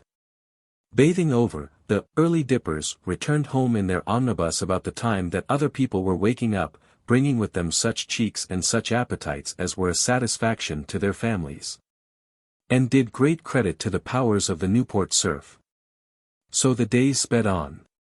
It was full summer tide now, yet the weather never seemed hot, except perhaps for an hour or 2 at a time. Morning after morning the sun would rise in a blaze of yellow, which anywhere else would have betokened a scorching day, and just as people had begun to say, "What a sultry morning!" Lo, in one moment the wind would set in from the sea, strong, salty, fresh, invigorating, and, behold, it was cool. Or if the afternoon seemed for a little while oppressive in the streets of the old town, it was only necessary to go down to the end of the avenue to find a temperature cool enough to be called chilly. Nobody ever thought of driving without a shawl, and the shawl was almost always needed. Mrs. Gray was wont to say that Newport had 3 different climates, a warm one and a cold one and an inn between one, and it had them all 3 every day, and people could take their choice, which was much more convenient than having only one. The large places on the cliffs were all open and occupied now. The flower beds, newly planted when Candace came, made wonderful spaces of color everywhere in the emerald turf. Geraniums seemed as universal as grass, and their splendid reds and pinks were such as are seldom seen anywhere except in Newport. Foliage plants grew into enormous crimson or golden mats, which showed not one break in their luxuriant fullness. In the more ornate places were beds planted to look like Turkish carpets or Indian shawls, the pattern reproduced by hundreds of small plants of carefully adjusted hues, kept closely shaven so as to lie as flat as the objects they simulated. Roses were everywhere, and the soft drifting mists which now and again blew in from the sea, and the constant underlying moisture of the climate kept everything in a state of perfect freshness. The casino balls and lawn tennis matches had begun. Visitors were pouring into the Ocean House, and every day increased the number of carriages, drags, dog carts, pony phaetons, and village carts, which on all bright afternoons thronged the avenue from end to end. Dinners and lawn parties were of frequent occurrence, and during calling hours the bell seemed always in vibration at the Grey Cottage. Cottage, I call it. For in Newport everything that is not a villa is styled a cottage, no matter how big or square or uncompromising its appearance may be. Candace was rather too young to be taken into general society, and she saw much less of these entertainments than Georgie. Less even than Gertrude, who, by reason of her intimacy with Georgie's set, was often included in their parties, though not yet formally out. Mrs. Gray, however, thought it good for Candace to share a little of what was going on. And she took pains to have her invited now and then with the others to lawn parties, excursions, or afternoon teas. If Mrs. Gray herself was present on these occasions, Canny did pretty well. For she invariably got behind her cousin or beside her, made no attempt to talk, and just amused herself by watching what went on. But when Mrs. Gray did not go, and she was left to the tender mercies of Georgie and Gertrude, she was apt to feel lonely and unfriended, for with all the better resolutions of these pleasure-loving young people, they still found it easy to forget Canny. "What are you going to do this morning, children?" asked Mrs. Gray, one day at breakfast. "Is the great tennis match that we have heard so much about to come off, or have I forgotten the date?" "No, this is the eventful day," replied Gertrude. "And I am so nervous about it that I don't feel as if I could play at all." "Nonsense. You played beautifully yesterday," said Georgie. "There wasn't anything depending on me yesterday. It is queer how people never do their best when it is important that they should. I feel as if I were going to be all thumbs this morning." "Oh, you won't. You'll get excited and forget about the thumbs," remarked Georgie, consolingly. "Mama, aren't you coming to see us?" "Yes, I think I shall, and I will bring Canny with me. She hasn't seen the casino yet." Candace had become familiar with the street side of the pretty casino building, and admired greatly its long facade, with the quaintly shingled curves and balconies, and the low gables, ornamented with discs and half-suns in dull gilding. "All looking," Mrs. Gray said, "as old as if it had stood there for a couple of centuries, instead of for 3 or 4 years only." But the street side, picturesque as it is, had by no means prepared her for what she saw as she followed her cousin through the entrance hall and into the quadrangle beyond. What did she see? An open space of greenest turf, broken only by 2 long curving beds of foliage plants and a stone basin from which a fountain threw up a cool jet to refresh the air. On either hand, and on the side from which they had entered, was a line of low buildings, with balconies and grilles of quaintly designed wood work, windows filled with oddly tinted glass, and at one point a clock tower of rough masonry, over which vines were clustering. Connecting the buildings to right and left, was a raised covered gallery, semi-circular in shape, with a second gallery overhead. And on these ladies in fresh morning toilettes were sitting, some with pieces of embroidery in their hands, others collected in knots for conversation or to listen to the music of the band. Beyond this gallery lay another and much larger quadrangle, with lines of trees and shrubs to veil its boundaries, on which lawn tennis was being played in 5 or 6 courts at once. At the back of this quadrangle was another long low building, in the same picturesque style as the rest, which, Mrs. Gray explained, contained on one side a charming little theatre which could also be used as a ball-room, and on the other an admirable bowling alley and racquet court for the use of the members. The band was playing gay music. A hum of conversation filled the air, pretty girls in white or blue or rose color were moving about, the wind drew with delicious coolness through the galleries. Altogether it would have been hard to find on a summer morning a prettier place or a livelier scene. Mrs. Gray was too much of a favorite not to be at once sought out. She was soon the center of a little group of friends.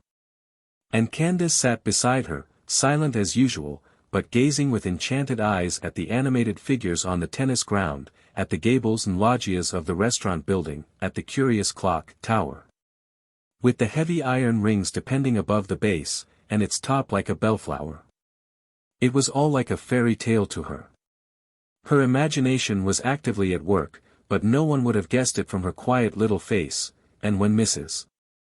Gray introduced her to one person and another, she shrank into herself, and after her shy little bow and, "How do you do?" relapsed again into stillness, and made no attempt to keep up a conversation. People were kind. But it is always easy to secure solitude in a crowd, and Canny soon found herself let alone to her heart's content. Gertrude was playing her best. Her nervousness had disappeared in the excitement of the game, as Georgie had predicted that it would, and some of her strokes were so clever as to win a little volley of applause from the bystanders. Candace did not know the game well enough to appreciate fine points of play, but she could perfectly appreciate the fun of winning. And when Gertrude, flushed and radiant, came to show her mother the prize she had won, a lace pin of gold filigree in the form of a racket, Canny's face lighted up with a bright sympathy which was pleasant to see. A lady who had been watching her whispered to Mrs. Gray, "What a sweet face that little niece of yours has." "So she has," replied Mrs. Gray, "only she is so very timid. She never does herself justice." "Is it timidity?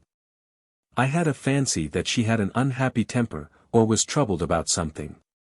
Her face has always seemed so sad and overcast till just now, when it lit up at Gertrude's good fortune, and then I caught the true expression." Mrs. Gray recollected this remark as she drove home with Candace, who, perfectly at ease now that she was alone with her cousin Kate, chattered and laughed like any other girl, and showed herself the happy young thing that she was. At home, even when with Georgie and Gertrude, she was no longer shy, but the moment a stranger came in, all was changed. It was like an evil spell cast by some enchanter. The pleasant smile and simple childish manner vanished, and Canny became stiff, cold, awkward even, for her discomfort made her feel constrained in every limb and muscle. Her manner grew frigid, because she was frightened and wanted to hide it. If she had to shake hands, she did it without smiling and with downcast eyes. She was too ill at ease to be cordial. People thought that she was out of humor or troubled about something, and set her down as dull and unattractive. And with a natural reaction, Canny felt that they did not like her, and that made her more uncomfortable than ever. Mrs. Gray pitied Canny very much, and had tried various methods to shake her out of her shyness and teach her confidence in herself. None of them so far had done any good. She now began to wonder if her analysis of the case was not wrong. If shyness was not a fault rather than a misfortune, and needed to be disciplined accordingly. She watched Candace for a day or two, and then she made up her mind. It will be kill or cure, she thought, as she ordered the coupe and proposed to Canny to take the ocean drive. Marion wanted to go too, and protested that there was plenty of room on the little let-down seat, and that she wouldn't crowd them a bit, but her mother was quite firm, and dispatched her on an errand in the other direction without any compunctions. I must have Canny all to myself, she thought. It was not till they were out of the avenue and rolling along the smooth road beyond Bailey's Beach, with the fresh water ponds on one hand and on the other the points and indentations of the coast, that Mrs. Gray led to the subject which was on her mind. The sea was intensely blue that afternoon, with shoots of creamy foam over every rock and ledge, and for a while they talked of nothing but the beauty of the day and the view. Finally Mrs. Gray began. How did you like Mrs. Endicott? Mrs. Endicott was one of various visitors who had called that morning. Candace had been sent for, and had been more than usually awkward and unresponsive. I liked her pretty well, said Candace. She didn't talk to me but a little while. I know she didn't. It was on her account specially that I sent for you to come down, continued Mrs. Gray. Did she tell you that she was at school with your mother when they were quite little girls? No, said Candace, surprised. Yes, they were great friends, and she wrote to me before she came up that she was looking forward to seeing you. Shall I tell you why she so soon stopped talking to you? She told me afterward. She said, I wanted to talk to your niece about her mother, and to ask her to come to me for a visit. But she looked so frightened and seemed so stiff and shy and hard to get at, that I thought the kindest thing I could do would be to let her alone for the moment, till she was a little more used to me, and to talk to someone else. Next time I come, we shall get on better, I hope. Candace looked much mortified. Was I stiff? She asked. I didn't know it. I didn't mean to be. You are almost always stiff with strangers, said her cousin. I know you do not mean it, and you are not conscious of the effect of your own manner, but all the same it is stiff. Now, Canny, will you promise me not to be hurt at what I am going to say? Why, of course I won't, said Canny, looking at her with trustful eyes. Well then, listen. If I didn't know you, if you were not my own dear little Canny, whose warm heart I am sure of, and whose good intentions I know all about, if I met you for the first time and judged of you merely from your manner, as all strangers must judge. Do you know what I should think? What? I should think you rather a cold-hearted girl, who didn't like people and didn't mind letting them know it. Oh, Cousin Kate. Or else, if I were more charitably inclined, I should think you a dull girl who did not take much interest in what went on about her. Oh, Cousin Kate. Or, continued her cousin, relentlessly, if I were a real angel, and disposed to make the very best of everybody, I should say to myself, the poor thing is so shy that she can't show what she really is. Unluckily, there are few perfect angels in this world, and a great many of the other sort. And even as a perfect angel, my dear Canny, I don't think I should consider you exactly agreeable. But what can I do? Demanded Candace, looking very unhappy. I can't make myself not shy. No, but you can mend matters by forcing yourself to hide your shyness. I have been meditating on the subject, Canny, and I have made up my mind that shyness is one form of selfishness. Cousin Kate, how can you say that? I thought selfishness was doing what you liked and what is pleasant. I'm sure I don't like to be shy. Oh, it's not that kind of selfishness, said Mrs. Gray, smiling. There is nothing pleasant about shyness, that I am quite ready to admit. But can't you see that it is self-occupation, the being absorbed with your own sensations and feelings, and with trying to imagine what people are thinking about you, that makes you so miserable? If you could forget and occupy yourself with others, this shyness would go. Now, this morning, had you been full of Mrs. Endicott, and what she was like, and what she wanted to talk about, instead of little Candace Arden, and what Mrs. Endicott considered her like, it would all have been different, and much pleasanter for both of you. Oh, if I only could, said Candace, with a catch in her voice, I would give anything I have in the world. I hate to seem so awkward and dull. But you've no idea how uncomfortable I feel, Cousin Kate. The moment I come downstairs and see that roomful of company, my face twitches and my cheeks burn, and I can't think of anything to say, and I keep wishing I could run upstairs again and hide somewhere. Yes, because, as I said, your mind is full of yourself. If instead of coming in with this miserable self-consciousness full upon you, you could look upon the roomful as just so many people to whom you owe the little duties of politeness and cordiality, for whom you have the chance to do something kind or pleasant, you would forget your face and your cheeks and the desire to run away. You would be thinking of them, and in thinking of them you would forget to be shy. Candace did not reply. You are a conscientious child, her cousin went on. I think that you sincerely wish to do what is right, and to make God's rule the rule of your life. And, Candace, in my opinion you should consider it a part of religious duty to try to get rid of this false shame, this bondage to the idea of self, and to learn to live for others instead. Candace looked up, with the dawn of a new idea in her face. How do you mean? She asked.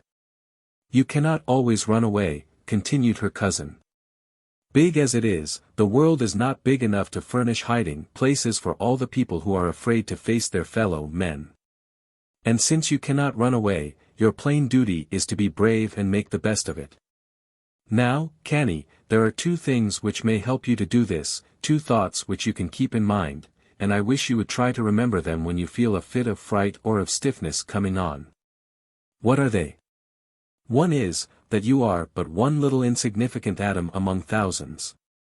People are not thinking about you or noticing you very particularly. You are not of much consequence except to yourself and the few friends who love you. This would be a mortifying fact, if vanity were your trouble, but as it is not, it is a comfortable one. And just as nobody notices you specially, so all the world is not engaged afterward in recollecting all your little mistakes and the stupid things you have said. Unless you have done something very queer, they forget about you as soon as they lose sight of you. I know what miseries sensitive girls undergo in thinking over their foolish speeches and actions, and imagining that every one remembers them as distinctly as they themselves do. Canny couldn't help smiling. "Cousin Kate, how can you know about all those things?" she asked. "Because I was a girl myself once, and as foolish as any of the rest of you, and I have not forgotten how it feels to be a girl," said her cousin, gaily. "That is the use of growing old, Canny. You can show the way to younger people, and make the road you have walked over a little easier for them. But to go back to what we were talking about, our own insignificance is one helpful thought, as I said. The other is, that kindliness is one of the Christian virtues, and it is just as much a duty to practice it as it is to be honest and temperate." Candace drew a long breath. "It would be perfectly delightful to keep thinking like that always," she said. "The only thing is that I am afraid I should forget when the time came. I wish you could give me an exact rule, Cousin Kate, just what to say and how to act. I would try ever so hard to follow it." "I know you would," said Mrs. Gray, "but there is no exact rule that I can give, except the golden one, to do to others just as you would like them to do to you. If you feel stiff, be sure to look cordial. Smile, and shake hands as if you meant it. Try to look interested in what people are saying to you. A good listener helps on conversation as well as a good talker. If you are friendly and warm in your manner, other people will warm to you instinctively. Try it, Canny, and see if I am not right. And now we will not talk any more about ourselves or our shyness, but drive into the fort and listen to the music. I caught a strain from the band just then, and I recollect that this is a fort day."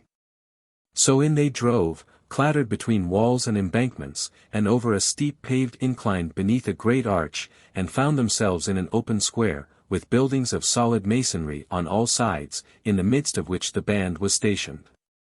Other carriages were drawn up to listen to the music, and officers in uniform were coming and going, and talking to the ladies in the carriages. One of these officers, a nice old major, with a bald spot under his gold-banded cap, knew Mrs. Gray, and came to welcome her. His girls were gone over to Newport to a lawn party, he said, but he insisted on taking Mrs. Gray and Canny in to see their quarters, which were in a casemate, in close neighborhood to one of the great guns. Here he brewed them a delicious cup of tea, and afterward, at Mrs. Gray's request, he took Candace to see the magazines, and some of the curious underground passages which connect one side of the fort with the other. Canny thought these extremely interesting, and like all the caves on desert islands which she had ever read about. For they were narrow, dark, and mysterious, they smelt very close, and all sorts of odd funguses and formations were growing on the roofs overhead. These adventures chased the worry from her mind and the anxious puckers from her forehead. And she went home quite happily, without recurring again to the subject of their late conversation.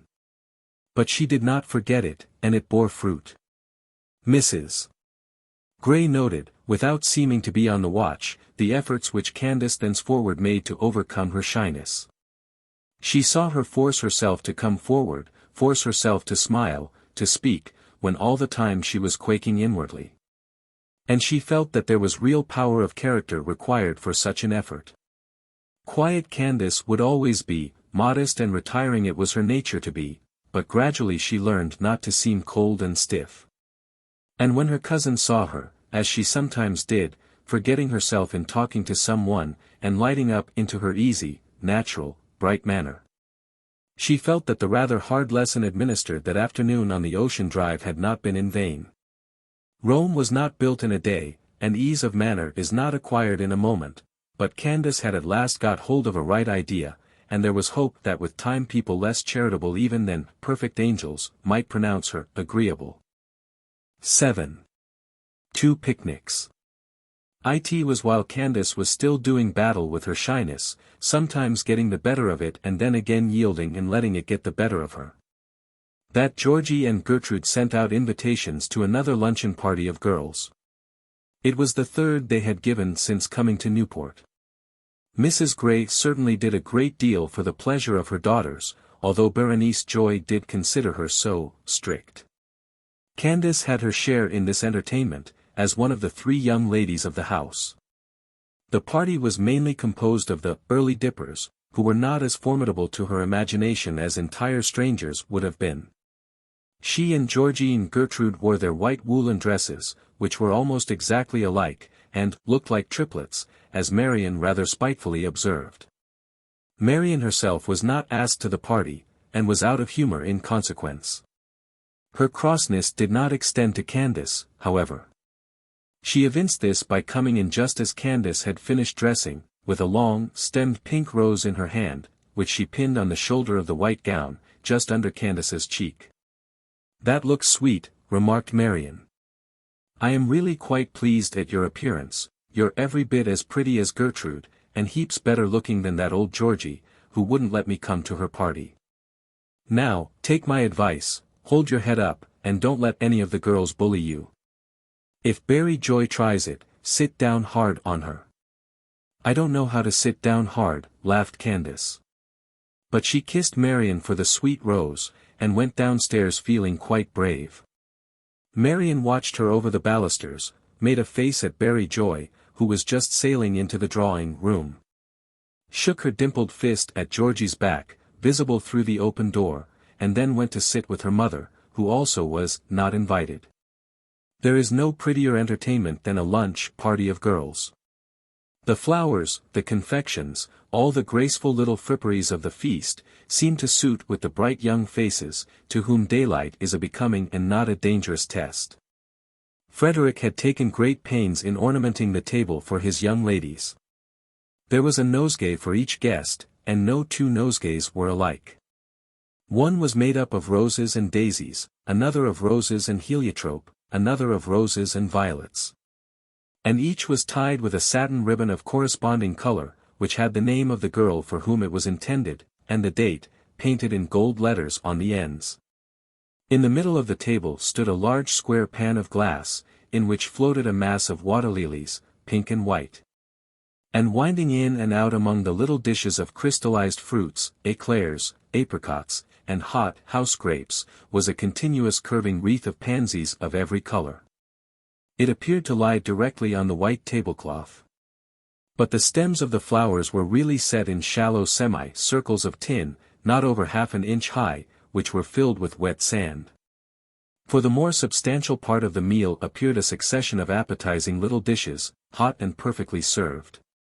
And the wind up of the whole was, of course, unlimited ice, cream and water ices, those national delicacies dear equally to the heart of every American girl the country over. Whether she consumes her saucer full in uppermost Maine or southernmost Florida. Luncheon over, the party went out to the piazza, where coffee was served, and then Barry Joy began to tell of a picnic at Southwick's Grove which she had attended the day before. None of the other girls had, as it happened, been present. So she had the field of narrative to herself. "It was perfectly splendid," she said. "There were 5 coaches with 4 ladies and a lot of men in each, and ever so many other carriages. We made a sort of procession down the island. I went in Lawrence Jones's coach, with Sue Tucker and Maud and Mrs. Freddie. You should have seen the country people rush out to look at us when all the horns blew at once. I tell you it was exciting." "And what did you do after you got to the Grove?" "Oh, we had the most wonderful spread that ever was seen. You know, everybody takes a dish and a bottle of wine to these picnics. And there is always a great competition as to who shall bring the best things. I never saw such a luncheon in my life, everything was perfectly delicious." "But what did you do?" "Do? Why, we didn't do anything but that.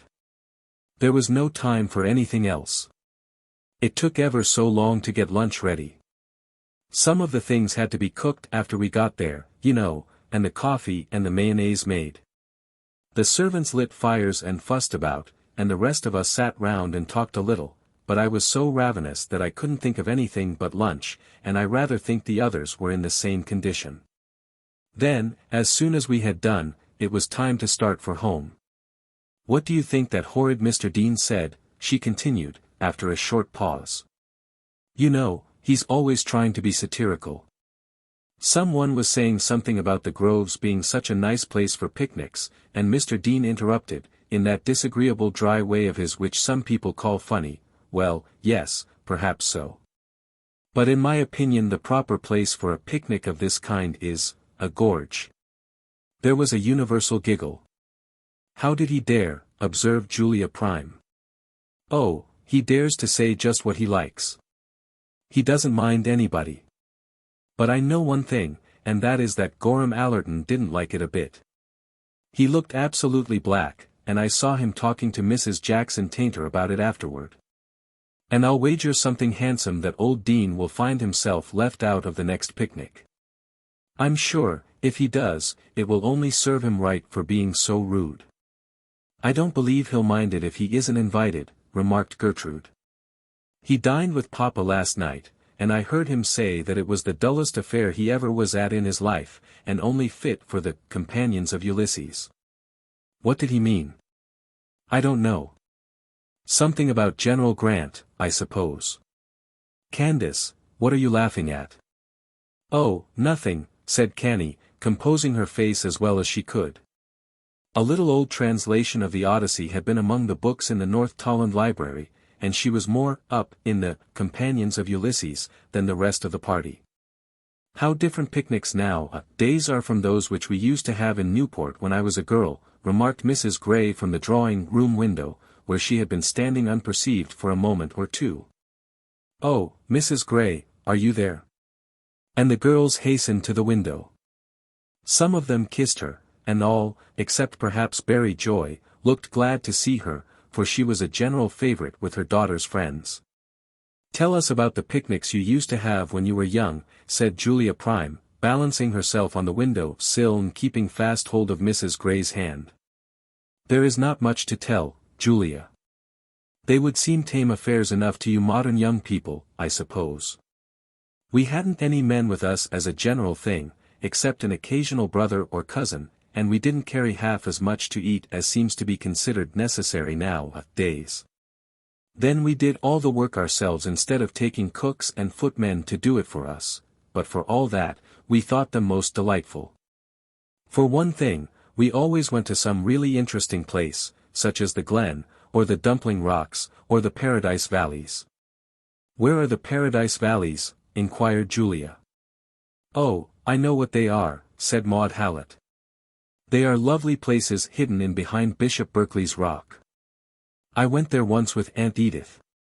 She knows all the nooks and corners of Newport better than anybody else. Mamma, you must take us there some day, said Georgie. Oh, do, and let me go with you, pleaded Maud. I should like so much to see them again. Won't you take me too, said Belle Jeffries. We should all like to go, remarked Julia, slyly. Oh, Mrs. Gray, dear, I have such a lovely idea. Give us a picnic yourself, one of the nice old-fashioned sort that you used to have when you were young, in the Paradise Valley, won't you, dear Mrs. Gray? Oh, do. You needn't coax so hard, Julia. I'm very easy to persuade when I like to do a thing, said Mrs. Gray, with a laugh. I'll give you a picnic with pleasure, only I must make one stipulation, that it shall be exclusively a girl party. I don't think the young men of the present day would enjoy the kind of thing I mean, or know what to make of it. Girls, cried Julia, just listen to what this dear angel says. She's going to take us to Paradise Valley, all by ourselves, with no men to bother and distract our attention. That men are out of place in paradise anyway, just think how Adam behaved. This in a parenthesis. It is to be a real old-fashioned, galoptious picnic. Now, who would like to go besides myself? I, cried the girls, with gratifying unanimity. Now, what day shall it be, continued Julia. Let's make Mrs. Gray settle the time at once, and then she can't back out. I don't want to back out, said Mrs. Gray. I enjoy the idea as much as you do. So, after some comparing of engagements, the next Thursday was fixed upon. You had better make this the rendezvous, said the giver of the picnic. I shall have room for one girl in my wagonette besides my 4. You must all wear something stout, which won't spoil with scrambling over rocks, and you need not bring any luncheon baskets. I will see to all that.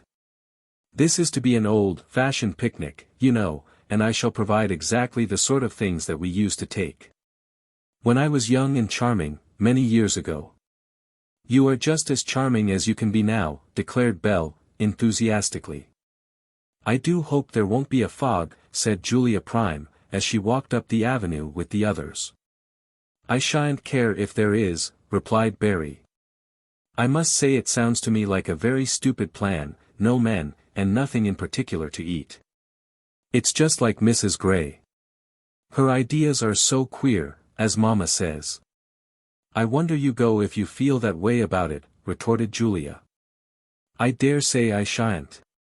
I have a strong presentiment that on that particular day I shall have a headache. And Barry did, a distracting headache, as she wrote Georgie over night. She was the only member of the early dip club who missed the picnic. Headaches are sad but convenient things. 11 o'clock brought the girls to the Grays' front door, all ready for their start, in various village carts and victorias. There was a little redistribution. Georgie and Gertrude fitted in with some of their cronies, and Mrs. Gray took 3 girls besides Marion and Candace in her wagonette. Frederick and the coachman stowed many small baskets and a heap of wraps into the different rumbles and box seats, and they set forth under the bluest of blue skies. It was a beautiful day, just warm enough and not too warm, for a fragrant wind was blowing softly in from the sea.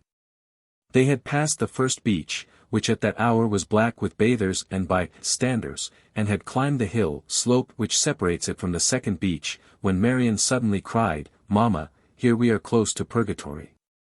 Can't we stop just a minute and show it to Candace?" Mrs. Gray looked at her watch. "Your minute will be at least a quarter of an hour, Marion," she said, "but I think there is time enough. Would any of the rest of you like to go? Girls always want to go." There was a general disembarkation, and Mrs. Gray led the way through a gate and across a rough field which stretched along the top of a line of cliffs, steeper and bolder than those on the Newport point, and cut here and there into sudden sharp fissures. The scanty grass, yellow with August sun, was broken everywhere by lumps and boulders of that odd conglomerate which is known by the name of plum-pudding stone. Golden rod and the early blue aster were flowering everywhere. A flock of sheep fled at their approach, with a low rushing sound like the wind in boughs. Candace walked along with the rest, in a little shiver of expectancy. The name of purgatory seemed to her to suggest some terrible sort of place. Presently she saw the girls ahead, as they reached a particular point, diverge sharply to the right with little cries and exclamations.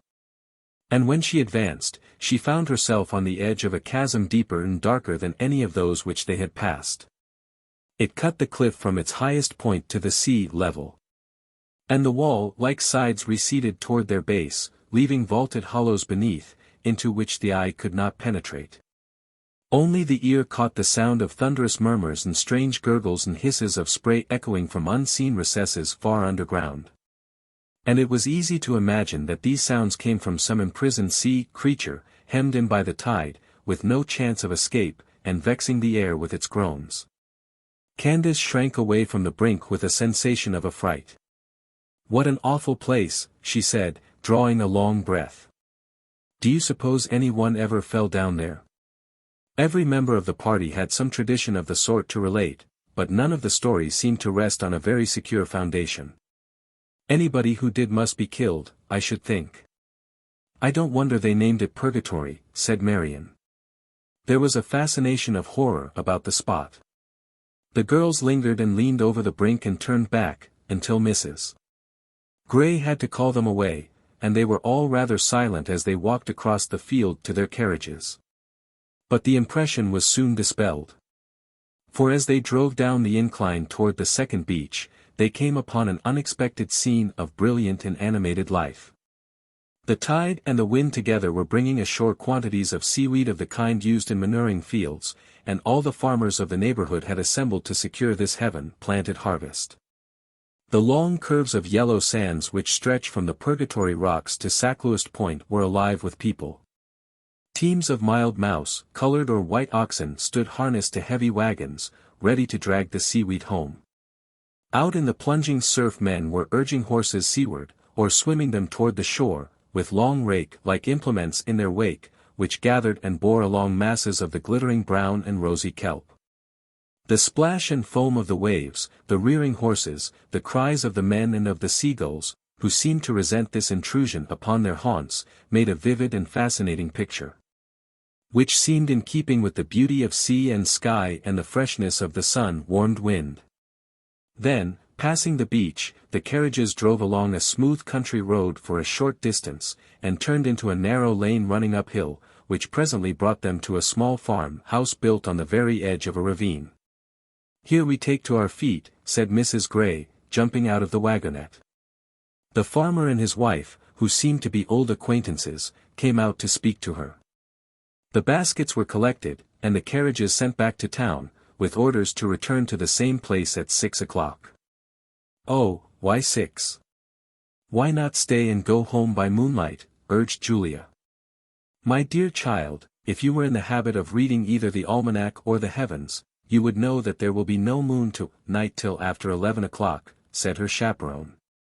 "These roads will be as black as pitch by 7:30. Now, girls, each of you take your own shawl and one of the baskets, and we will descend into paradise. It sounds paradoxical, but you shall see." She led the way down a steep narrow pathway on the hill side into the valley below. The path was overhung with trees. It was necessary to put the boughs aside here and there. Brambles reached from the thicket to catch at the girls' skirts as they went by. But when they had passed these trifling obstacles they found themselves safely on the level floor of a little valley below. Such a choice little valley! It was enclosed between the line of hill from which they had just descended and another parallel line, whose top was of solid granite and whose base was walled by trees.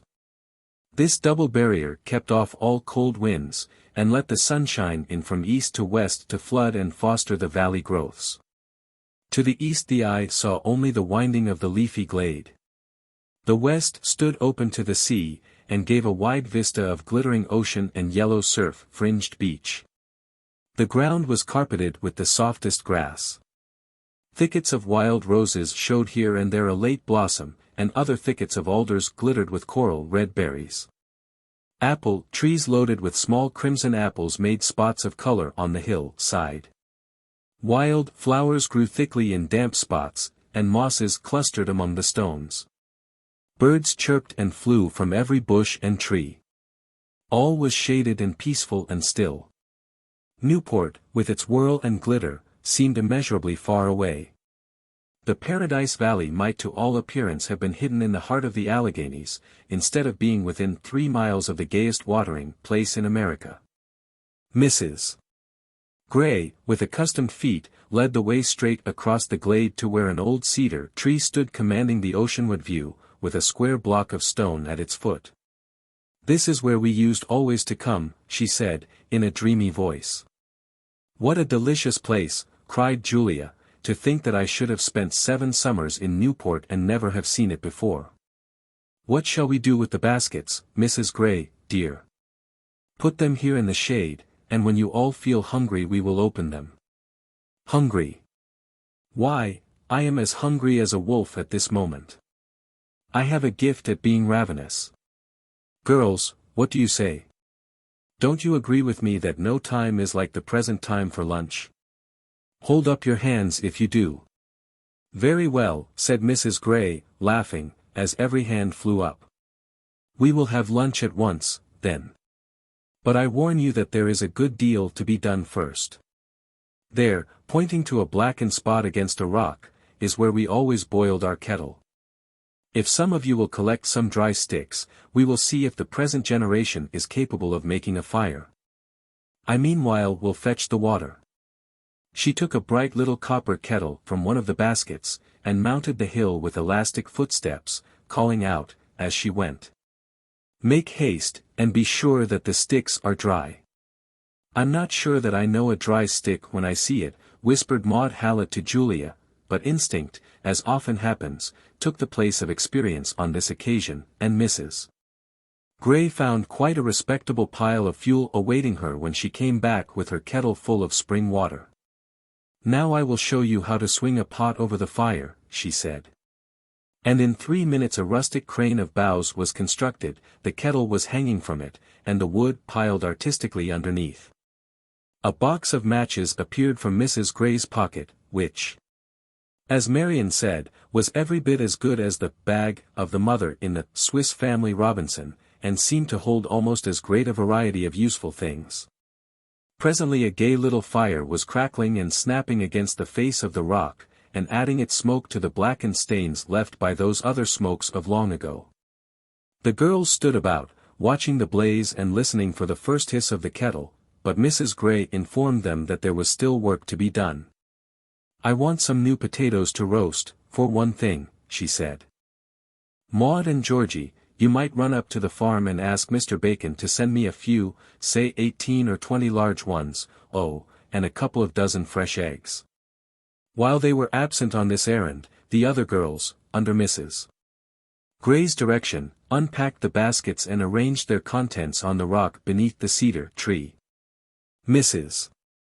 Gray had taken pains to provide, as far as was possible, the same sort of food which 20-odd years before it had been customary to take to picnics. Out of one basket came a snow-white table cloth and napkins. Out of another, a chafing dish, a loaf of home-made brown bread, and a couple of pats of delicious Darlington butter. A third basket revealed a large loaf of election cake, with a thick sugary frosting. A fourth was full of crisp little jumbles, made after an old family recipe and warranted to melt in the mouth. There was a pile of thin, beautifully cut sandwiches, plenty of light, buttered rolls, and a cold fowl, ready carved into portions. By the time that these provisions were unpacked, Maud and Georgie were seen descending the hill at a rapid walk, which, at sight of the festive preparations below, changed to what Julia Prime called a hungry gallop. By this time exercise and fresh air had made everybody so desperately hungry that it seemed impossible to wait another moment, so, while Mrs.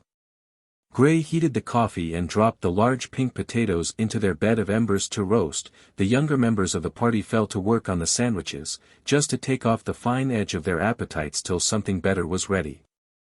When the coffee was hot, Mrs. Gray seated herself by the rock, lit the lamp under her chafing dish, dropped in a bit of butter, sprinkled with pepper and salt, and proceeded to scramble a great dish of eggs. Did any of you ever eat hot scrambled eggs under a tree when you were furiously hungry? If not, you can form no idea of the pleasure which the early dippers took in theirs. But it was not the eggs only. It was everything. Never was a luncheon so delicious, the girls protested. New potatoes roasted in the ashes were a feast for the gods, and as for the grandmother's cake with which the repast wound up, it baffled analysis and description. Mrs. Gray had made this cake with her own hands, in order to carry out the historic verities, as she said.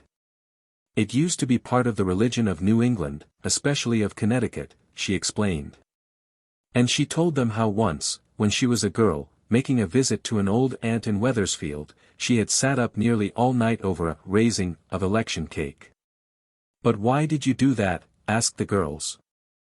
"Well, you see, my aunt had a sudden attack of rheumatism in her arm. She was going to have the sewing society meet at her house, and such a thing as a sewing society without election cake was not to be dreamed of. So I offered to make it. And I was bound that it should be good. The peculiarity of this particular cake is that it must rise twice before it is baked. You mix half the butter and sugar, and so on, with the yeast, and when that is light, you put in the other half.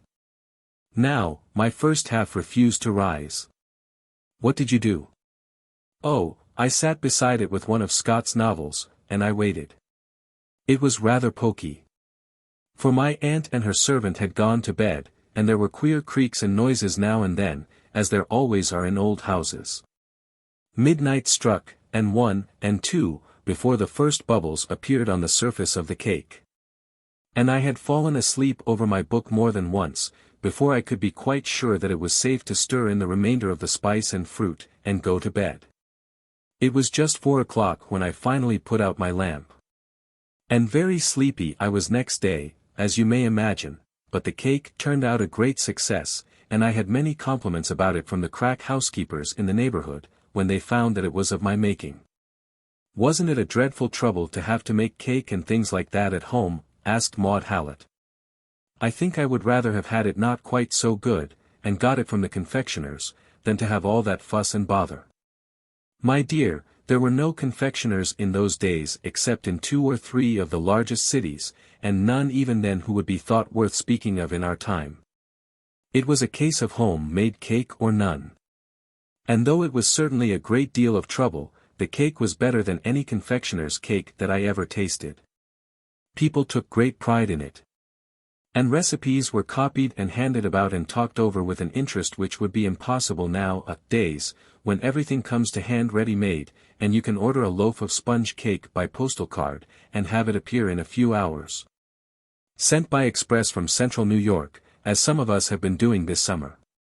The last crumb of the grandmother's loaf had now disappeared, and Mrs. Gray proposed that the girls should go for a scramble on the hills while she repacked the baskets. But this division of labor was not permitted. The girls insisted that they must be allowed to stay and help, and that the scramble would be no fun at all without their matron. Julia seized the coffee pot and chafing dish, and ran up the hill to rinse them at the spring.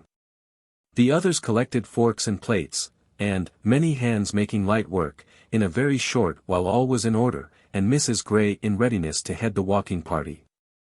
She guided them to the top of the granite ridge which is visible from Newport, and made them observe the peculiarity of the rock lines, and the contrast between their bareness and the fertility of the little intervening glades, for which they serve as a natural conservatory.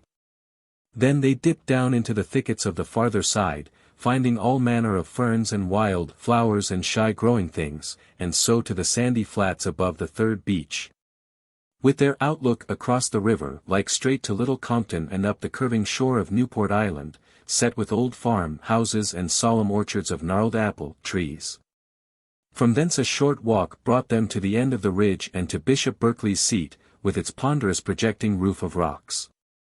And they all sat down to rest just where he is said to have sat with his books and pen, looking off toward far Bermuda, and dreaming of the Star of Empire. At that time no ugly brick chimneys or artificial water basin existed to mar the foreground. And nothing sweeter or more peaceful could be imagined than the view from the rocky shelf, the breadth of ocean lit with clear sun, the shining capes to right and left, the yellow sand dunes and winding creek bordered with brown grasses and patches of mallow or green rushes, and over all the arch of blue summer sky. 1 or 2 carriages rolled along the distant road as they sat there, but otherwise the stillness was unbroken save by the twitter of birds in the woods behind them, the chirp of sand peeps or the scream of gulls on the beach, and the soft intermittent boom of the surf. It had been a perfect afternoon, and a great success, all the picnickers voted, as they parted in the dusk on the gravel walk in front of Mrs. Gray's door. Yet, after all, there was much to be said for Newport and civilization, and they were not sorry to come back to them. It was all very well to play at being old-fashioned for a day. But modern times have their distinct charms and conveniences, and if the girls, on sober second thought, preferred their own share of the centuries to any other, no one need count them blameworthy. 8. Bric-A-Brac. One afternoon in August, Candace happened to be alone in the drawing-room with Mrs. Gray when Mrs. Joy was announced. "My dear," began that lady, after administering the 2 hard, rapid little kisses which were her idea of a cordial greeting, "I've come to see if you don't want to go down to the Point with me. There's an old woman there, I hear, who has a lot of wonderful old china and some mahogany arm chairs which she wants to sell, and I'm going to look at them. Do put your things on, and come. I hate to drive alone. And there's no fun in this sort of expedition unless there's someone along with you." "You are very kind," said Mrs. Gray, "but I have promised Mr. Gray to go with him at 4 to call on some friends who have just arrived at Bateman's, so it's quite impossible for me to go with you." "Who is the old woman? Do you recollect her name?" "Oh, Collisham or Collisham, some name like that. She lives in 3rd Street. It must be old Miss Collishaw." "Are you sure she wants to sell her china?" asked Mrs. Gray, who as a child had spent many summers in Newport before it became a fashionable watering place, and knew the townspeople much better than did Mrs. Joy. "I believe so, why shouldn't she? She's as poor as a church mouse, they tell me. And what use can such things be to her? She would rather have the money, of course." "You can't go, then. I'm awfully sorry. But you'll let me have one of the girls, dear, won't you? I absolutely can't do it alone.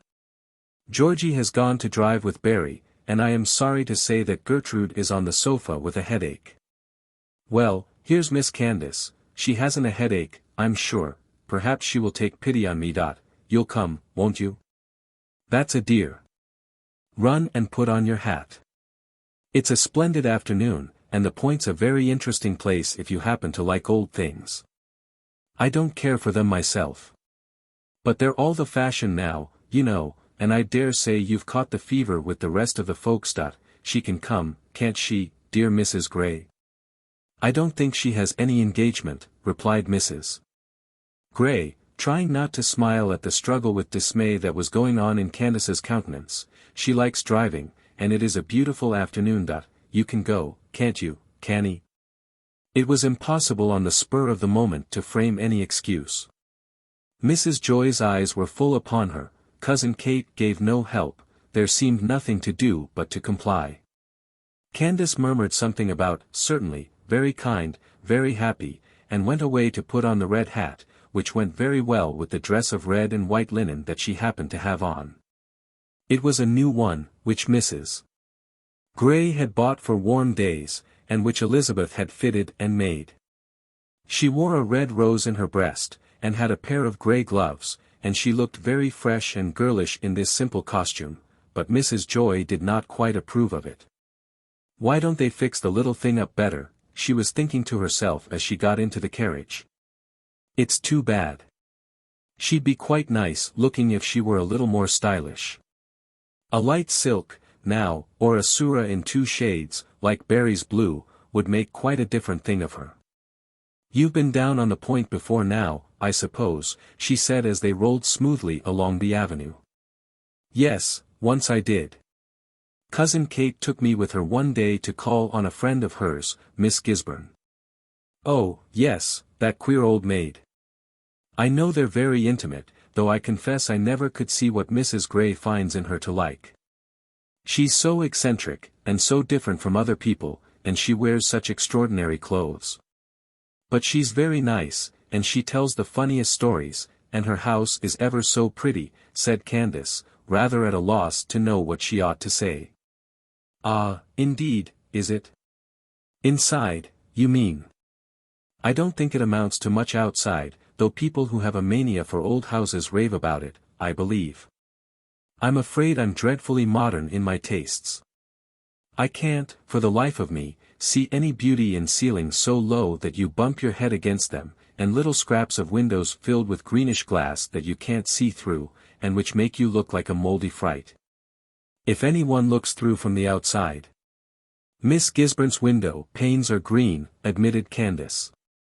"Some of them are so old that they have colors all over them like mother of pearl, red and blue and yellow. I like to see them. And she told us that last summer an architect who was going by the house stopped and looked at them a long time, and then rang the bell and offered to give her new sashes with great big panes in them if she would exchange, but she wouldn't." "The more fool she," rejoined Mrs. Joy, frankly. "My! What a splendid big house that is going to be. That's the kind of thing I like." And she pointed to an enormous half-finished structure of wood, painted pumpkin color and vermilion, which with its size, its cottage-like details, and the many high thin chimneys which rose above its towering roofs, looked a happy mixture of an asylum, a factory, and a Swiss chalet.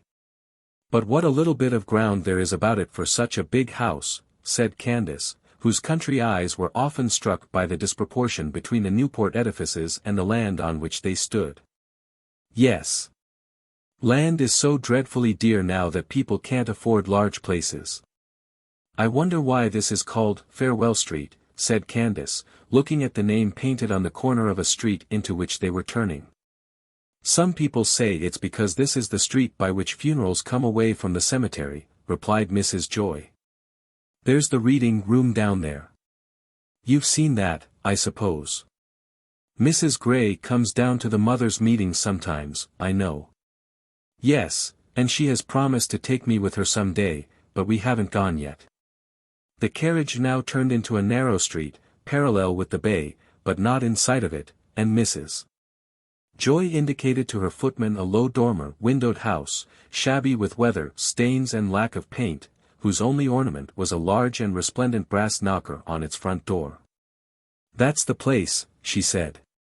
Just look at that knocker. I know for a certainty that lots of people have offered to buy it, and the absurd old creature to whom it belongs won't sell. She declares that it's been there ever since she can remember, and that it shall stay there as long as she stays. So ridiculous, when things of the kind bring such an enormous price now, and she really needs the money. The carriage now stopped. Mrs. Joy got out, and Candace with her. The footman seized the shining knocker, and gave a loud rap. Go back to the carriage, Wilkins, said Mrs. Joy. Then she added in a low voice to Candace, get close to the door, dear. These people are so queer. I often have to push my way in, but I can always manage them in the end. The door was opened a very little way by a very little girl. Is Miss Collisham at home? Asked Mrs. Joy, at the same time inserting her foot deftly between the door and the door frame, to ensure that the door should not be closed against her. No, said the child. She's gone out. Dear me, what a shame. Where is she? Demanded the visitor, in an aggrieved tone, as if Miss Collishaw had no right to be out when wanted by the owner of such a fine equipage. She's over to old Miss Barnes's. She's sick, replied the little girl. Who's sick, old Miss Barnes? And where does she live? Just over there in First Street, said the child, staring at Candace, whose big red hat had caught her fancy. Tain't but a little way, she added. Ah, indeed, said Mrs. Joy, pushing her way into the entry. Well, then, you just run over to this place, dear, and tell Miss Collisham that there's a lady waiting to speak to her on business. Be quick, that's a good little girl. This young lady and I will sit down here and wait till you come back. The small maiden looked uncertain and rather frightened, but Mrs. Joy marched resolutely into the little parlor on one side of the hall, and seated herself, so, after a pause of hesitation, the child seized a sun bonnet which lay on a chair, and set off at a run in the direction indicated. The moment she was gone Mrs. Joy jumped briskly up. Such a piece of good luck, she cried. One so rarely gets the chance to examine a place like this without the bother of a family standing by to watch everything you do. Then, to Candace's horror and astonishment, she walked straight across the room to a cupboard which her experienced eye had detected in the side of the chimney, opened the door, and took a survey of the contents. Nothing there, she remarked, locking it up, only medicine bottles and trash. Let's try again. She opened a closet door, and emitted a sigh of satisfaction. These must be the very plates I heard of, she said. Let me see, 5, 6, 8, a complete dozen, I declare, and all in good order, and a platter, and 2 dishes. Well, this is a find, and such lovely china, too, I must have it. Mrs. Kinglake's, that she's so proud of, isn't half so handsome. And she has only 8 plates. Now, where are those chairs that they told me about, I wonder? Candace was sitting in one of the very chairs, as it proved, the other Mrs. Joy presently discovered in a little back room which opened from the parlor, and which she lost no time in rummaging. She had just unlocked another closet door, and was standing before it with a pitcher in her hand, when the mistress of the house appeared, a tall, thin, rather severe-looking woman, whose cheeks still wore the fresh color which cheeks retain till old age in the Narragansett country. Candace, who had remained in her chair in a state of speechless and helpless dismay, watching Mrs. Joy's proceedings through the open door, saw her coming, but had no time to warn Mrs. Joy. You wanted to see me on business? Said Miss Collishaw, fixing a pair of wrathful eyes on Mrs. Joy, the pitcher, and the open door of the closet.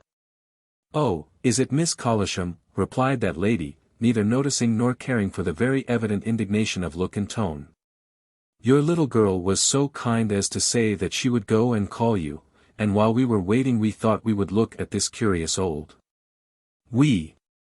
Are there more of you, then?" demanded Miss Collishaw, glaring into the closet as if she expected to see other audacious visitors concealed in its depths. Finding none, she closed the door and turned its stout wooden button with a good deal of energy. "If you've any business with me, ma'am," she said, "perhaps you'll be so kind as to step into the parlor and say what it is." "Certainly," responded Mrs. Joy, airily. "But before we go, do tell me about this curious old jug. It's Spode, is it not? I'm almost sure that it must be Spode, or some other of the very old English wares. Do you know about it?" "I know that it was my mother's yeast pitcher, and that's all that I care to know," replied Miss Collishaw, grimly, taking it out of her hand. "I use it to keep corks in." "Corks? How amusing. But it's really a nice old piece, you know. I'd like to buy it if you don't care any more for it than that. You could put your corks in something else just as well." "It ain't for sale," said Miss Collishaw, decidedly, putting the pitcher again into the closet, and leading the way into the parlor.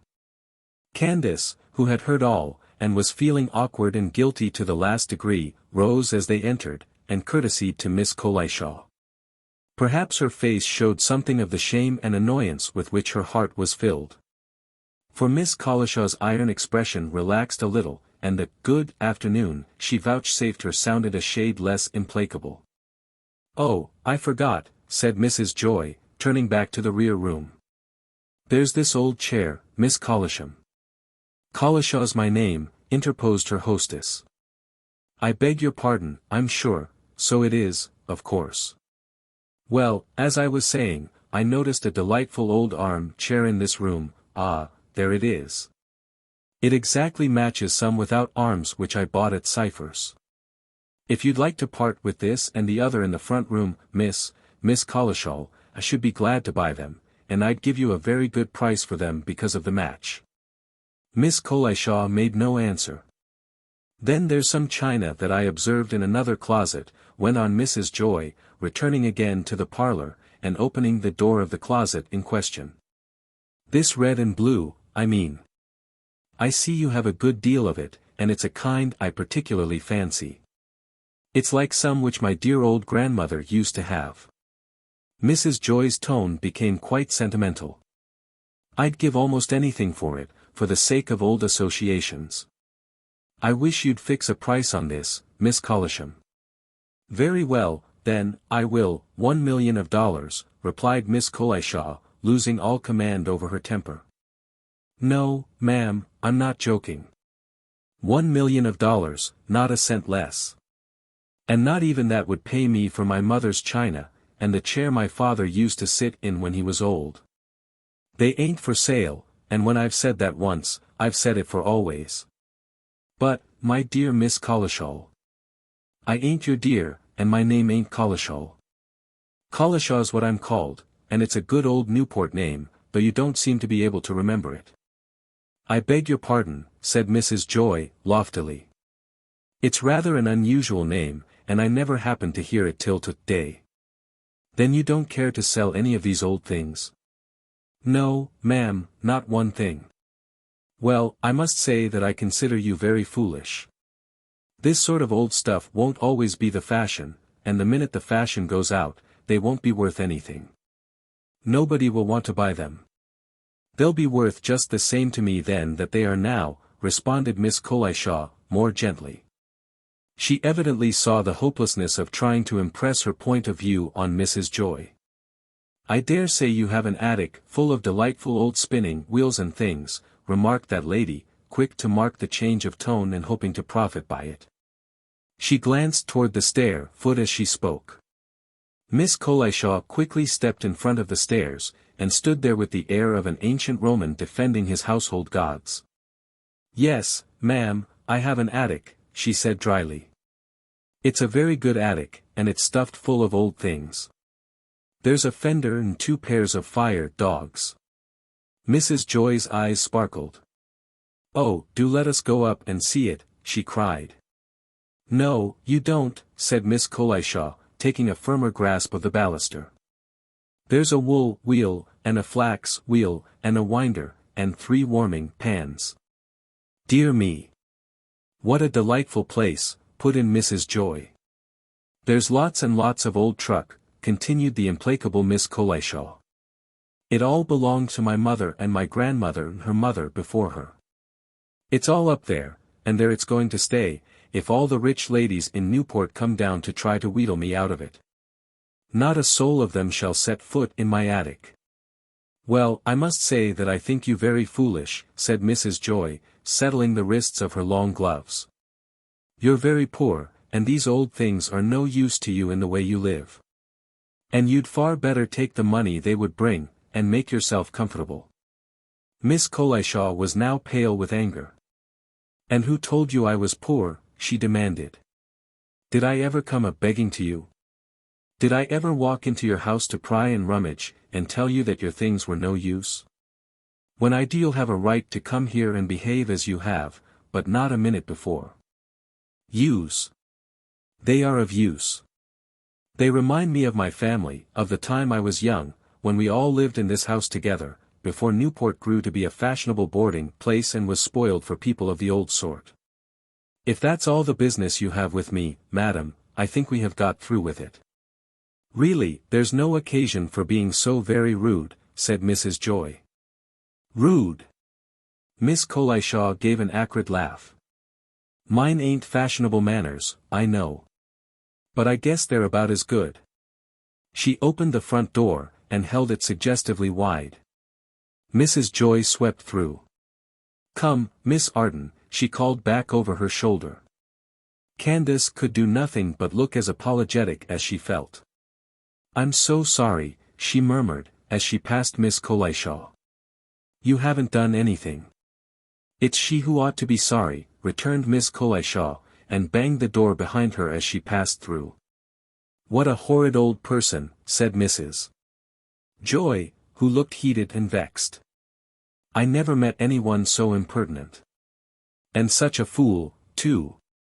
Why, she takes in sewing, I am told, or makes cake, some of those things. She's as poor as Job's turkey. Yet there she sits, with those valuable things absolutely wasting in her poky old house, and refuses to sell them. I wish I had spoken more strongly to her. I declare, I've a good mind to go back and do it now. It is such perfect folly. She really ought to be reasoned out of it." "Oh, I wouldn't," urged Candace, "I wouldn't go back. She was so angry. I don't know what she would say if you did." "My dear, I don't care a red cent what she says. All the old women on the point can't frighten me," declared Mrs. Joy. She reflected a little, then she gave up her intention. "After all, it isn't worth the trouble. She's just that sort of obstinate old creature who will never listen to a word of advice. I knew, the moment I looked at her, that nothing I could say would do any good. Generally I can turn that kind of person round my finger. Why, you'd be surprised if I told you of the bargains I have got out of old garrets over on Connecticut and down the island. But, really and truly, I'm a little tired of it. And I never did care much for such old duds, except that other people have them and it is the thing to have them. I'd rather go to Howard's any day, and get a lot of nice French china. Howard has such exquisite things always." So the carriage was ordered to Coddington's Cove, and as they rolled smoothly past the Maitland woods, neither Mrs. Joy nor Candace guessed that at that moment Miss Colishaw was sitting in her little back room, with the old yeast pitcher in her lap, crying as if her heart would break. "It's bad enough to be old and poor and alone in the world," she sobbed to herself, "without having fine stuck-up folks coming right in to sauce you out of your senses." She wiped her eyes, and looked for a minute at the pitcher. "Betsy Colishaw, you're a fool," she remarked aloud. "You might have kept your temper. The woman didn't hurt you any." And there was that young thing looking so kind of sorry. You might have said a pleasant word to her, anyhow, even if you were all riled up with the other. On sped the carriage, the lovely upper bay always in sight, until on the curve of the long Coddington's Point it turned, and retraced its course so as to strike Washington Street at the lower end. It was a delicious afternoon. The tide was flowing freshly in, and the brisk northwest breeze which met it sent little white caps dancing all over the surface. Crafts of all kinds were traversing the harbor, yachts and cat-boats were out in numbers. Schooners and barges sped up the bay, their sails shining against the green island shores. Boats and steam tugs were crossing and recrossing between the city and the fort and torpedo station. A sharp double whistle announced that Eolus just started on her up trip, with a long wake of creamy foam behind her. Fleets of white clouds were drifting across the sky, which was bluer than the sea, like ships of heaven, simulating and repeating the movements of those of earth below. Every wharf and dock was full of people, fishing, idling, or preparing to go out in boats. It was one of the moments when all mankind seems to be a-pleasuring, and to have laid aside all memory of the labors and the pains of this work-a-day world. Mrs. Joy probably felt that she owed Candace some compensation for the unpleasant quarter of an hour which she had led her into at Miss Collishaw's. For she did her best to be entertaining, and to tell everything that she herself knew about Washington Street and its notabilities. She pointed out the two pretty old houses which have been so cleverly modernized into comfort without any sacrifice of their quaint exteriors. And the other and still finer one, once belonging to the Hunter family, whose renovations have gone so far toward spoiling it. It used to have a nice old staircase with a broad landing, and windows over the water, and beautiful mahogany balusters, explained Mrs. Joy. But they've spoiled all that. They have painted over the elegant satinwood and old cherry wainscotings, and taken out the secret staircase, and now it's no better than any other square house with that kind of roof. Was there a secret staircase? Cried Candace. Oh, what a pity they took it out. I always thought I should like to see one so much. I don't believe this would have interested you particularly. It was only a kind of narrow back stairs, which was not commonly used. They do say, though, that ghosts used to be heard running up and down it quite often. Ghosts? How strange. What sort of noise did they make? I suppose no one ever saw them. One lady did. Really? Candace's eyes were wide with attention. Yes. She was a friend of mine, and she used to board in the house before it was altered. She heard the noises, which were a sort of scratching and rustling, and she resolved to see what the ghost was like. So she took a candle and followed it downstairs. How brave! And what was it like? It was like a rat. When she caught sight of it, it was sitting on the edge of a pot of lard. It was picking its teeth, she said. A pot of lard. Yes. The secret staircase led down to a sort of cellar, you see. Oh, Mrs. Joy, how disappointing. I'm afraid ghost stories generally do turn out disappointing in the end. Here we are, close to old Fort Greene. Would you like to jump out, and run down to the water's edge and see it? Oh, thank you, I should like it ever so much. It was but a few steps from the carriage to the grassy top of the old redoubt. But when Canny had picked her way down the steep incline toward the shore, she found herself entirely out of sight of the street and the houses, out of sight of everything except the lovely sunlit bay which stretched before her.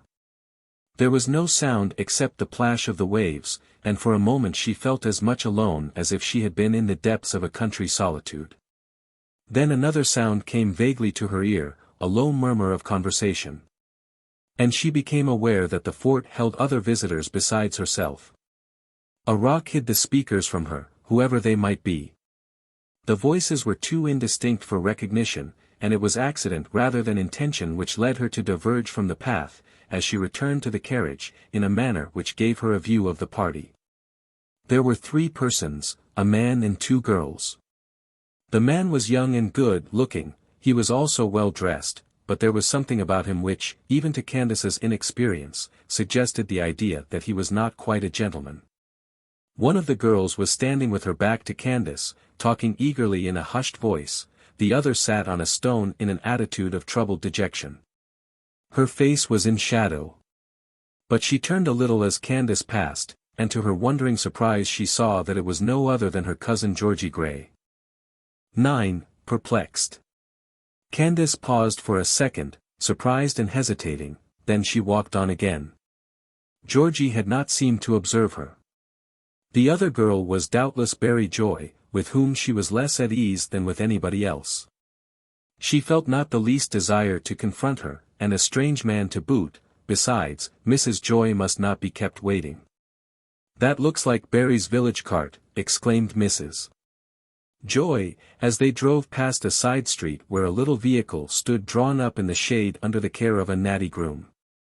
"Was that James and the cart, Wilkins?" "Yes, ma'am, I believe it was." "I wonder where the girls can be," continued Mrs. Joy. "At the Parishes, most likely, taking afternoon tea. That's a very favorite place at sunset with all the young people. There is such a wide piazza, and a splendid view." Having said this, she dismissed the subject from her mind. They lingered so long in Thames Street, over various errands, that it was nearly dinner time before Candace reached home. Georgie was there before her. She still had her bonnet on, and was sitting on the piazza with her mother and Gertrude, giving an account of her afternoon. "And then we drove down to the Old Point, and called on the Parishes," she concluded. "And, mamma, as we came away Miss Gisburn saw us from her window, and called out that I was to tell you that Mr. somebody, Caird, some Englishman, at all events, was coming to morrow, and would you please be sure to lunch with her on Wednesday and meet him?" "Caird, the artist?" "Yes, I know. Miss Gisburn was expecting him." Georgie seemed to have finished her narrative. She had not said a word about Fort Greene. "Now, Candace, what are your adventures?" demanded Gertrude. "It is quite exciting, after a dull afternoon on the sofa, to have you all come in and tell me what you have been about. I watched you drive away with a face like a frightened kitten. You would have seen me looking a great deal more frightened if you had been with us at Miss Collishaw's," said Candace.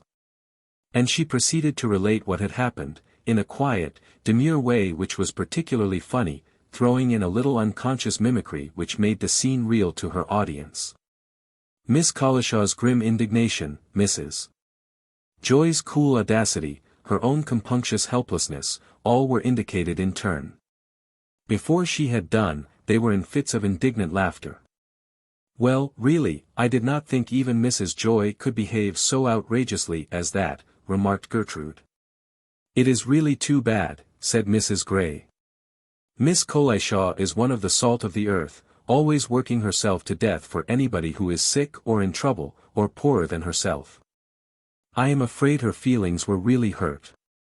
She is sensitive about her poverty, and has a great regard for her old family relics. I feared that there might be some mistake about her wishing to sell her china when Mrs. Joy spoke about it. But it is a long time since I saw the old lady, and I thought it possible that something had occurred to make her glad of the money.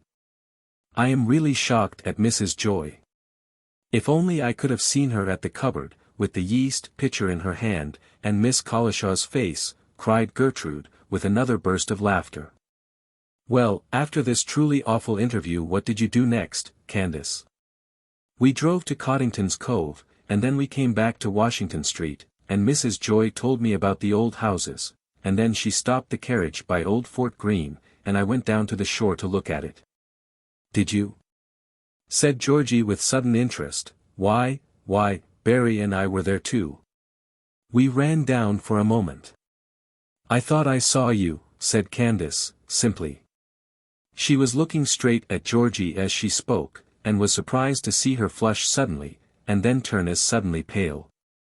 Her change of color was so marked that her mother could scarcely have failed to notice it, had her attention not been for the moment occupied by Frederick, who just brought out a note which required an answer. Gertrude was looking another way. Only Candace noticed Georgie's unwonted emotion. Nothing more was said about Fort Greene at the time, but a little later, when she was in her room smoothing her hair for dinner, Georgie tapped at the door. "Canny," she said, "I'm going to ask you not to say anything more to anybody about having seen Barry and me on Washington Street today." "Certainly, I won't," replied Candace, making in her surprise one of those hasty promises which are so often repented of afterward. "But why not?" "Oh, well, there are no very important reasons, it's just that I would rather you wouldn't."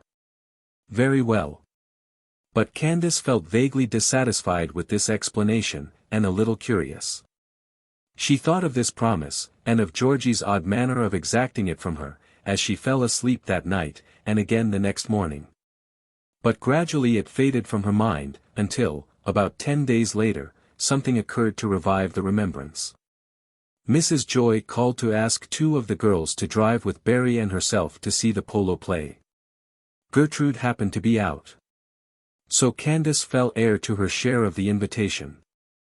Mrs. Gray was glad to have her go. She herself did not often visit the polo ground, and she thought Candace would enjoy seeing a match, and that it would be something pleasant for her to remember. The polo ground is a large enclosure to the south of Spring Street and well out of the town. It is shut in by a high paling, built with the intention of excluding everyone who does not pay for the pleasure of witnessing the game. Nature, however, that free-handed dame, has frustrated this precaution by providing, close to the paling, a little rocky bluff, or rise of land, not owned by the Polo Association, whose top commands a clear view over the fence. And on polo days this point of vantage is usually well filled by onlookers of an impecunious description. There was quite a little crowd on the brow of Deadhead Hill, as it is called, when Mrs. Joy's carriage turned in at the gates. And she glanced that way and said, "It is really too bad about that hill." In a dissatisfied tone, as if the enjoyment of these non-subscribers jarred in some way, or interfered with the pleasure for which she herself was forced to pay a round price. Inside the gate appeared a large railed enclosure, with a wicket at either end, and about this carriages full of gay people were drawn up in rows, 2 or 3 abreast. The ponies which were to be used in the game were being led up and down on the farther side of the ground, where was a range of outbuildings. Presently a bell rang. There was a little confusion of unblanketing and mounting, and 8 riders armed with long mallets rode forward. 4 wore red caps, and 4 blue, and the 2 colors ranged themselves opposite each other at the wickets. The umpire tossed a little ball into the middle of the ground, and the game began. Candace was at first rather inclined to laugh at the riders, who were so much too tall for their little steeds that in some cases their legs seemed in danger of hitting the ground. But before long she had become so interested in the game and the bold riding that she no longer felt inclined to laugh. The object of each side was to drive the ball through its own wicket. And to effect this a great deal of both courage and skill were required, not only on the part of the horsemen, but of the ponies as well. More than once all the 8 seemed to be collected in a breathless tangle about and above the ball, crowding, pushing, struggling for the chance at a stroke. And in such cases the ponies seemed to divide the excitement with their masters, and fenced and curved and described indescribably short circles, regardless of the danger of getting a hard rap from the cruel mallets on their own poor little hoofs. Then, when some lucky hit sent the ball spinning across the ground, it was quite beautiful to see the alacrity with which the little creatures, of their own accord, as it were, rushed after it, obeying the slightest indication from rein or spur, and apparently measuring the distance and the opportunities as accurately as their riders. The beat of their small hoofs on the smooth ground was so swift and even that it was more like a rustle than a rush. To and fro flew the ball, now almost at the blue wicket, then reached and sent back in the very nick of time by one of the red champions. Candace was so fascinated that she had no eyes for any one else till, turning her head by accident, her eye lighted upon a face in the crowd near the carriage. And with a flash of recognition she knew that it was the stranger of whom she had caught that momentary glimpse at Fort Greene. Involuntarily she glanced at Barry Joy and Georgie, and perceived that the former had seen the man also and was trying to look as if she had not seen him, while the latter was honestly unconscious. There was something odd about the man's manner, which kept Candace's attention fixed. He seemed to be standing carelessly among other spectators watching the game, and yet by a series of dexterous movements and small shiftings of position he was gradually edging toward the carriage. Presently a forward step more decided than the rest brought him close to it. Georgie saw him now. A deep color flushed her face, she lowered her parasol as if to hide it. "I believe you dropped this, madam," said the man, stooping suddenly as if to pick something up from the ground, and handing to Barry what seemed to be a note. "Oh, thanks," said Barry, in a confused voice, quite different from her ordinary voice. The stranger raised his hat formally, and moved aside. "What was that?" asked Mrs. Joy, who had been watching the game and had seen nothing of this by-play. "Did you drop something, Barry?" "Only a note from Julia Prime," answered Barry, slipping the paper in her pocket. "It was very civil of that person, whoever he was," said Mrs. Joy, unsuspiciously. Barry and Georgie exchanged looks. Candace was at a loss what to think. There are few better keepers of secrets than shy people. They do not let things out by accident, as talkative persons do. It is easier for them to be silent than to talk, to keep counsel than to betray it. But apart from being shy, Candace's instincts were honorable. She had a lady-like distaste of interfering with other people's affairs or seeming to pry into them. She said not a word to anyone about this matter of the polo ground, and she tried not to think about it. Although it was not in human nature not to feel a little curiosity, and she caught herself observing Georgie rather more than usual, though without intending it. This quickened observation showed her two things: first, that Georgie had something on her mind, and secondly, that she was determined not to show it. She laughed and talked rather more than was her custom. And if the laughter was a little forced, no one else seemed to find it out. There were times when Candace almost persuaded herself that the whole thing was the effect of her own imagination, which had exaggerated something that was perfectly commonplace into importance simply because she did not understand it. And then again she doubted, and was sure that Georgie was not like her usual self. So another week went by, and brought them to September. There was no sign of autumn as yet. Every leaf was as green and fresh on its bough, every geranium as bright on its stalk, as if summer were just beginning instead of just ended. But with the presage which sends the bird southward long before the cold is felt, and teaches the caterpillar to roll its cocoon and the squirrel to make ready its winter's nest and store of nuts, the gay summer crowd began to melt away. Every day brought a lessened list of arrivals at the hotels. And already there was that sense of a season over and done with and about to be laid up and shelved for the winter, which all watering places know so well, and which is as a nipping frost to the hopes of landlords and letters of lodgings.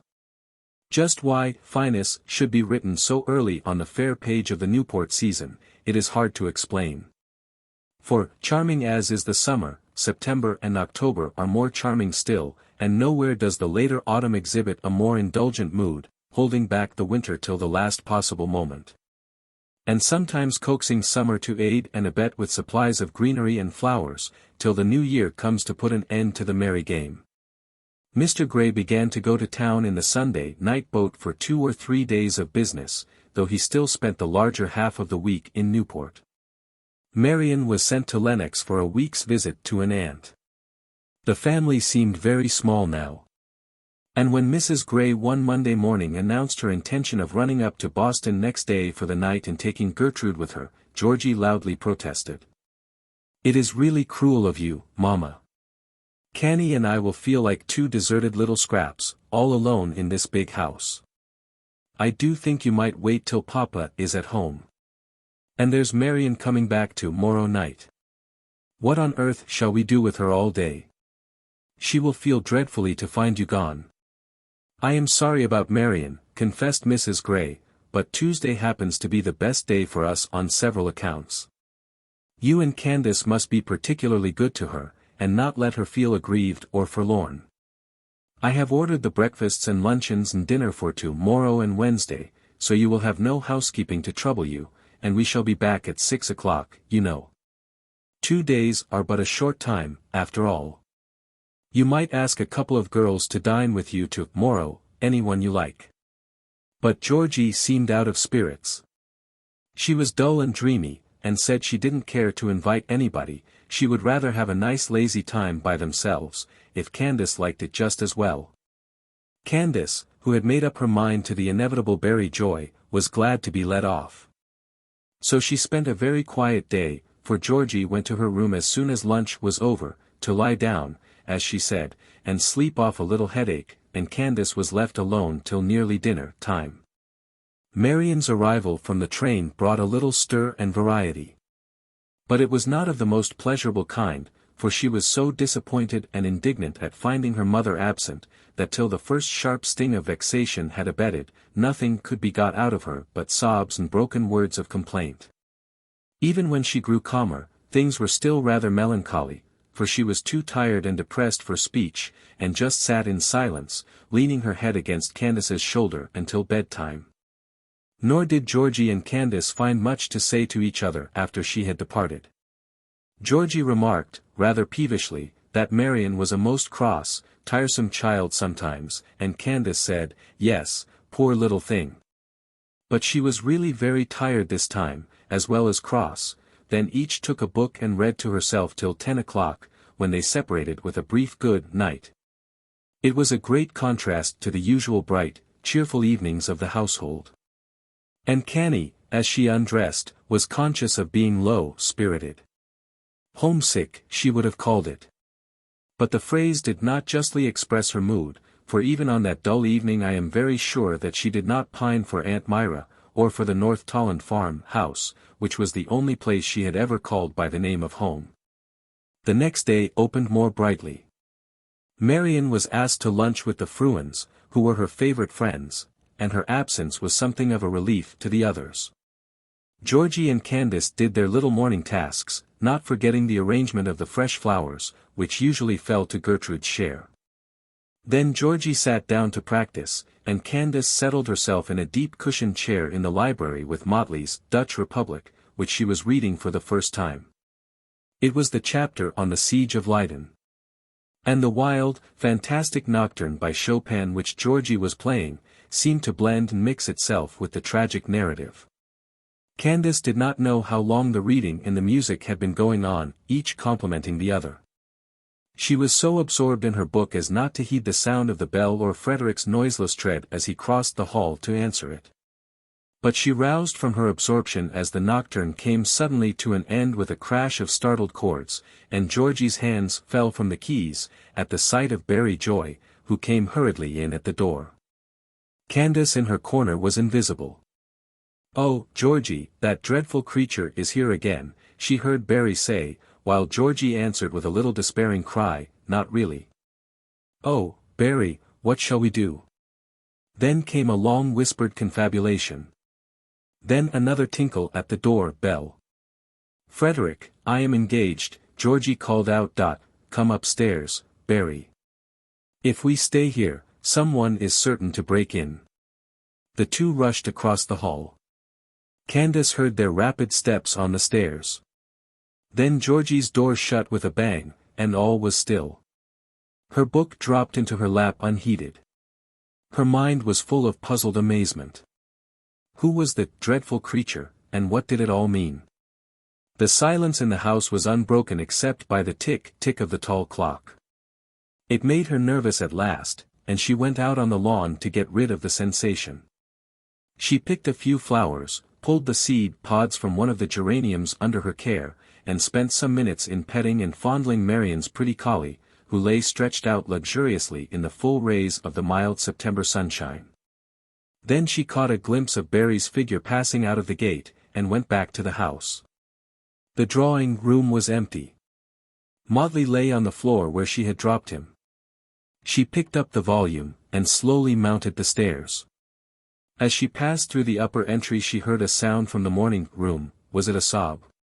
Candace gently approached the door. Again the sound came, an unmistakable sob. And looking in she saw Georgie, lying on her mother's sofa with her face hidden, sobbing as if her heart would break, and saying over and over to herself in a voice which was like a moan, "What shall I do? Oh, what shall I do?" 10. A word fitly spoken. All Candace's timidity fled at the sight of Georgie's distress.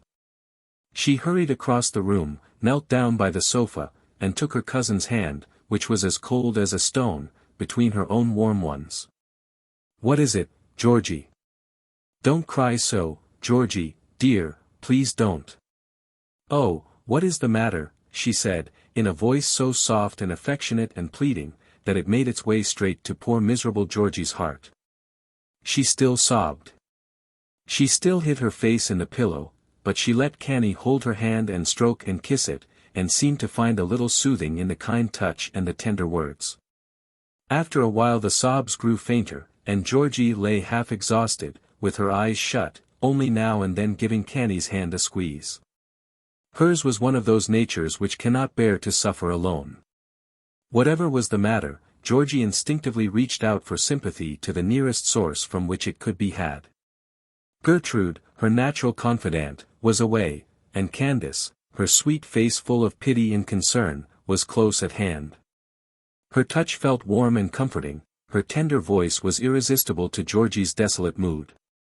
She turned her wet face with a sudden burst of gratitude and trust toward the little cousin whom she had till now held so cheaply, and who, at that moment, seemed the only friend left within reach. "Canny," she said, "I've a great mind to tell you," then she stopped.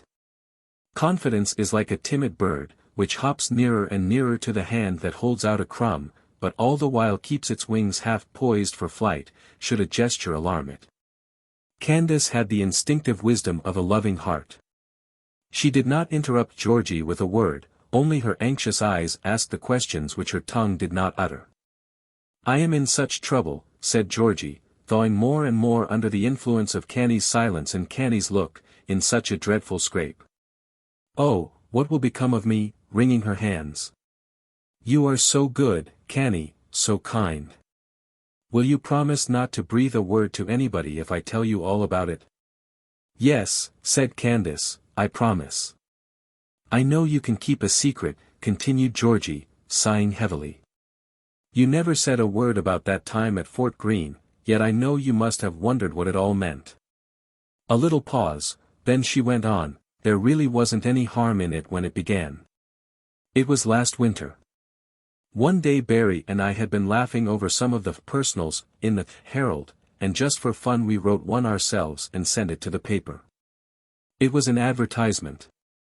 We pretended it came from a lady who wanted to make the acquaintance of an eligible gentleman with a view to matrimony. We made it as ridiculous as we could, and we signed it Laura, and said that all the answers could be sent to the Station Deep Post Office. And did you get any answers?" "Oh, quantities. I never imagined that people could be so foolish. Why, there were 130 the very first day, and ever so many afterward.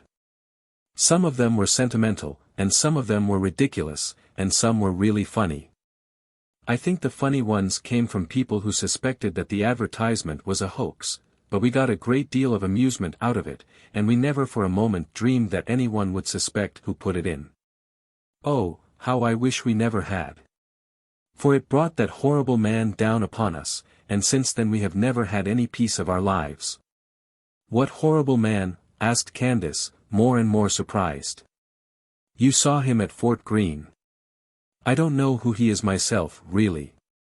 He says his name is James Alexander, but he tells such frightful lies that I don't believe it is his real name at all. He is a dreadful creature, and he has treated us so." Georgie broke down into another fit of crying. "But I don't understand," said Candace. "How could he treat you badly? How did he come to know you? What right had he to speak to you at all?" "Oh, no right," explained Georgie, quivering with sobs. "It was only that he found out about the advertisement, and then he frightened us. He suspected something, and hung about the post office and watched, till one time when Barry and I went to get the Laura letters. Then he followed us home, and found out where we both lived, and wrote to say that he had become possessed of our secret, and that he was a poor man in need of money. And if we would at once send him $25 he would keep silent about it. But if not, he should feel bound to write to our friends, and let them know what we had been doing. We were both scared to death at this threat, and we made haste to send him the money, hoping that he would keep his word, and that we should never hear of him again. But we might have known better. For the very next week he wrote again, demanding 50. And so it has gone on ever since. He never gives us any peace. We have to send him all he asks for, or else he declares he will call on Papa, and not only tell him about the advertisement, but all sorts of horrible things which are not true at all. He won't believe that it was only to amuse ourselves that we sent the notice to the paper, and he hints the most dreadful things, and says Papa and Mrs. Joy will be sure to believe him. Barry and I have grown so afraid that we would give $1 million, if we had it, to bribe him to go away and never let us hear from him again. But even that would be no use, for he would come back and demand another $1 million, ended poor Georgie. And he actually comes up to Newport, and follows you about, and makes you give him money," said Candace, horror-stricken at this glimpse of the hidden suffering endured by these two prosperous, cared-for girls, who were supposed to be without a sorrow in the world. "Indeed, he does. He came that time when you saw him, the middle of August, and he wrote Barry a note to say that he must speak to us, and that if we didn't meet him somewhere, he should appeal to Mrs. Joy. We had to consent, of course, and we gave him all the money we had, and we thought he was gone, but just a few days after he appeared again on the polo ground, and handed Barry a note, which he pretended she had dropped out of the carriage. But it was really from himself, and he said that he had lost the money we gave him on a bet which had turned out badly, and he must have $100 more. You can't think how hard it has been for us to raise all this money, can you? Barry has her own income, but her mother likes to know what she does with it, and Mama chooses my things for me, so I don't have much of an allowance. We have been at our wits' end sometimes to know how to manage." "And how did you?" "Barry sold a diamond ring which she doesn't often wear, so her mother has not missed it, and I put in $30, which was all I had, and he went away, for good as we hoped. He promised solemnly not to come to Newport, or ask us for money again this season, and we were so relieved. For a few days I was almost happy, with a miserable little laugh. But what fools we were to believe him. I can't imagine why we should, for he has deceived us all through. I don't think he has spoken the truth once from the very beginning. Barry came just now to tell me that he is back already. She saw him herself this morning in Thames Street. He didn't see her, for she was in the close coupe, and he was looking in at a shop window, but, of course, he has come for money, and neither of us has any more. We shall have to refuse, and he will go straight to Papa, and then, oh, what will become of me?" She buried her face again in the pillows. Candace was trembling with a mixture of sensations, pity for her cousin, indignation at this mean persecution of which she was the victim, and withal a fine touch of scorn over the weakness which was so easily played upon. With all her country breeding and ignorance of the world and its ways, there was in our little maiden a large share of the strong, self-respecting pride of her ancestry. She would never have stooped to buy the silence of a low knave like this Alexander, and her clear truthfulness of soul indicated at once the single, straight, unerring clue which could lead out of this labyrinth of difficulties. "Georgie," she said, after a moment's thought, "there is just one thing for you to do. You must tell Cousin Kate all about this." "Oh, Candace, never," screamed Georgie. "Tell Mama. Have Mama know. I'd rather die at once. You have no idea how she despises concealments and deceits, and I have had to plot and contrive, almost to tell lies, all through this wretched time. She would never get over it. Even if she said she forgave me, I should always read a sort of contempt in her eyes whenever she looked at me. Oh, Mama, Mama. And I love her so. Candace, I couldn't." "It is the only way," repeated Candace, firmly. "You have promised not to tell," exclaimed her cousin, starting up from her recumbent position. "You promised me solemnly. You'll not forget that, will you, Canny? You'll not tell Mother yourself?" "Certainly not. What use would it be for me to tell her? It would be only next best to having Alexander do it. But you, Georgie, that is a different thing. Even Gertrude said she couldn't advise me to tell Mama," continued Georgie. "Gertrude. Does Gertrude know about it then?" Yes, I had to tell somebody, I was so miserable. It was only a little while ago that I told her. I kept it to myself for a long time. Gertrude, repeated Candace, unable to hide her amazement. And what did she say? Oh, she was horrified, of course. Anyone would be, and she threw a great deal of blame on Barry. I don't think she has ever liked her since. She always goes out of the room when she comes. She wanted me to do all sorts of impossible things, such as going to the chief of police. But about Mama, she felt just as I did. You see, we both think so much of Mama, Canny, we care so much about having her approve of us. You haven't any mother, so perhaps you can't understand. No, said Candace, I have no mother. Perhaps it makes a difference. But there is another thing I can't understand, and that is how girls who have a mother, such a mother as yours, Georgie, can be content to keep her love by means of a cheat. If I did have a mother, I should want her to know all about me, and approve of me honestly, not because I was hiding things from her. Besides, there was a little choke here, I think mothers can stand a good deal, and still keep on loving their children. I don't believe Cousin Kate would be hard on you, Georgie, or despise you because you have been foolish. You don't have no Mama, repeated Georgie. She has such high ideas about conduct. It would half kill her to know that I had even spoken to a man like this Alexander. Of course she would be sorry, persisted Candace. Of course she would rather that you had never got into this scrape. But she is so just always, as well as kind. She always sees both sides. She will understand how it began, that Barry over persuaded you. What makes you say that? Interrupted Georgie. I never told you that Barry over persuaded me. No, but I knew it all the same. It's a matter of course, said Candace, too deeply in earnest to pick her words, or realize what a very uncomplimentary thing she was saying. Barry Joy always makes you do whatever she likes. Cousin Kate will realize how it was in a minute. Well, never mind that. I want to talk about Mama. Don't you see that if I did tell her she couldn't do anything unless she told Papa? And that is the very thing I want to prevent. Oh, what was that, as the clock began to strike? 6. They will be here in 10 minutes. Oh, dear. How can I meet her? My eyes are swelled out of my head. She will be sure to notice. And Georgie hurried to the looking-glass, and began to smooth the tangled fluffs of hair on her forehead. Canny's heart was hot within her, but she wisely forbore further remonstrance. She brought a basin of water and a sponge, and helped Georgie to bathe and cool her tear-stained face, and to arrange her disheveled locks.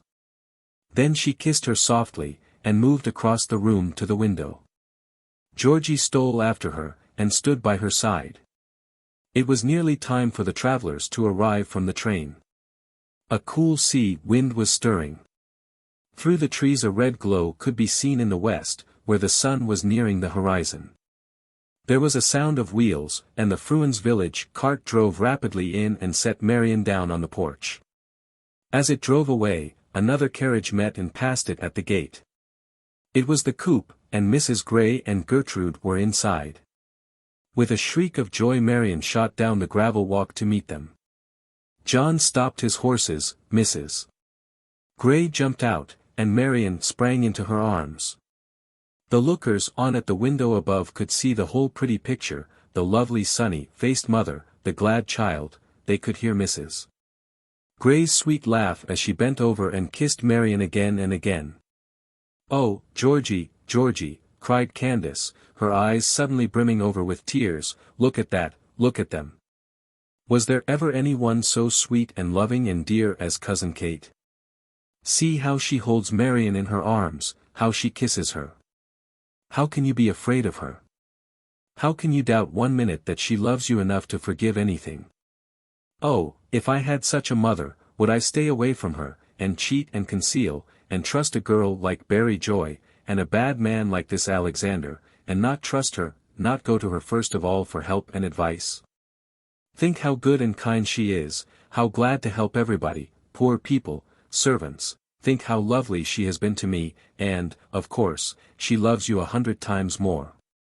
How can you hesitate 1 minute? Oh, go straight to her, dear, dear Georgie. Tell her all about it, your own self. She will know just what to do. She will make it all right for you. Think how happy you will be not to be afraid of anything anymore. Oh, Georgie, do. Why, Candace, I hardly know you, faltered Georgie. And she spoke truly, for Candace in her intense eagerness seemed to grow out of and beyond herself, and looked taller, older, quite unlike the shy Candace of every day. Then the passion of her appeal caught hold of Georgie's weakness. Deep feeling is contagious, and there are moments when cowards become temporarily brave. Candace's rush of words, her mother's tender look and attitude as she held Marion close to her, or, it may be, some swift impulse from her good angel, seemed to melt her out of her mood of resistance. How it happened she could not have told, she never could tell, but a sudden strength came to her, and the next moment she was out in the hall. Mrs. Gray, slowly coming upstairs, was clasped in a wild, despairing embrace. "Oh, Mama! I want you! Oh, Mama! I've something to tell you," cried Georgie. Her mother, whose smile had changed to a look of pale amazement, could not speak. She suffered herself to be swept away. The door of Georgie's room closed behind them. And Gertrude, who was following close behind, was left on the landing to confront the equally surprised Candace. "What is it? What is Georgie going to say to Mama?" demanded Gertrude, in a frightened whisper. "She is going to tell her about that horrible man who has been making her so unhappy," replied Candace. "Going to tell Mama? Oh, how did she ever get courage?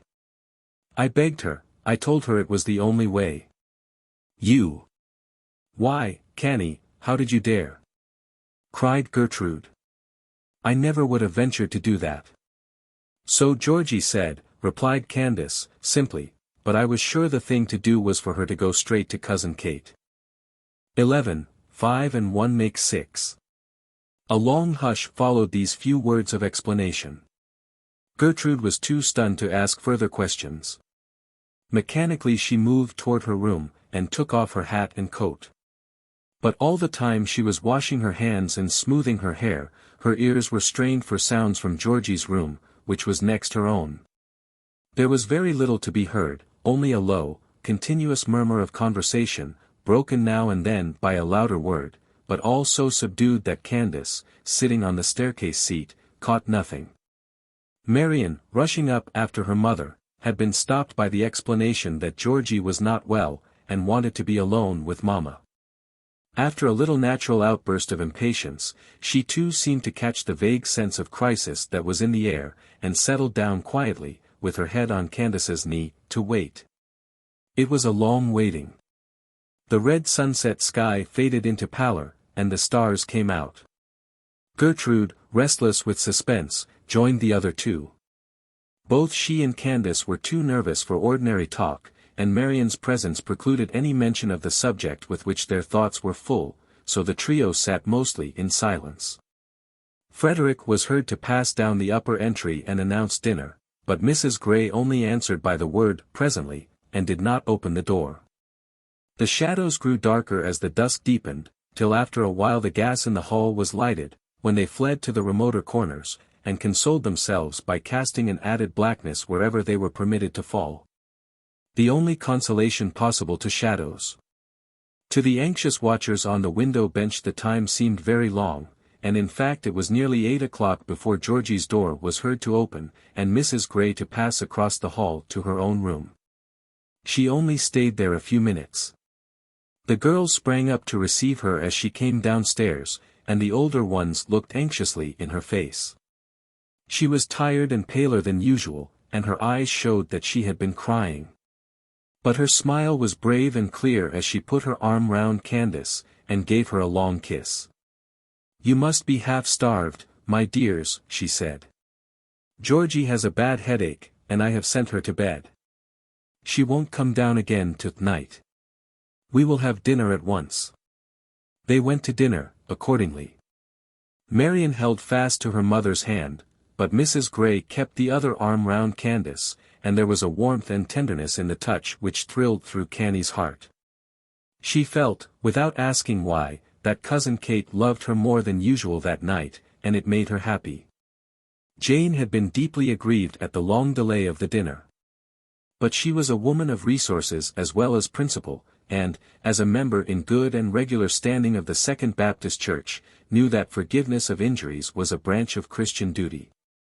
She reminded herself, beside, that Mrs. wasn't often that inconsiderate, and most probably there was reasons this time, which made it easier to overlook her offense. So she kept some things back, and took some things off, and managed to send in the food in an eatable condition, instead of letting it calcine into cinders as a less conscientious and capable cook would have done. Marion went to bed, but still Mrs. Gray said not a word about Georgie and her confession.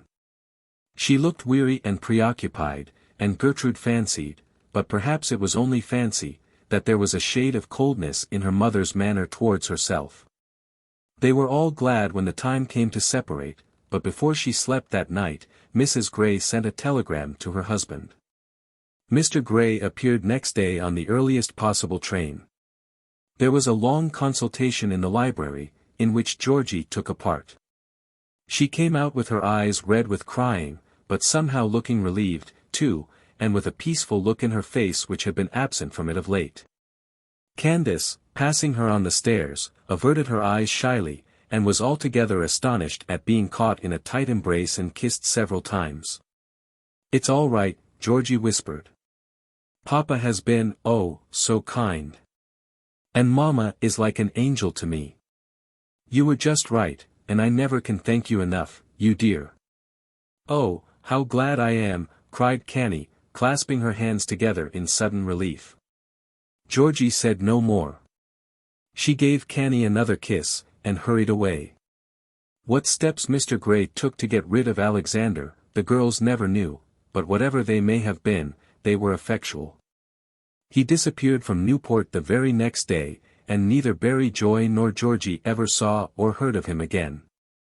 It is only on women and girls, and men who are as weak and uninstructed as women, that rascals of his low stamp venture to practice their arts. The moment a man of boldness and resource appears on the scene, one who knows the laws and is not afraid to invoke their protection, black mailers quail and vanish. Such an affair cannot, however, be made straight without a good deal of suffering to all concerned. Georgie was forgiven. She was saved from the consequences of her own folly and imprudence. But she could not forgive herself, nor could she forget the deep pain and mortification she had given to the parents she loved, or ignore the fact that she had forfeited something of their good opinion. And that it would take her a long time to regain it. Gertrude, too, had her share to endure. She had a strong sense of honor and a high opinion of her own powers. Yet in this the first real test of her life, she had failed miserably, and not only given Georgie no assistance, but had helped to confirm her in her error.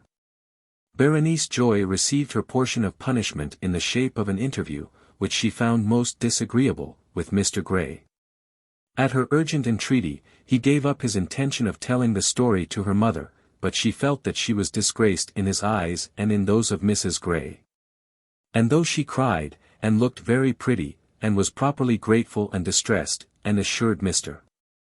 Gray that she should never forget how good he had been to her, and that he couldn't imagine how much she and Georgie had suffered just for a moment of thoughtlessness, she was aware all the time that her tears and her gratitude made no impression. And that he did not believe in her. She was sure that all intimacy between herself and Georgie would be discouraged thenceforward, and this was a real punishment, for Barry counted a good deal on the Grays, and had built some social hopes on her position as their friend. Her forebodings proved true. Her little gush of thankfulness and penitence did not touch Mr. Gray's heart in the least. He saw that Barry was a dangerous friend for his soft-hearted, easily influenced Georgie, and told his wife that he decidedly objected to the girls having anything more to do with her. Mrs. Gray agreed with him in opinion. And though there was no open rupture between the families, Barry found herself after that placed on the footing of an ordinary acquaintance, and was never able to regain her old position with any of the Gray family. But before this conversation took place it was finally settled that Candace was to stay always, and be Cousin Kate's fourth daughter, and a sister to her 3 cousins. Parents, sisters, home, this was a rich endowment, indeed, for a lonely, orphaned girl to fall heir to. But Canny had earned her good fortune, and every member of the family had learned to value and to wish to keep her. It was Mrs. Gray who broke the happy news to her. "Shall you like it? Will you be content to stay with us always?" she asked. "Why, Cousin Kate, what a question. How could I help liking it? I never knew what happy meant, till I came to you," answered Canny, flushed with emotion and pleasure. "It's only that it seems too good to be true. Why, only yesterday I was counting the days till the 15th of October. Because, you know, you are going back to town then, and I thought you would send me back to Aunt Myra, and I said, I shall only be happy for 24 days more, perhaps only 23, for, you see, I didn't feel sure that you could keep me till the very last day. And now there is going to be no end to the happy times. I can't see what makes you so good to me, Cousin Kate." "I think we can understand that better than you can," her cousin replied. "We need you, Canny, as much as you need us. The benefit will be mutual." "Need me? When you have Cousin Court and the girls?" "Cousin Court and the girls need you too. Don't we, Georgie? Come in and help me explain to Candace that all of us want her, and all of us are glad to have her stay." "Indeed, we do. Canny, I can't talk about it, for it's like a bad dream from which I have waked up, and I don't like to recall it. But I never shall forget how good you were to me that horrible day. It was you who persuaded me to go to Mama. I never should have gone if you hadn't somehow swept me up and made me. And, oh, if I hadn't. How could I be afraid of you, dear, darling Mama? She was just what you said she would be, Canny. She knew just what to do, she understood in a moment.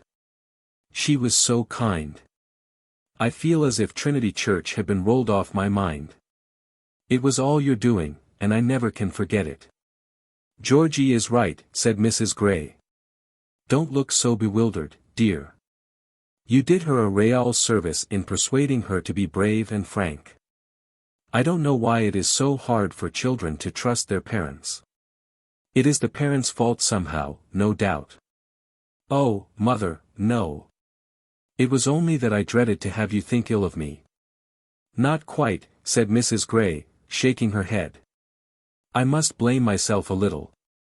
I must have made some mistake with you all, when even Gertrude could not believe that I would not be harsh and unforgiving. But we have had our lesson, Georgie, and we will not do so badly again, especially as there will be this dear little new sister of yours to help us to keep straight. We need not talk any more about it, but, Canny, we all feel that to have you with us will be good for us all. There is nothing in the world so rare and so precious as clear truth, and the courage to hold fast by it. And we have proved that you possess both. And don't you think that it will be good for me?" said Canny, her eyes shining with grateful tears. "Yes, we can help you too. It is one of the good things in this world that help is almost always on both sides. Marion, as that small person passed the door, what do you think of having Canny permanently for a sister?" "Really? Will she stay?" "Oh, how perfectly, Daisy." And Marion threw her arms round Candace's neck, and gave her a squeeze which left no doubt as to her approval of the plan.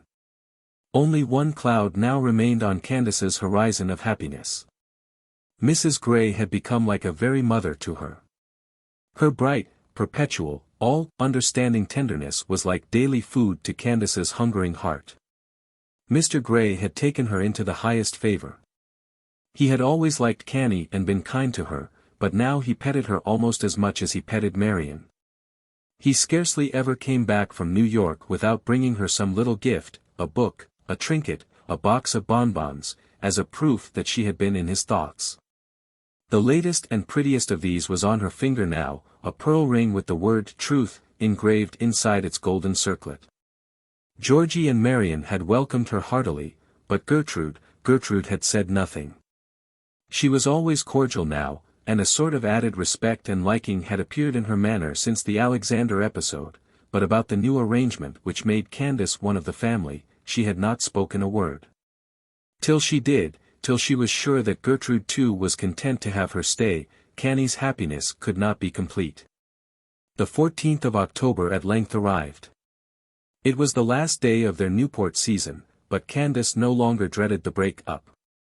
It did not mean separation and loneliness now, only the change to a new and different scene, which might be as delightful in its way as the summer had been. Yet Newport was still in full beauty, and it seemed a pity to leave it. No frosts had fallen to dim the glory of the flowers. The honeysuckles were still starred with their white, gold-anthered blossoms. The geranium beds looked as gay, the foliage plants as superb as ever, while the green of the grass was as fresh as in July. Here and there a little drift of yellow leaves lay under the trees, but it was the only sign of autumn. Georgie gathered a great basketful of nasturtiums, heliotrope, and mignonette to carry down to Miss Gisburn, and Marion was sent off in the village cart with a similar basketful for Mrs. Fruin. The house was all in a confusion of packing. Frederick was wrapping tissue paper round the picture frames, Elizabeth counting linen and silver, the gardeners emptying the balcony boxes. Mrs. Gray proposed that Gertrude and Candace should go for a last walk on the cliffs, and so be out of the way of these discomforts. "There is nothing for you to do," she said.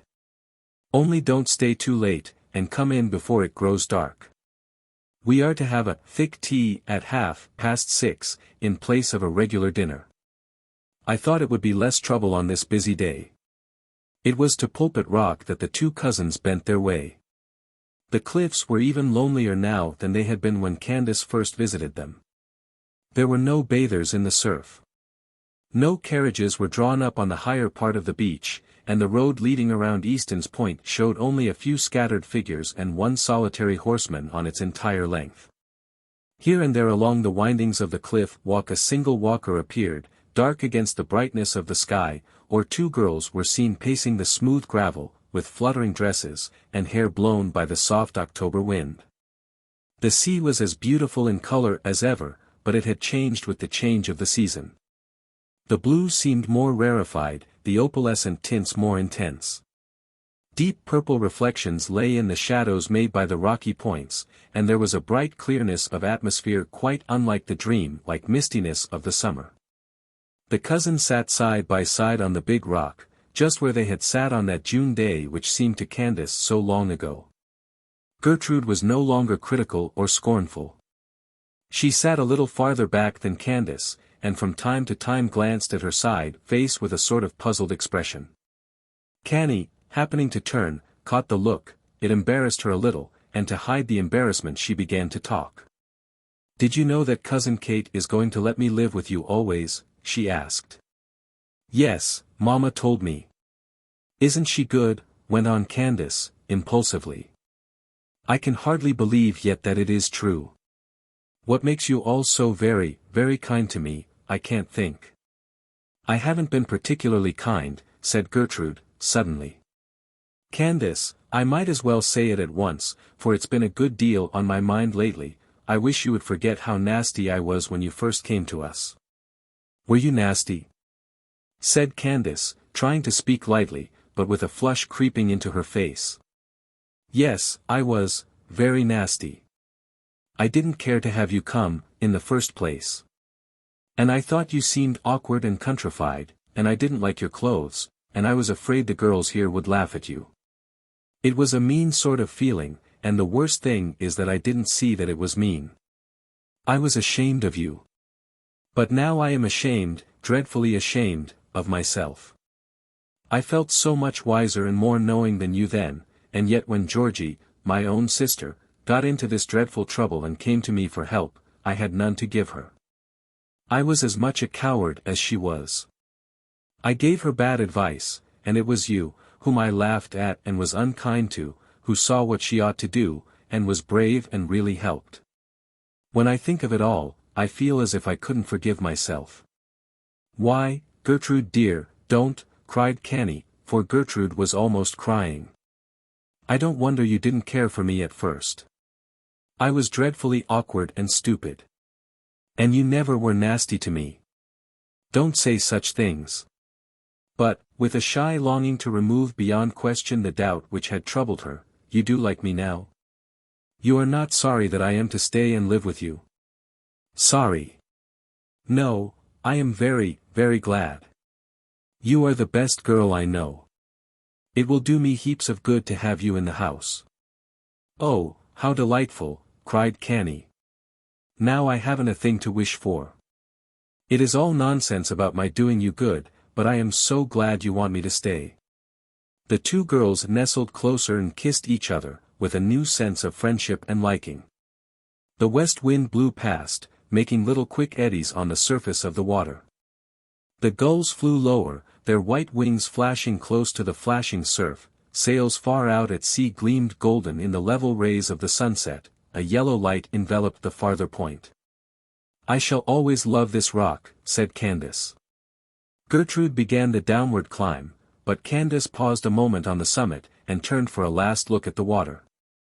Every glittering foam cap, every glinting sail, seemed to her to wave a signal of glad sympathy and congratulation. Good-bye, she softly whispered. But I shall come back. You belong to me now. She kissed her hand to the far blue horizon, then with a smile on her face, she turned, and followed Gertrude down the steep rock face, a happy girl. The end.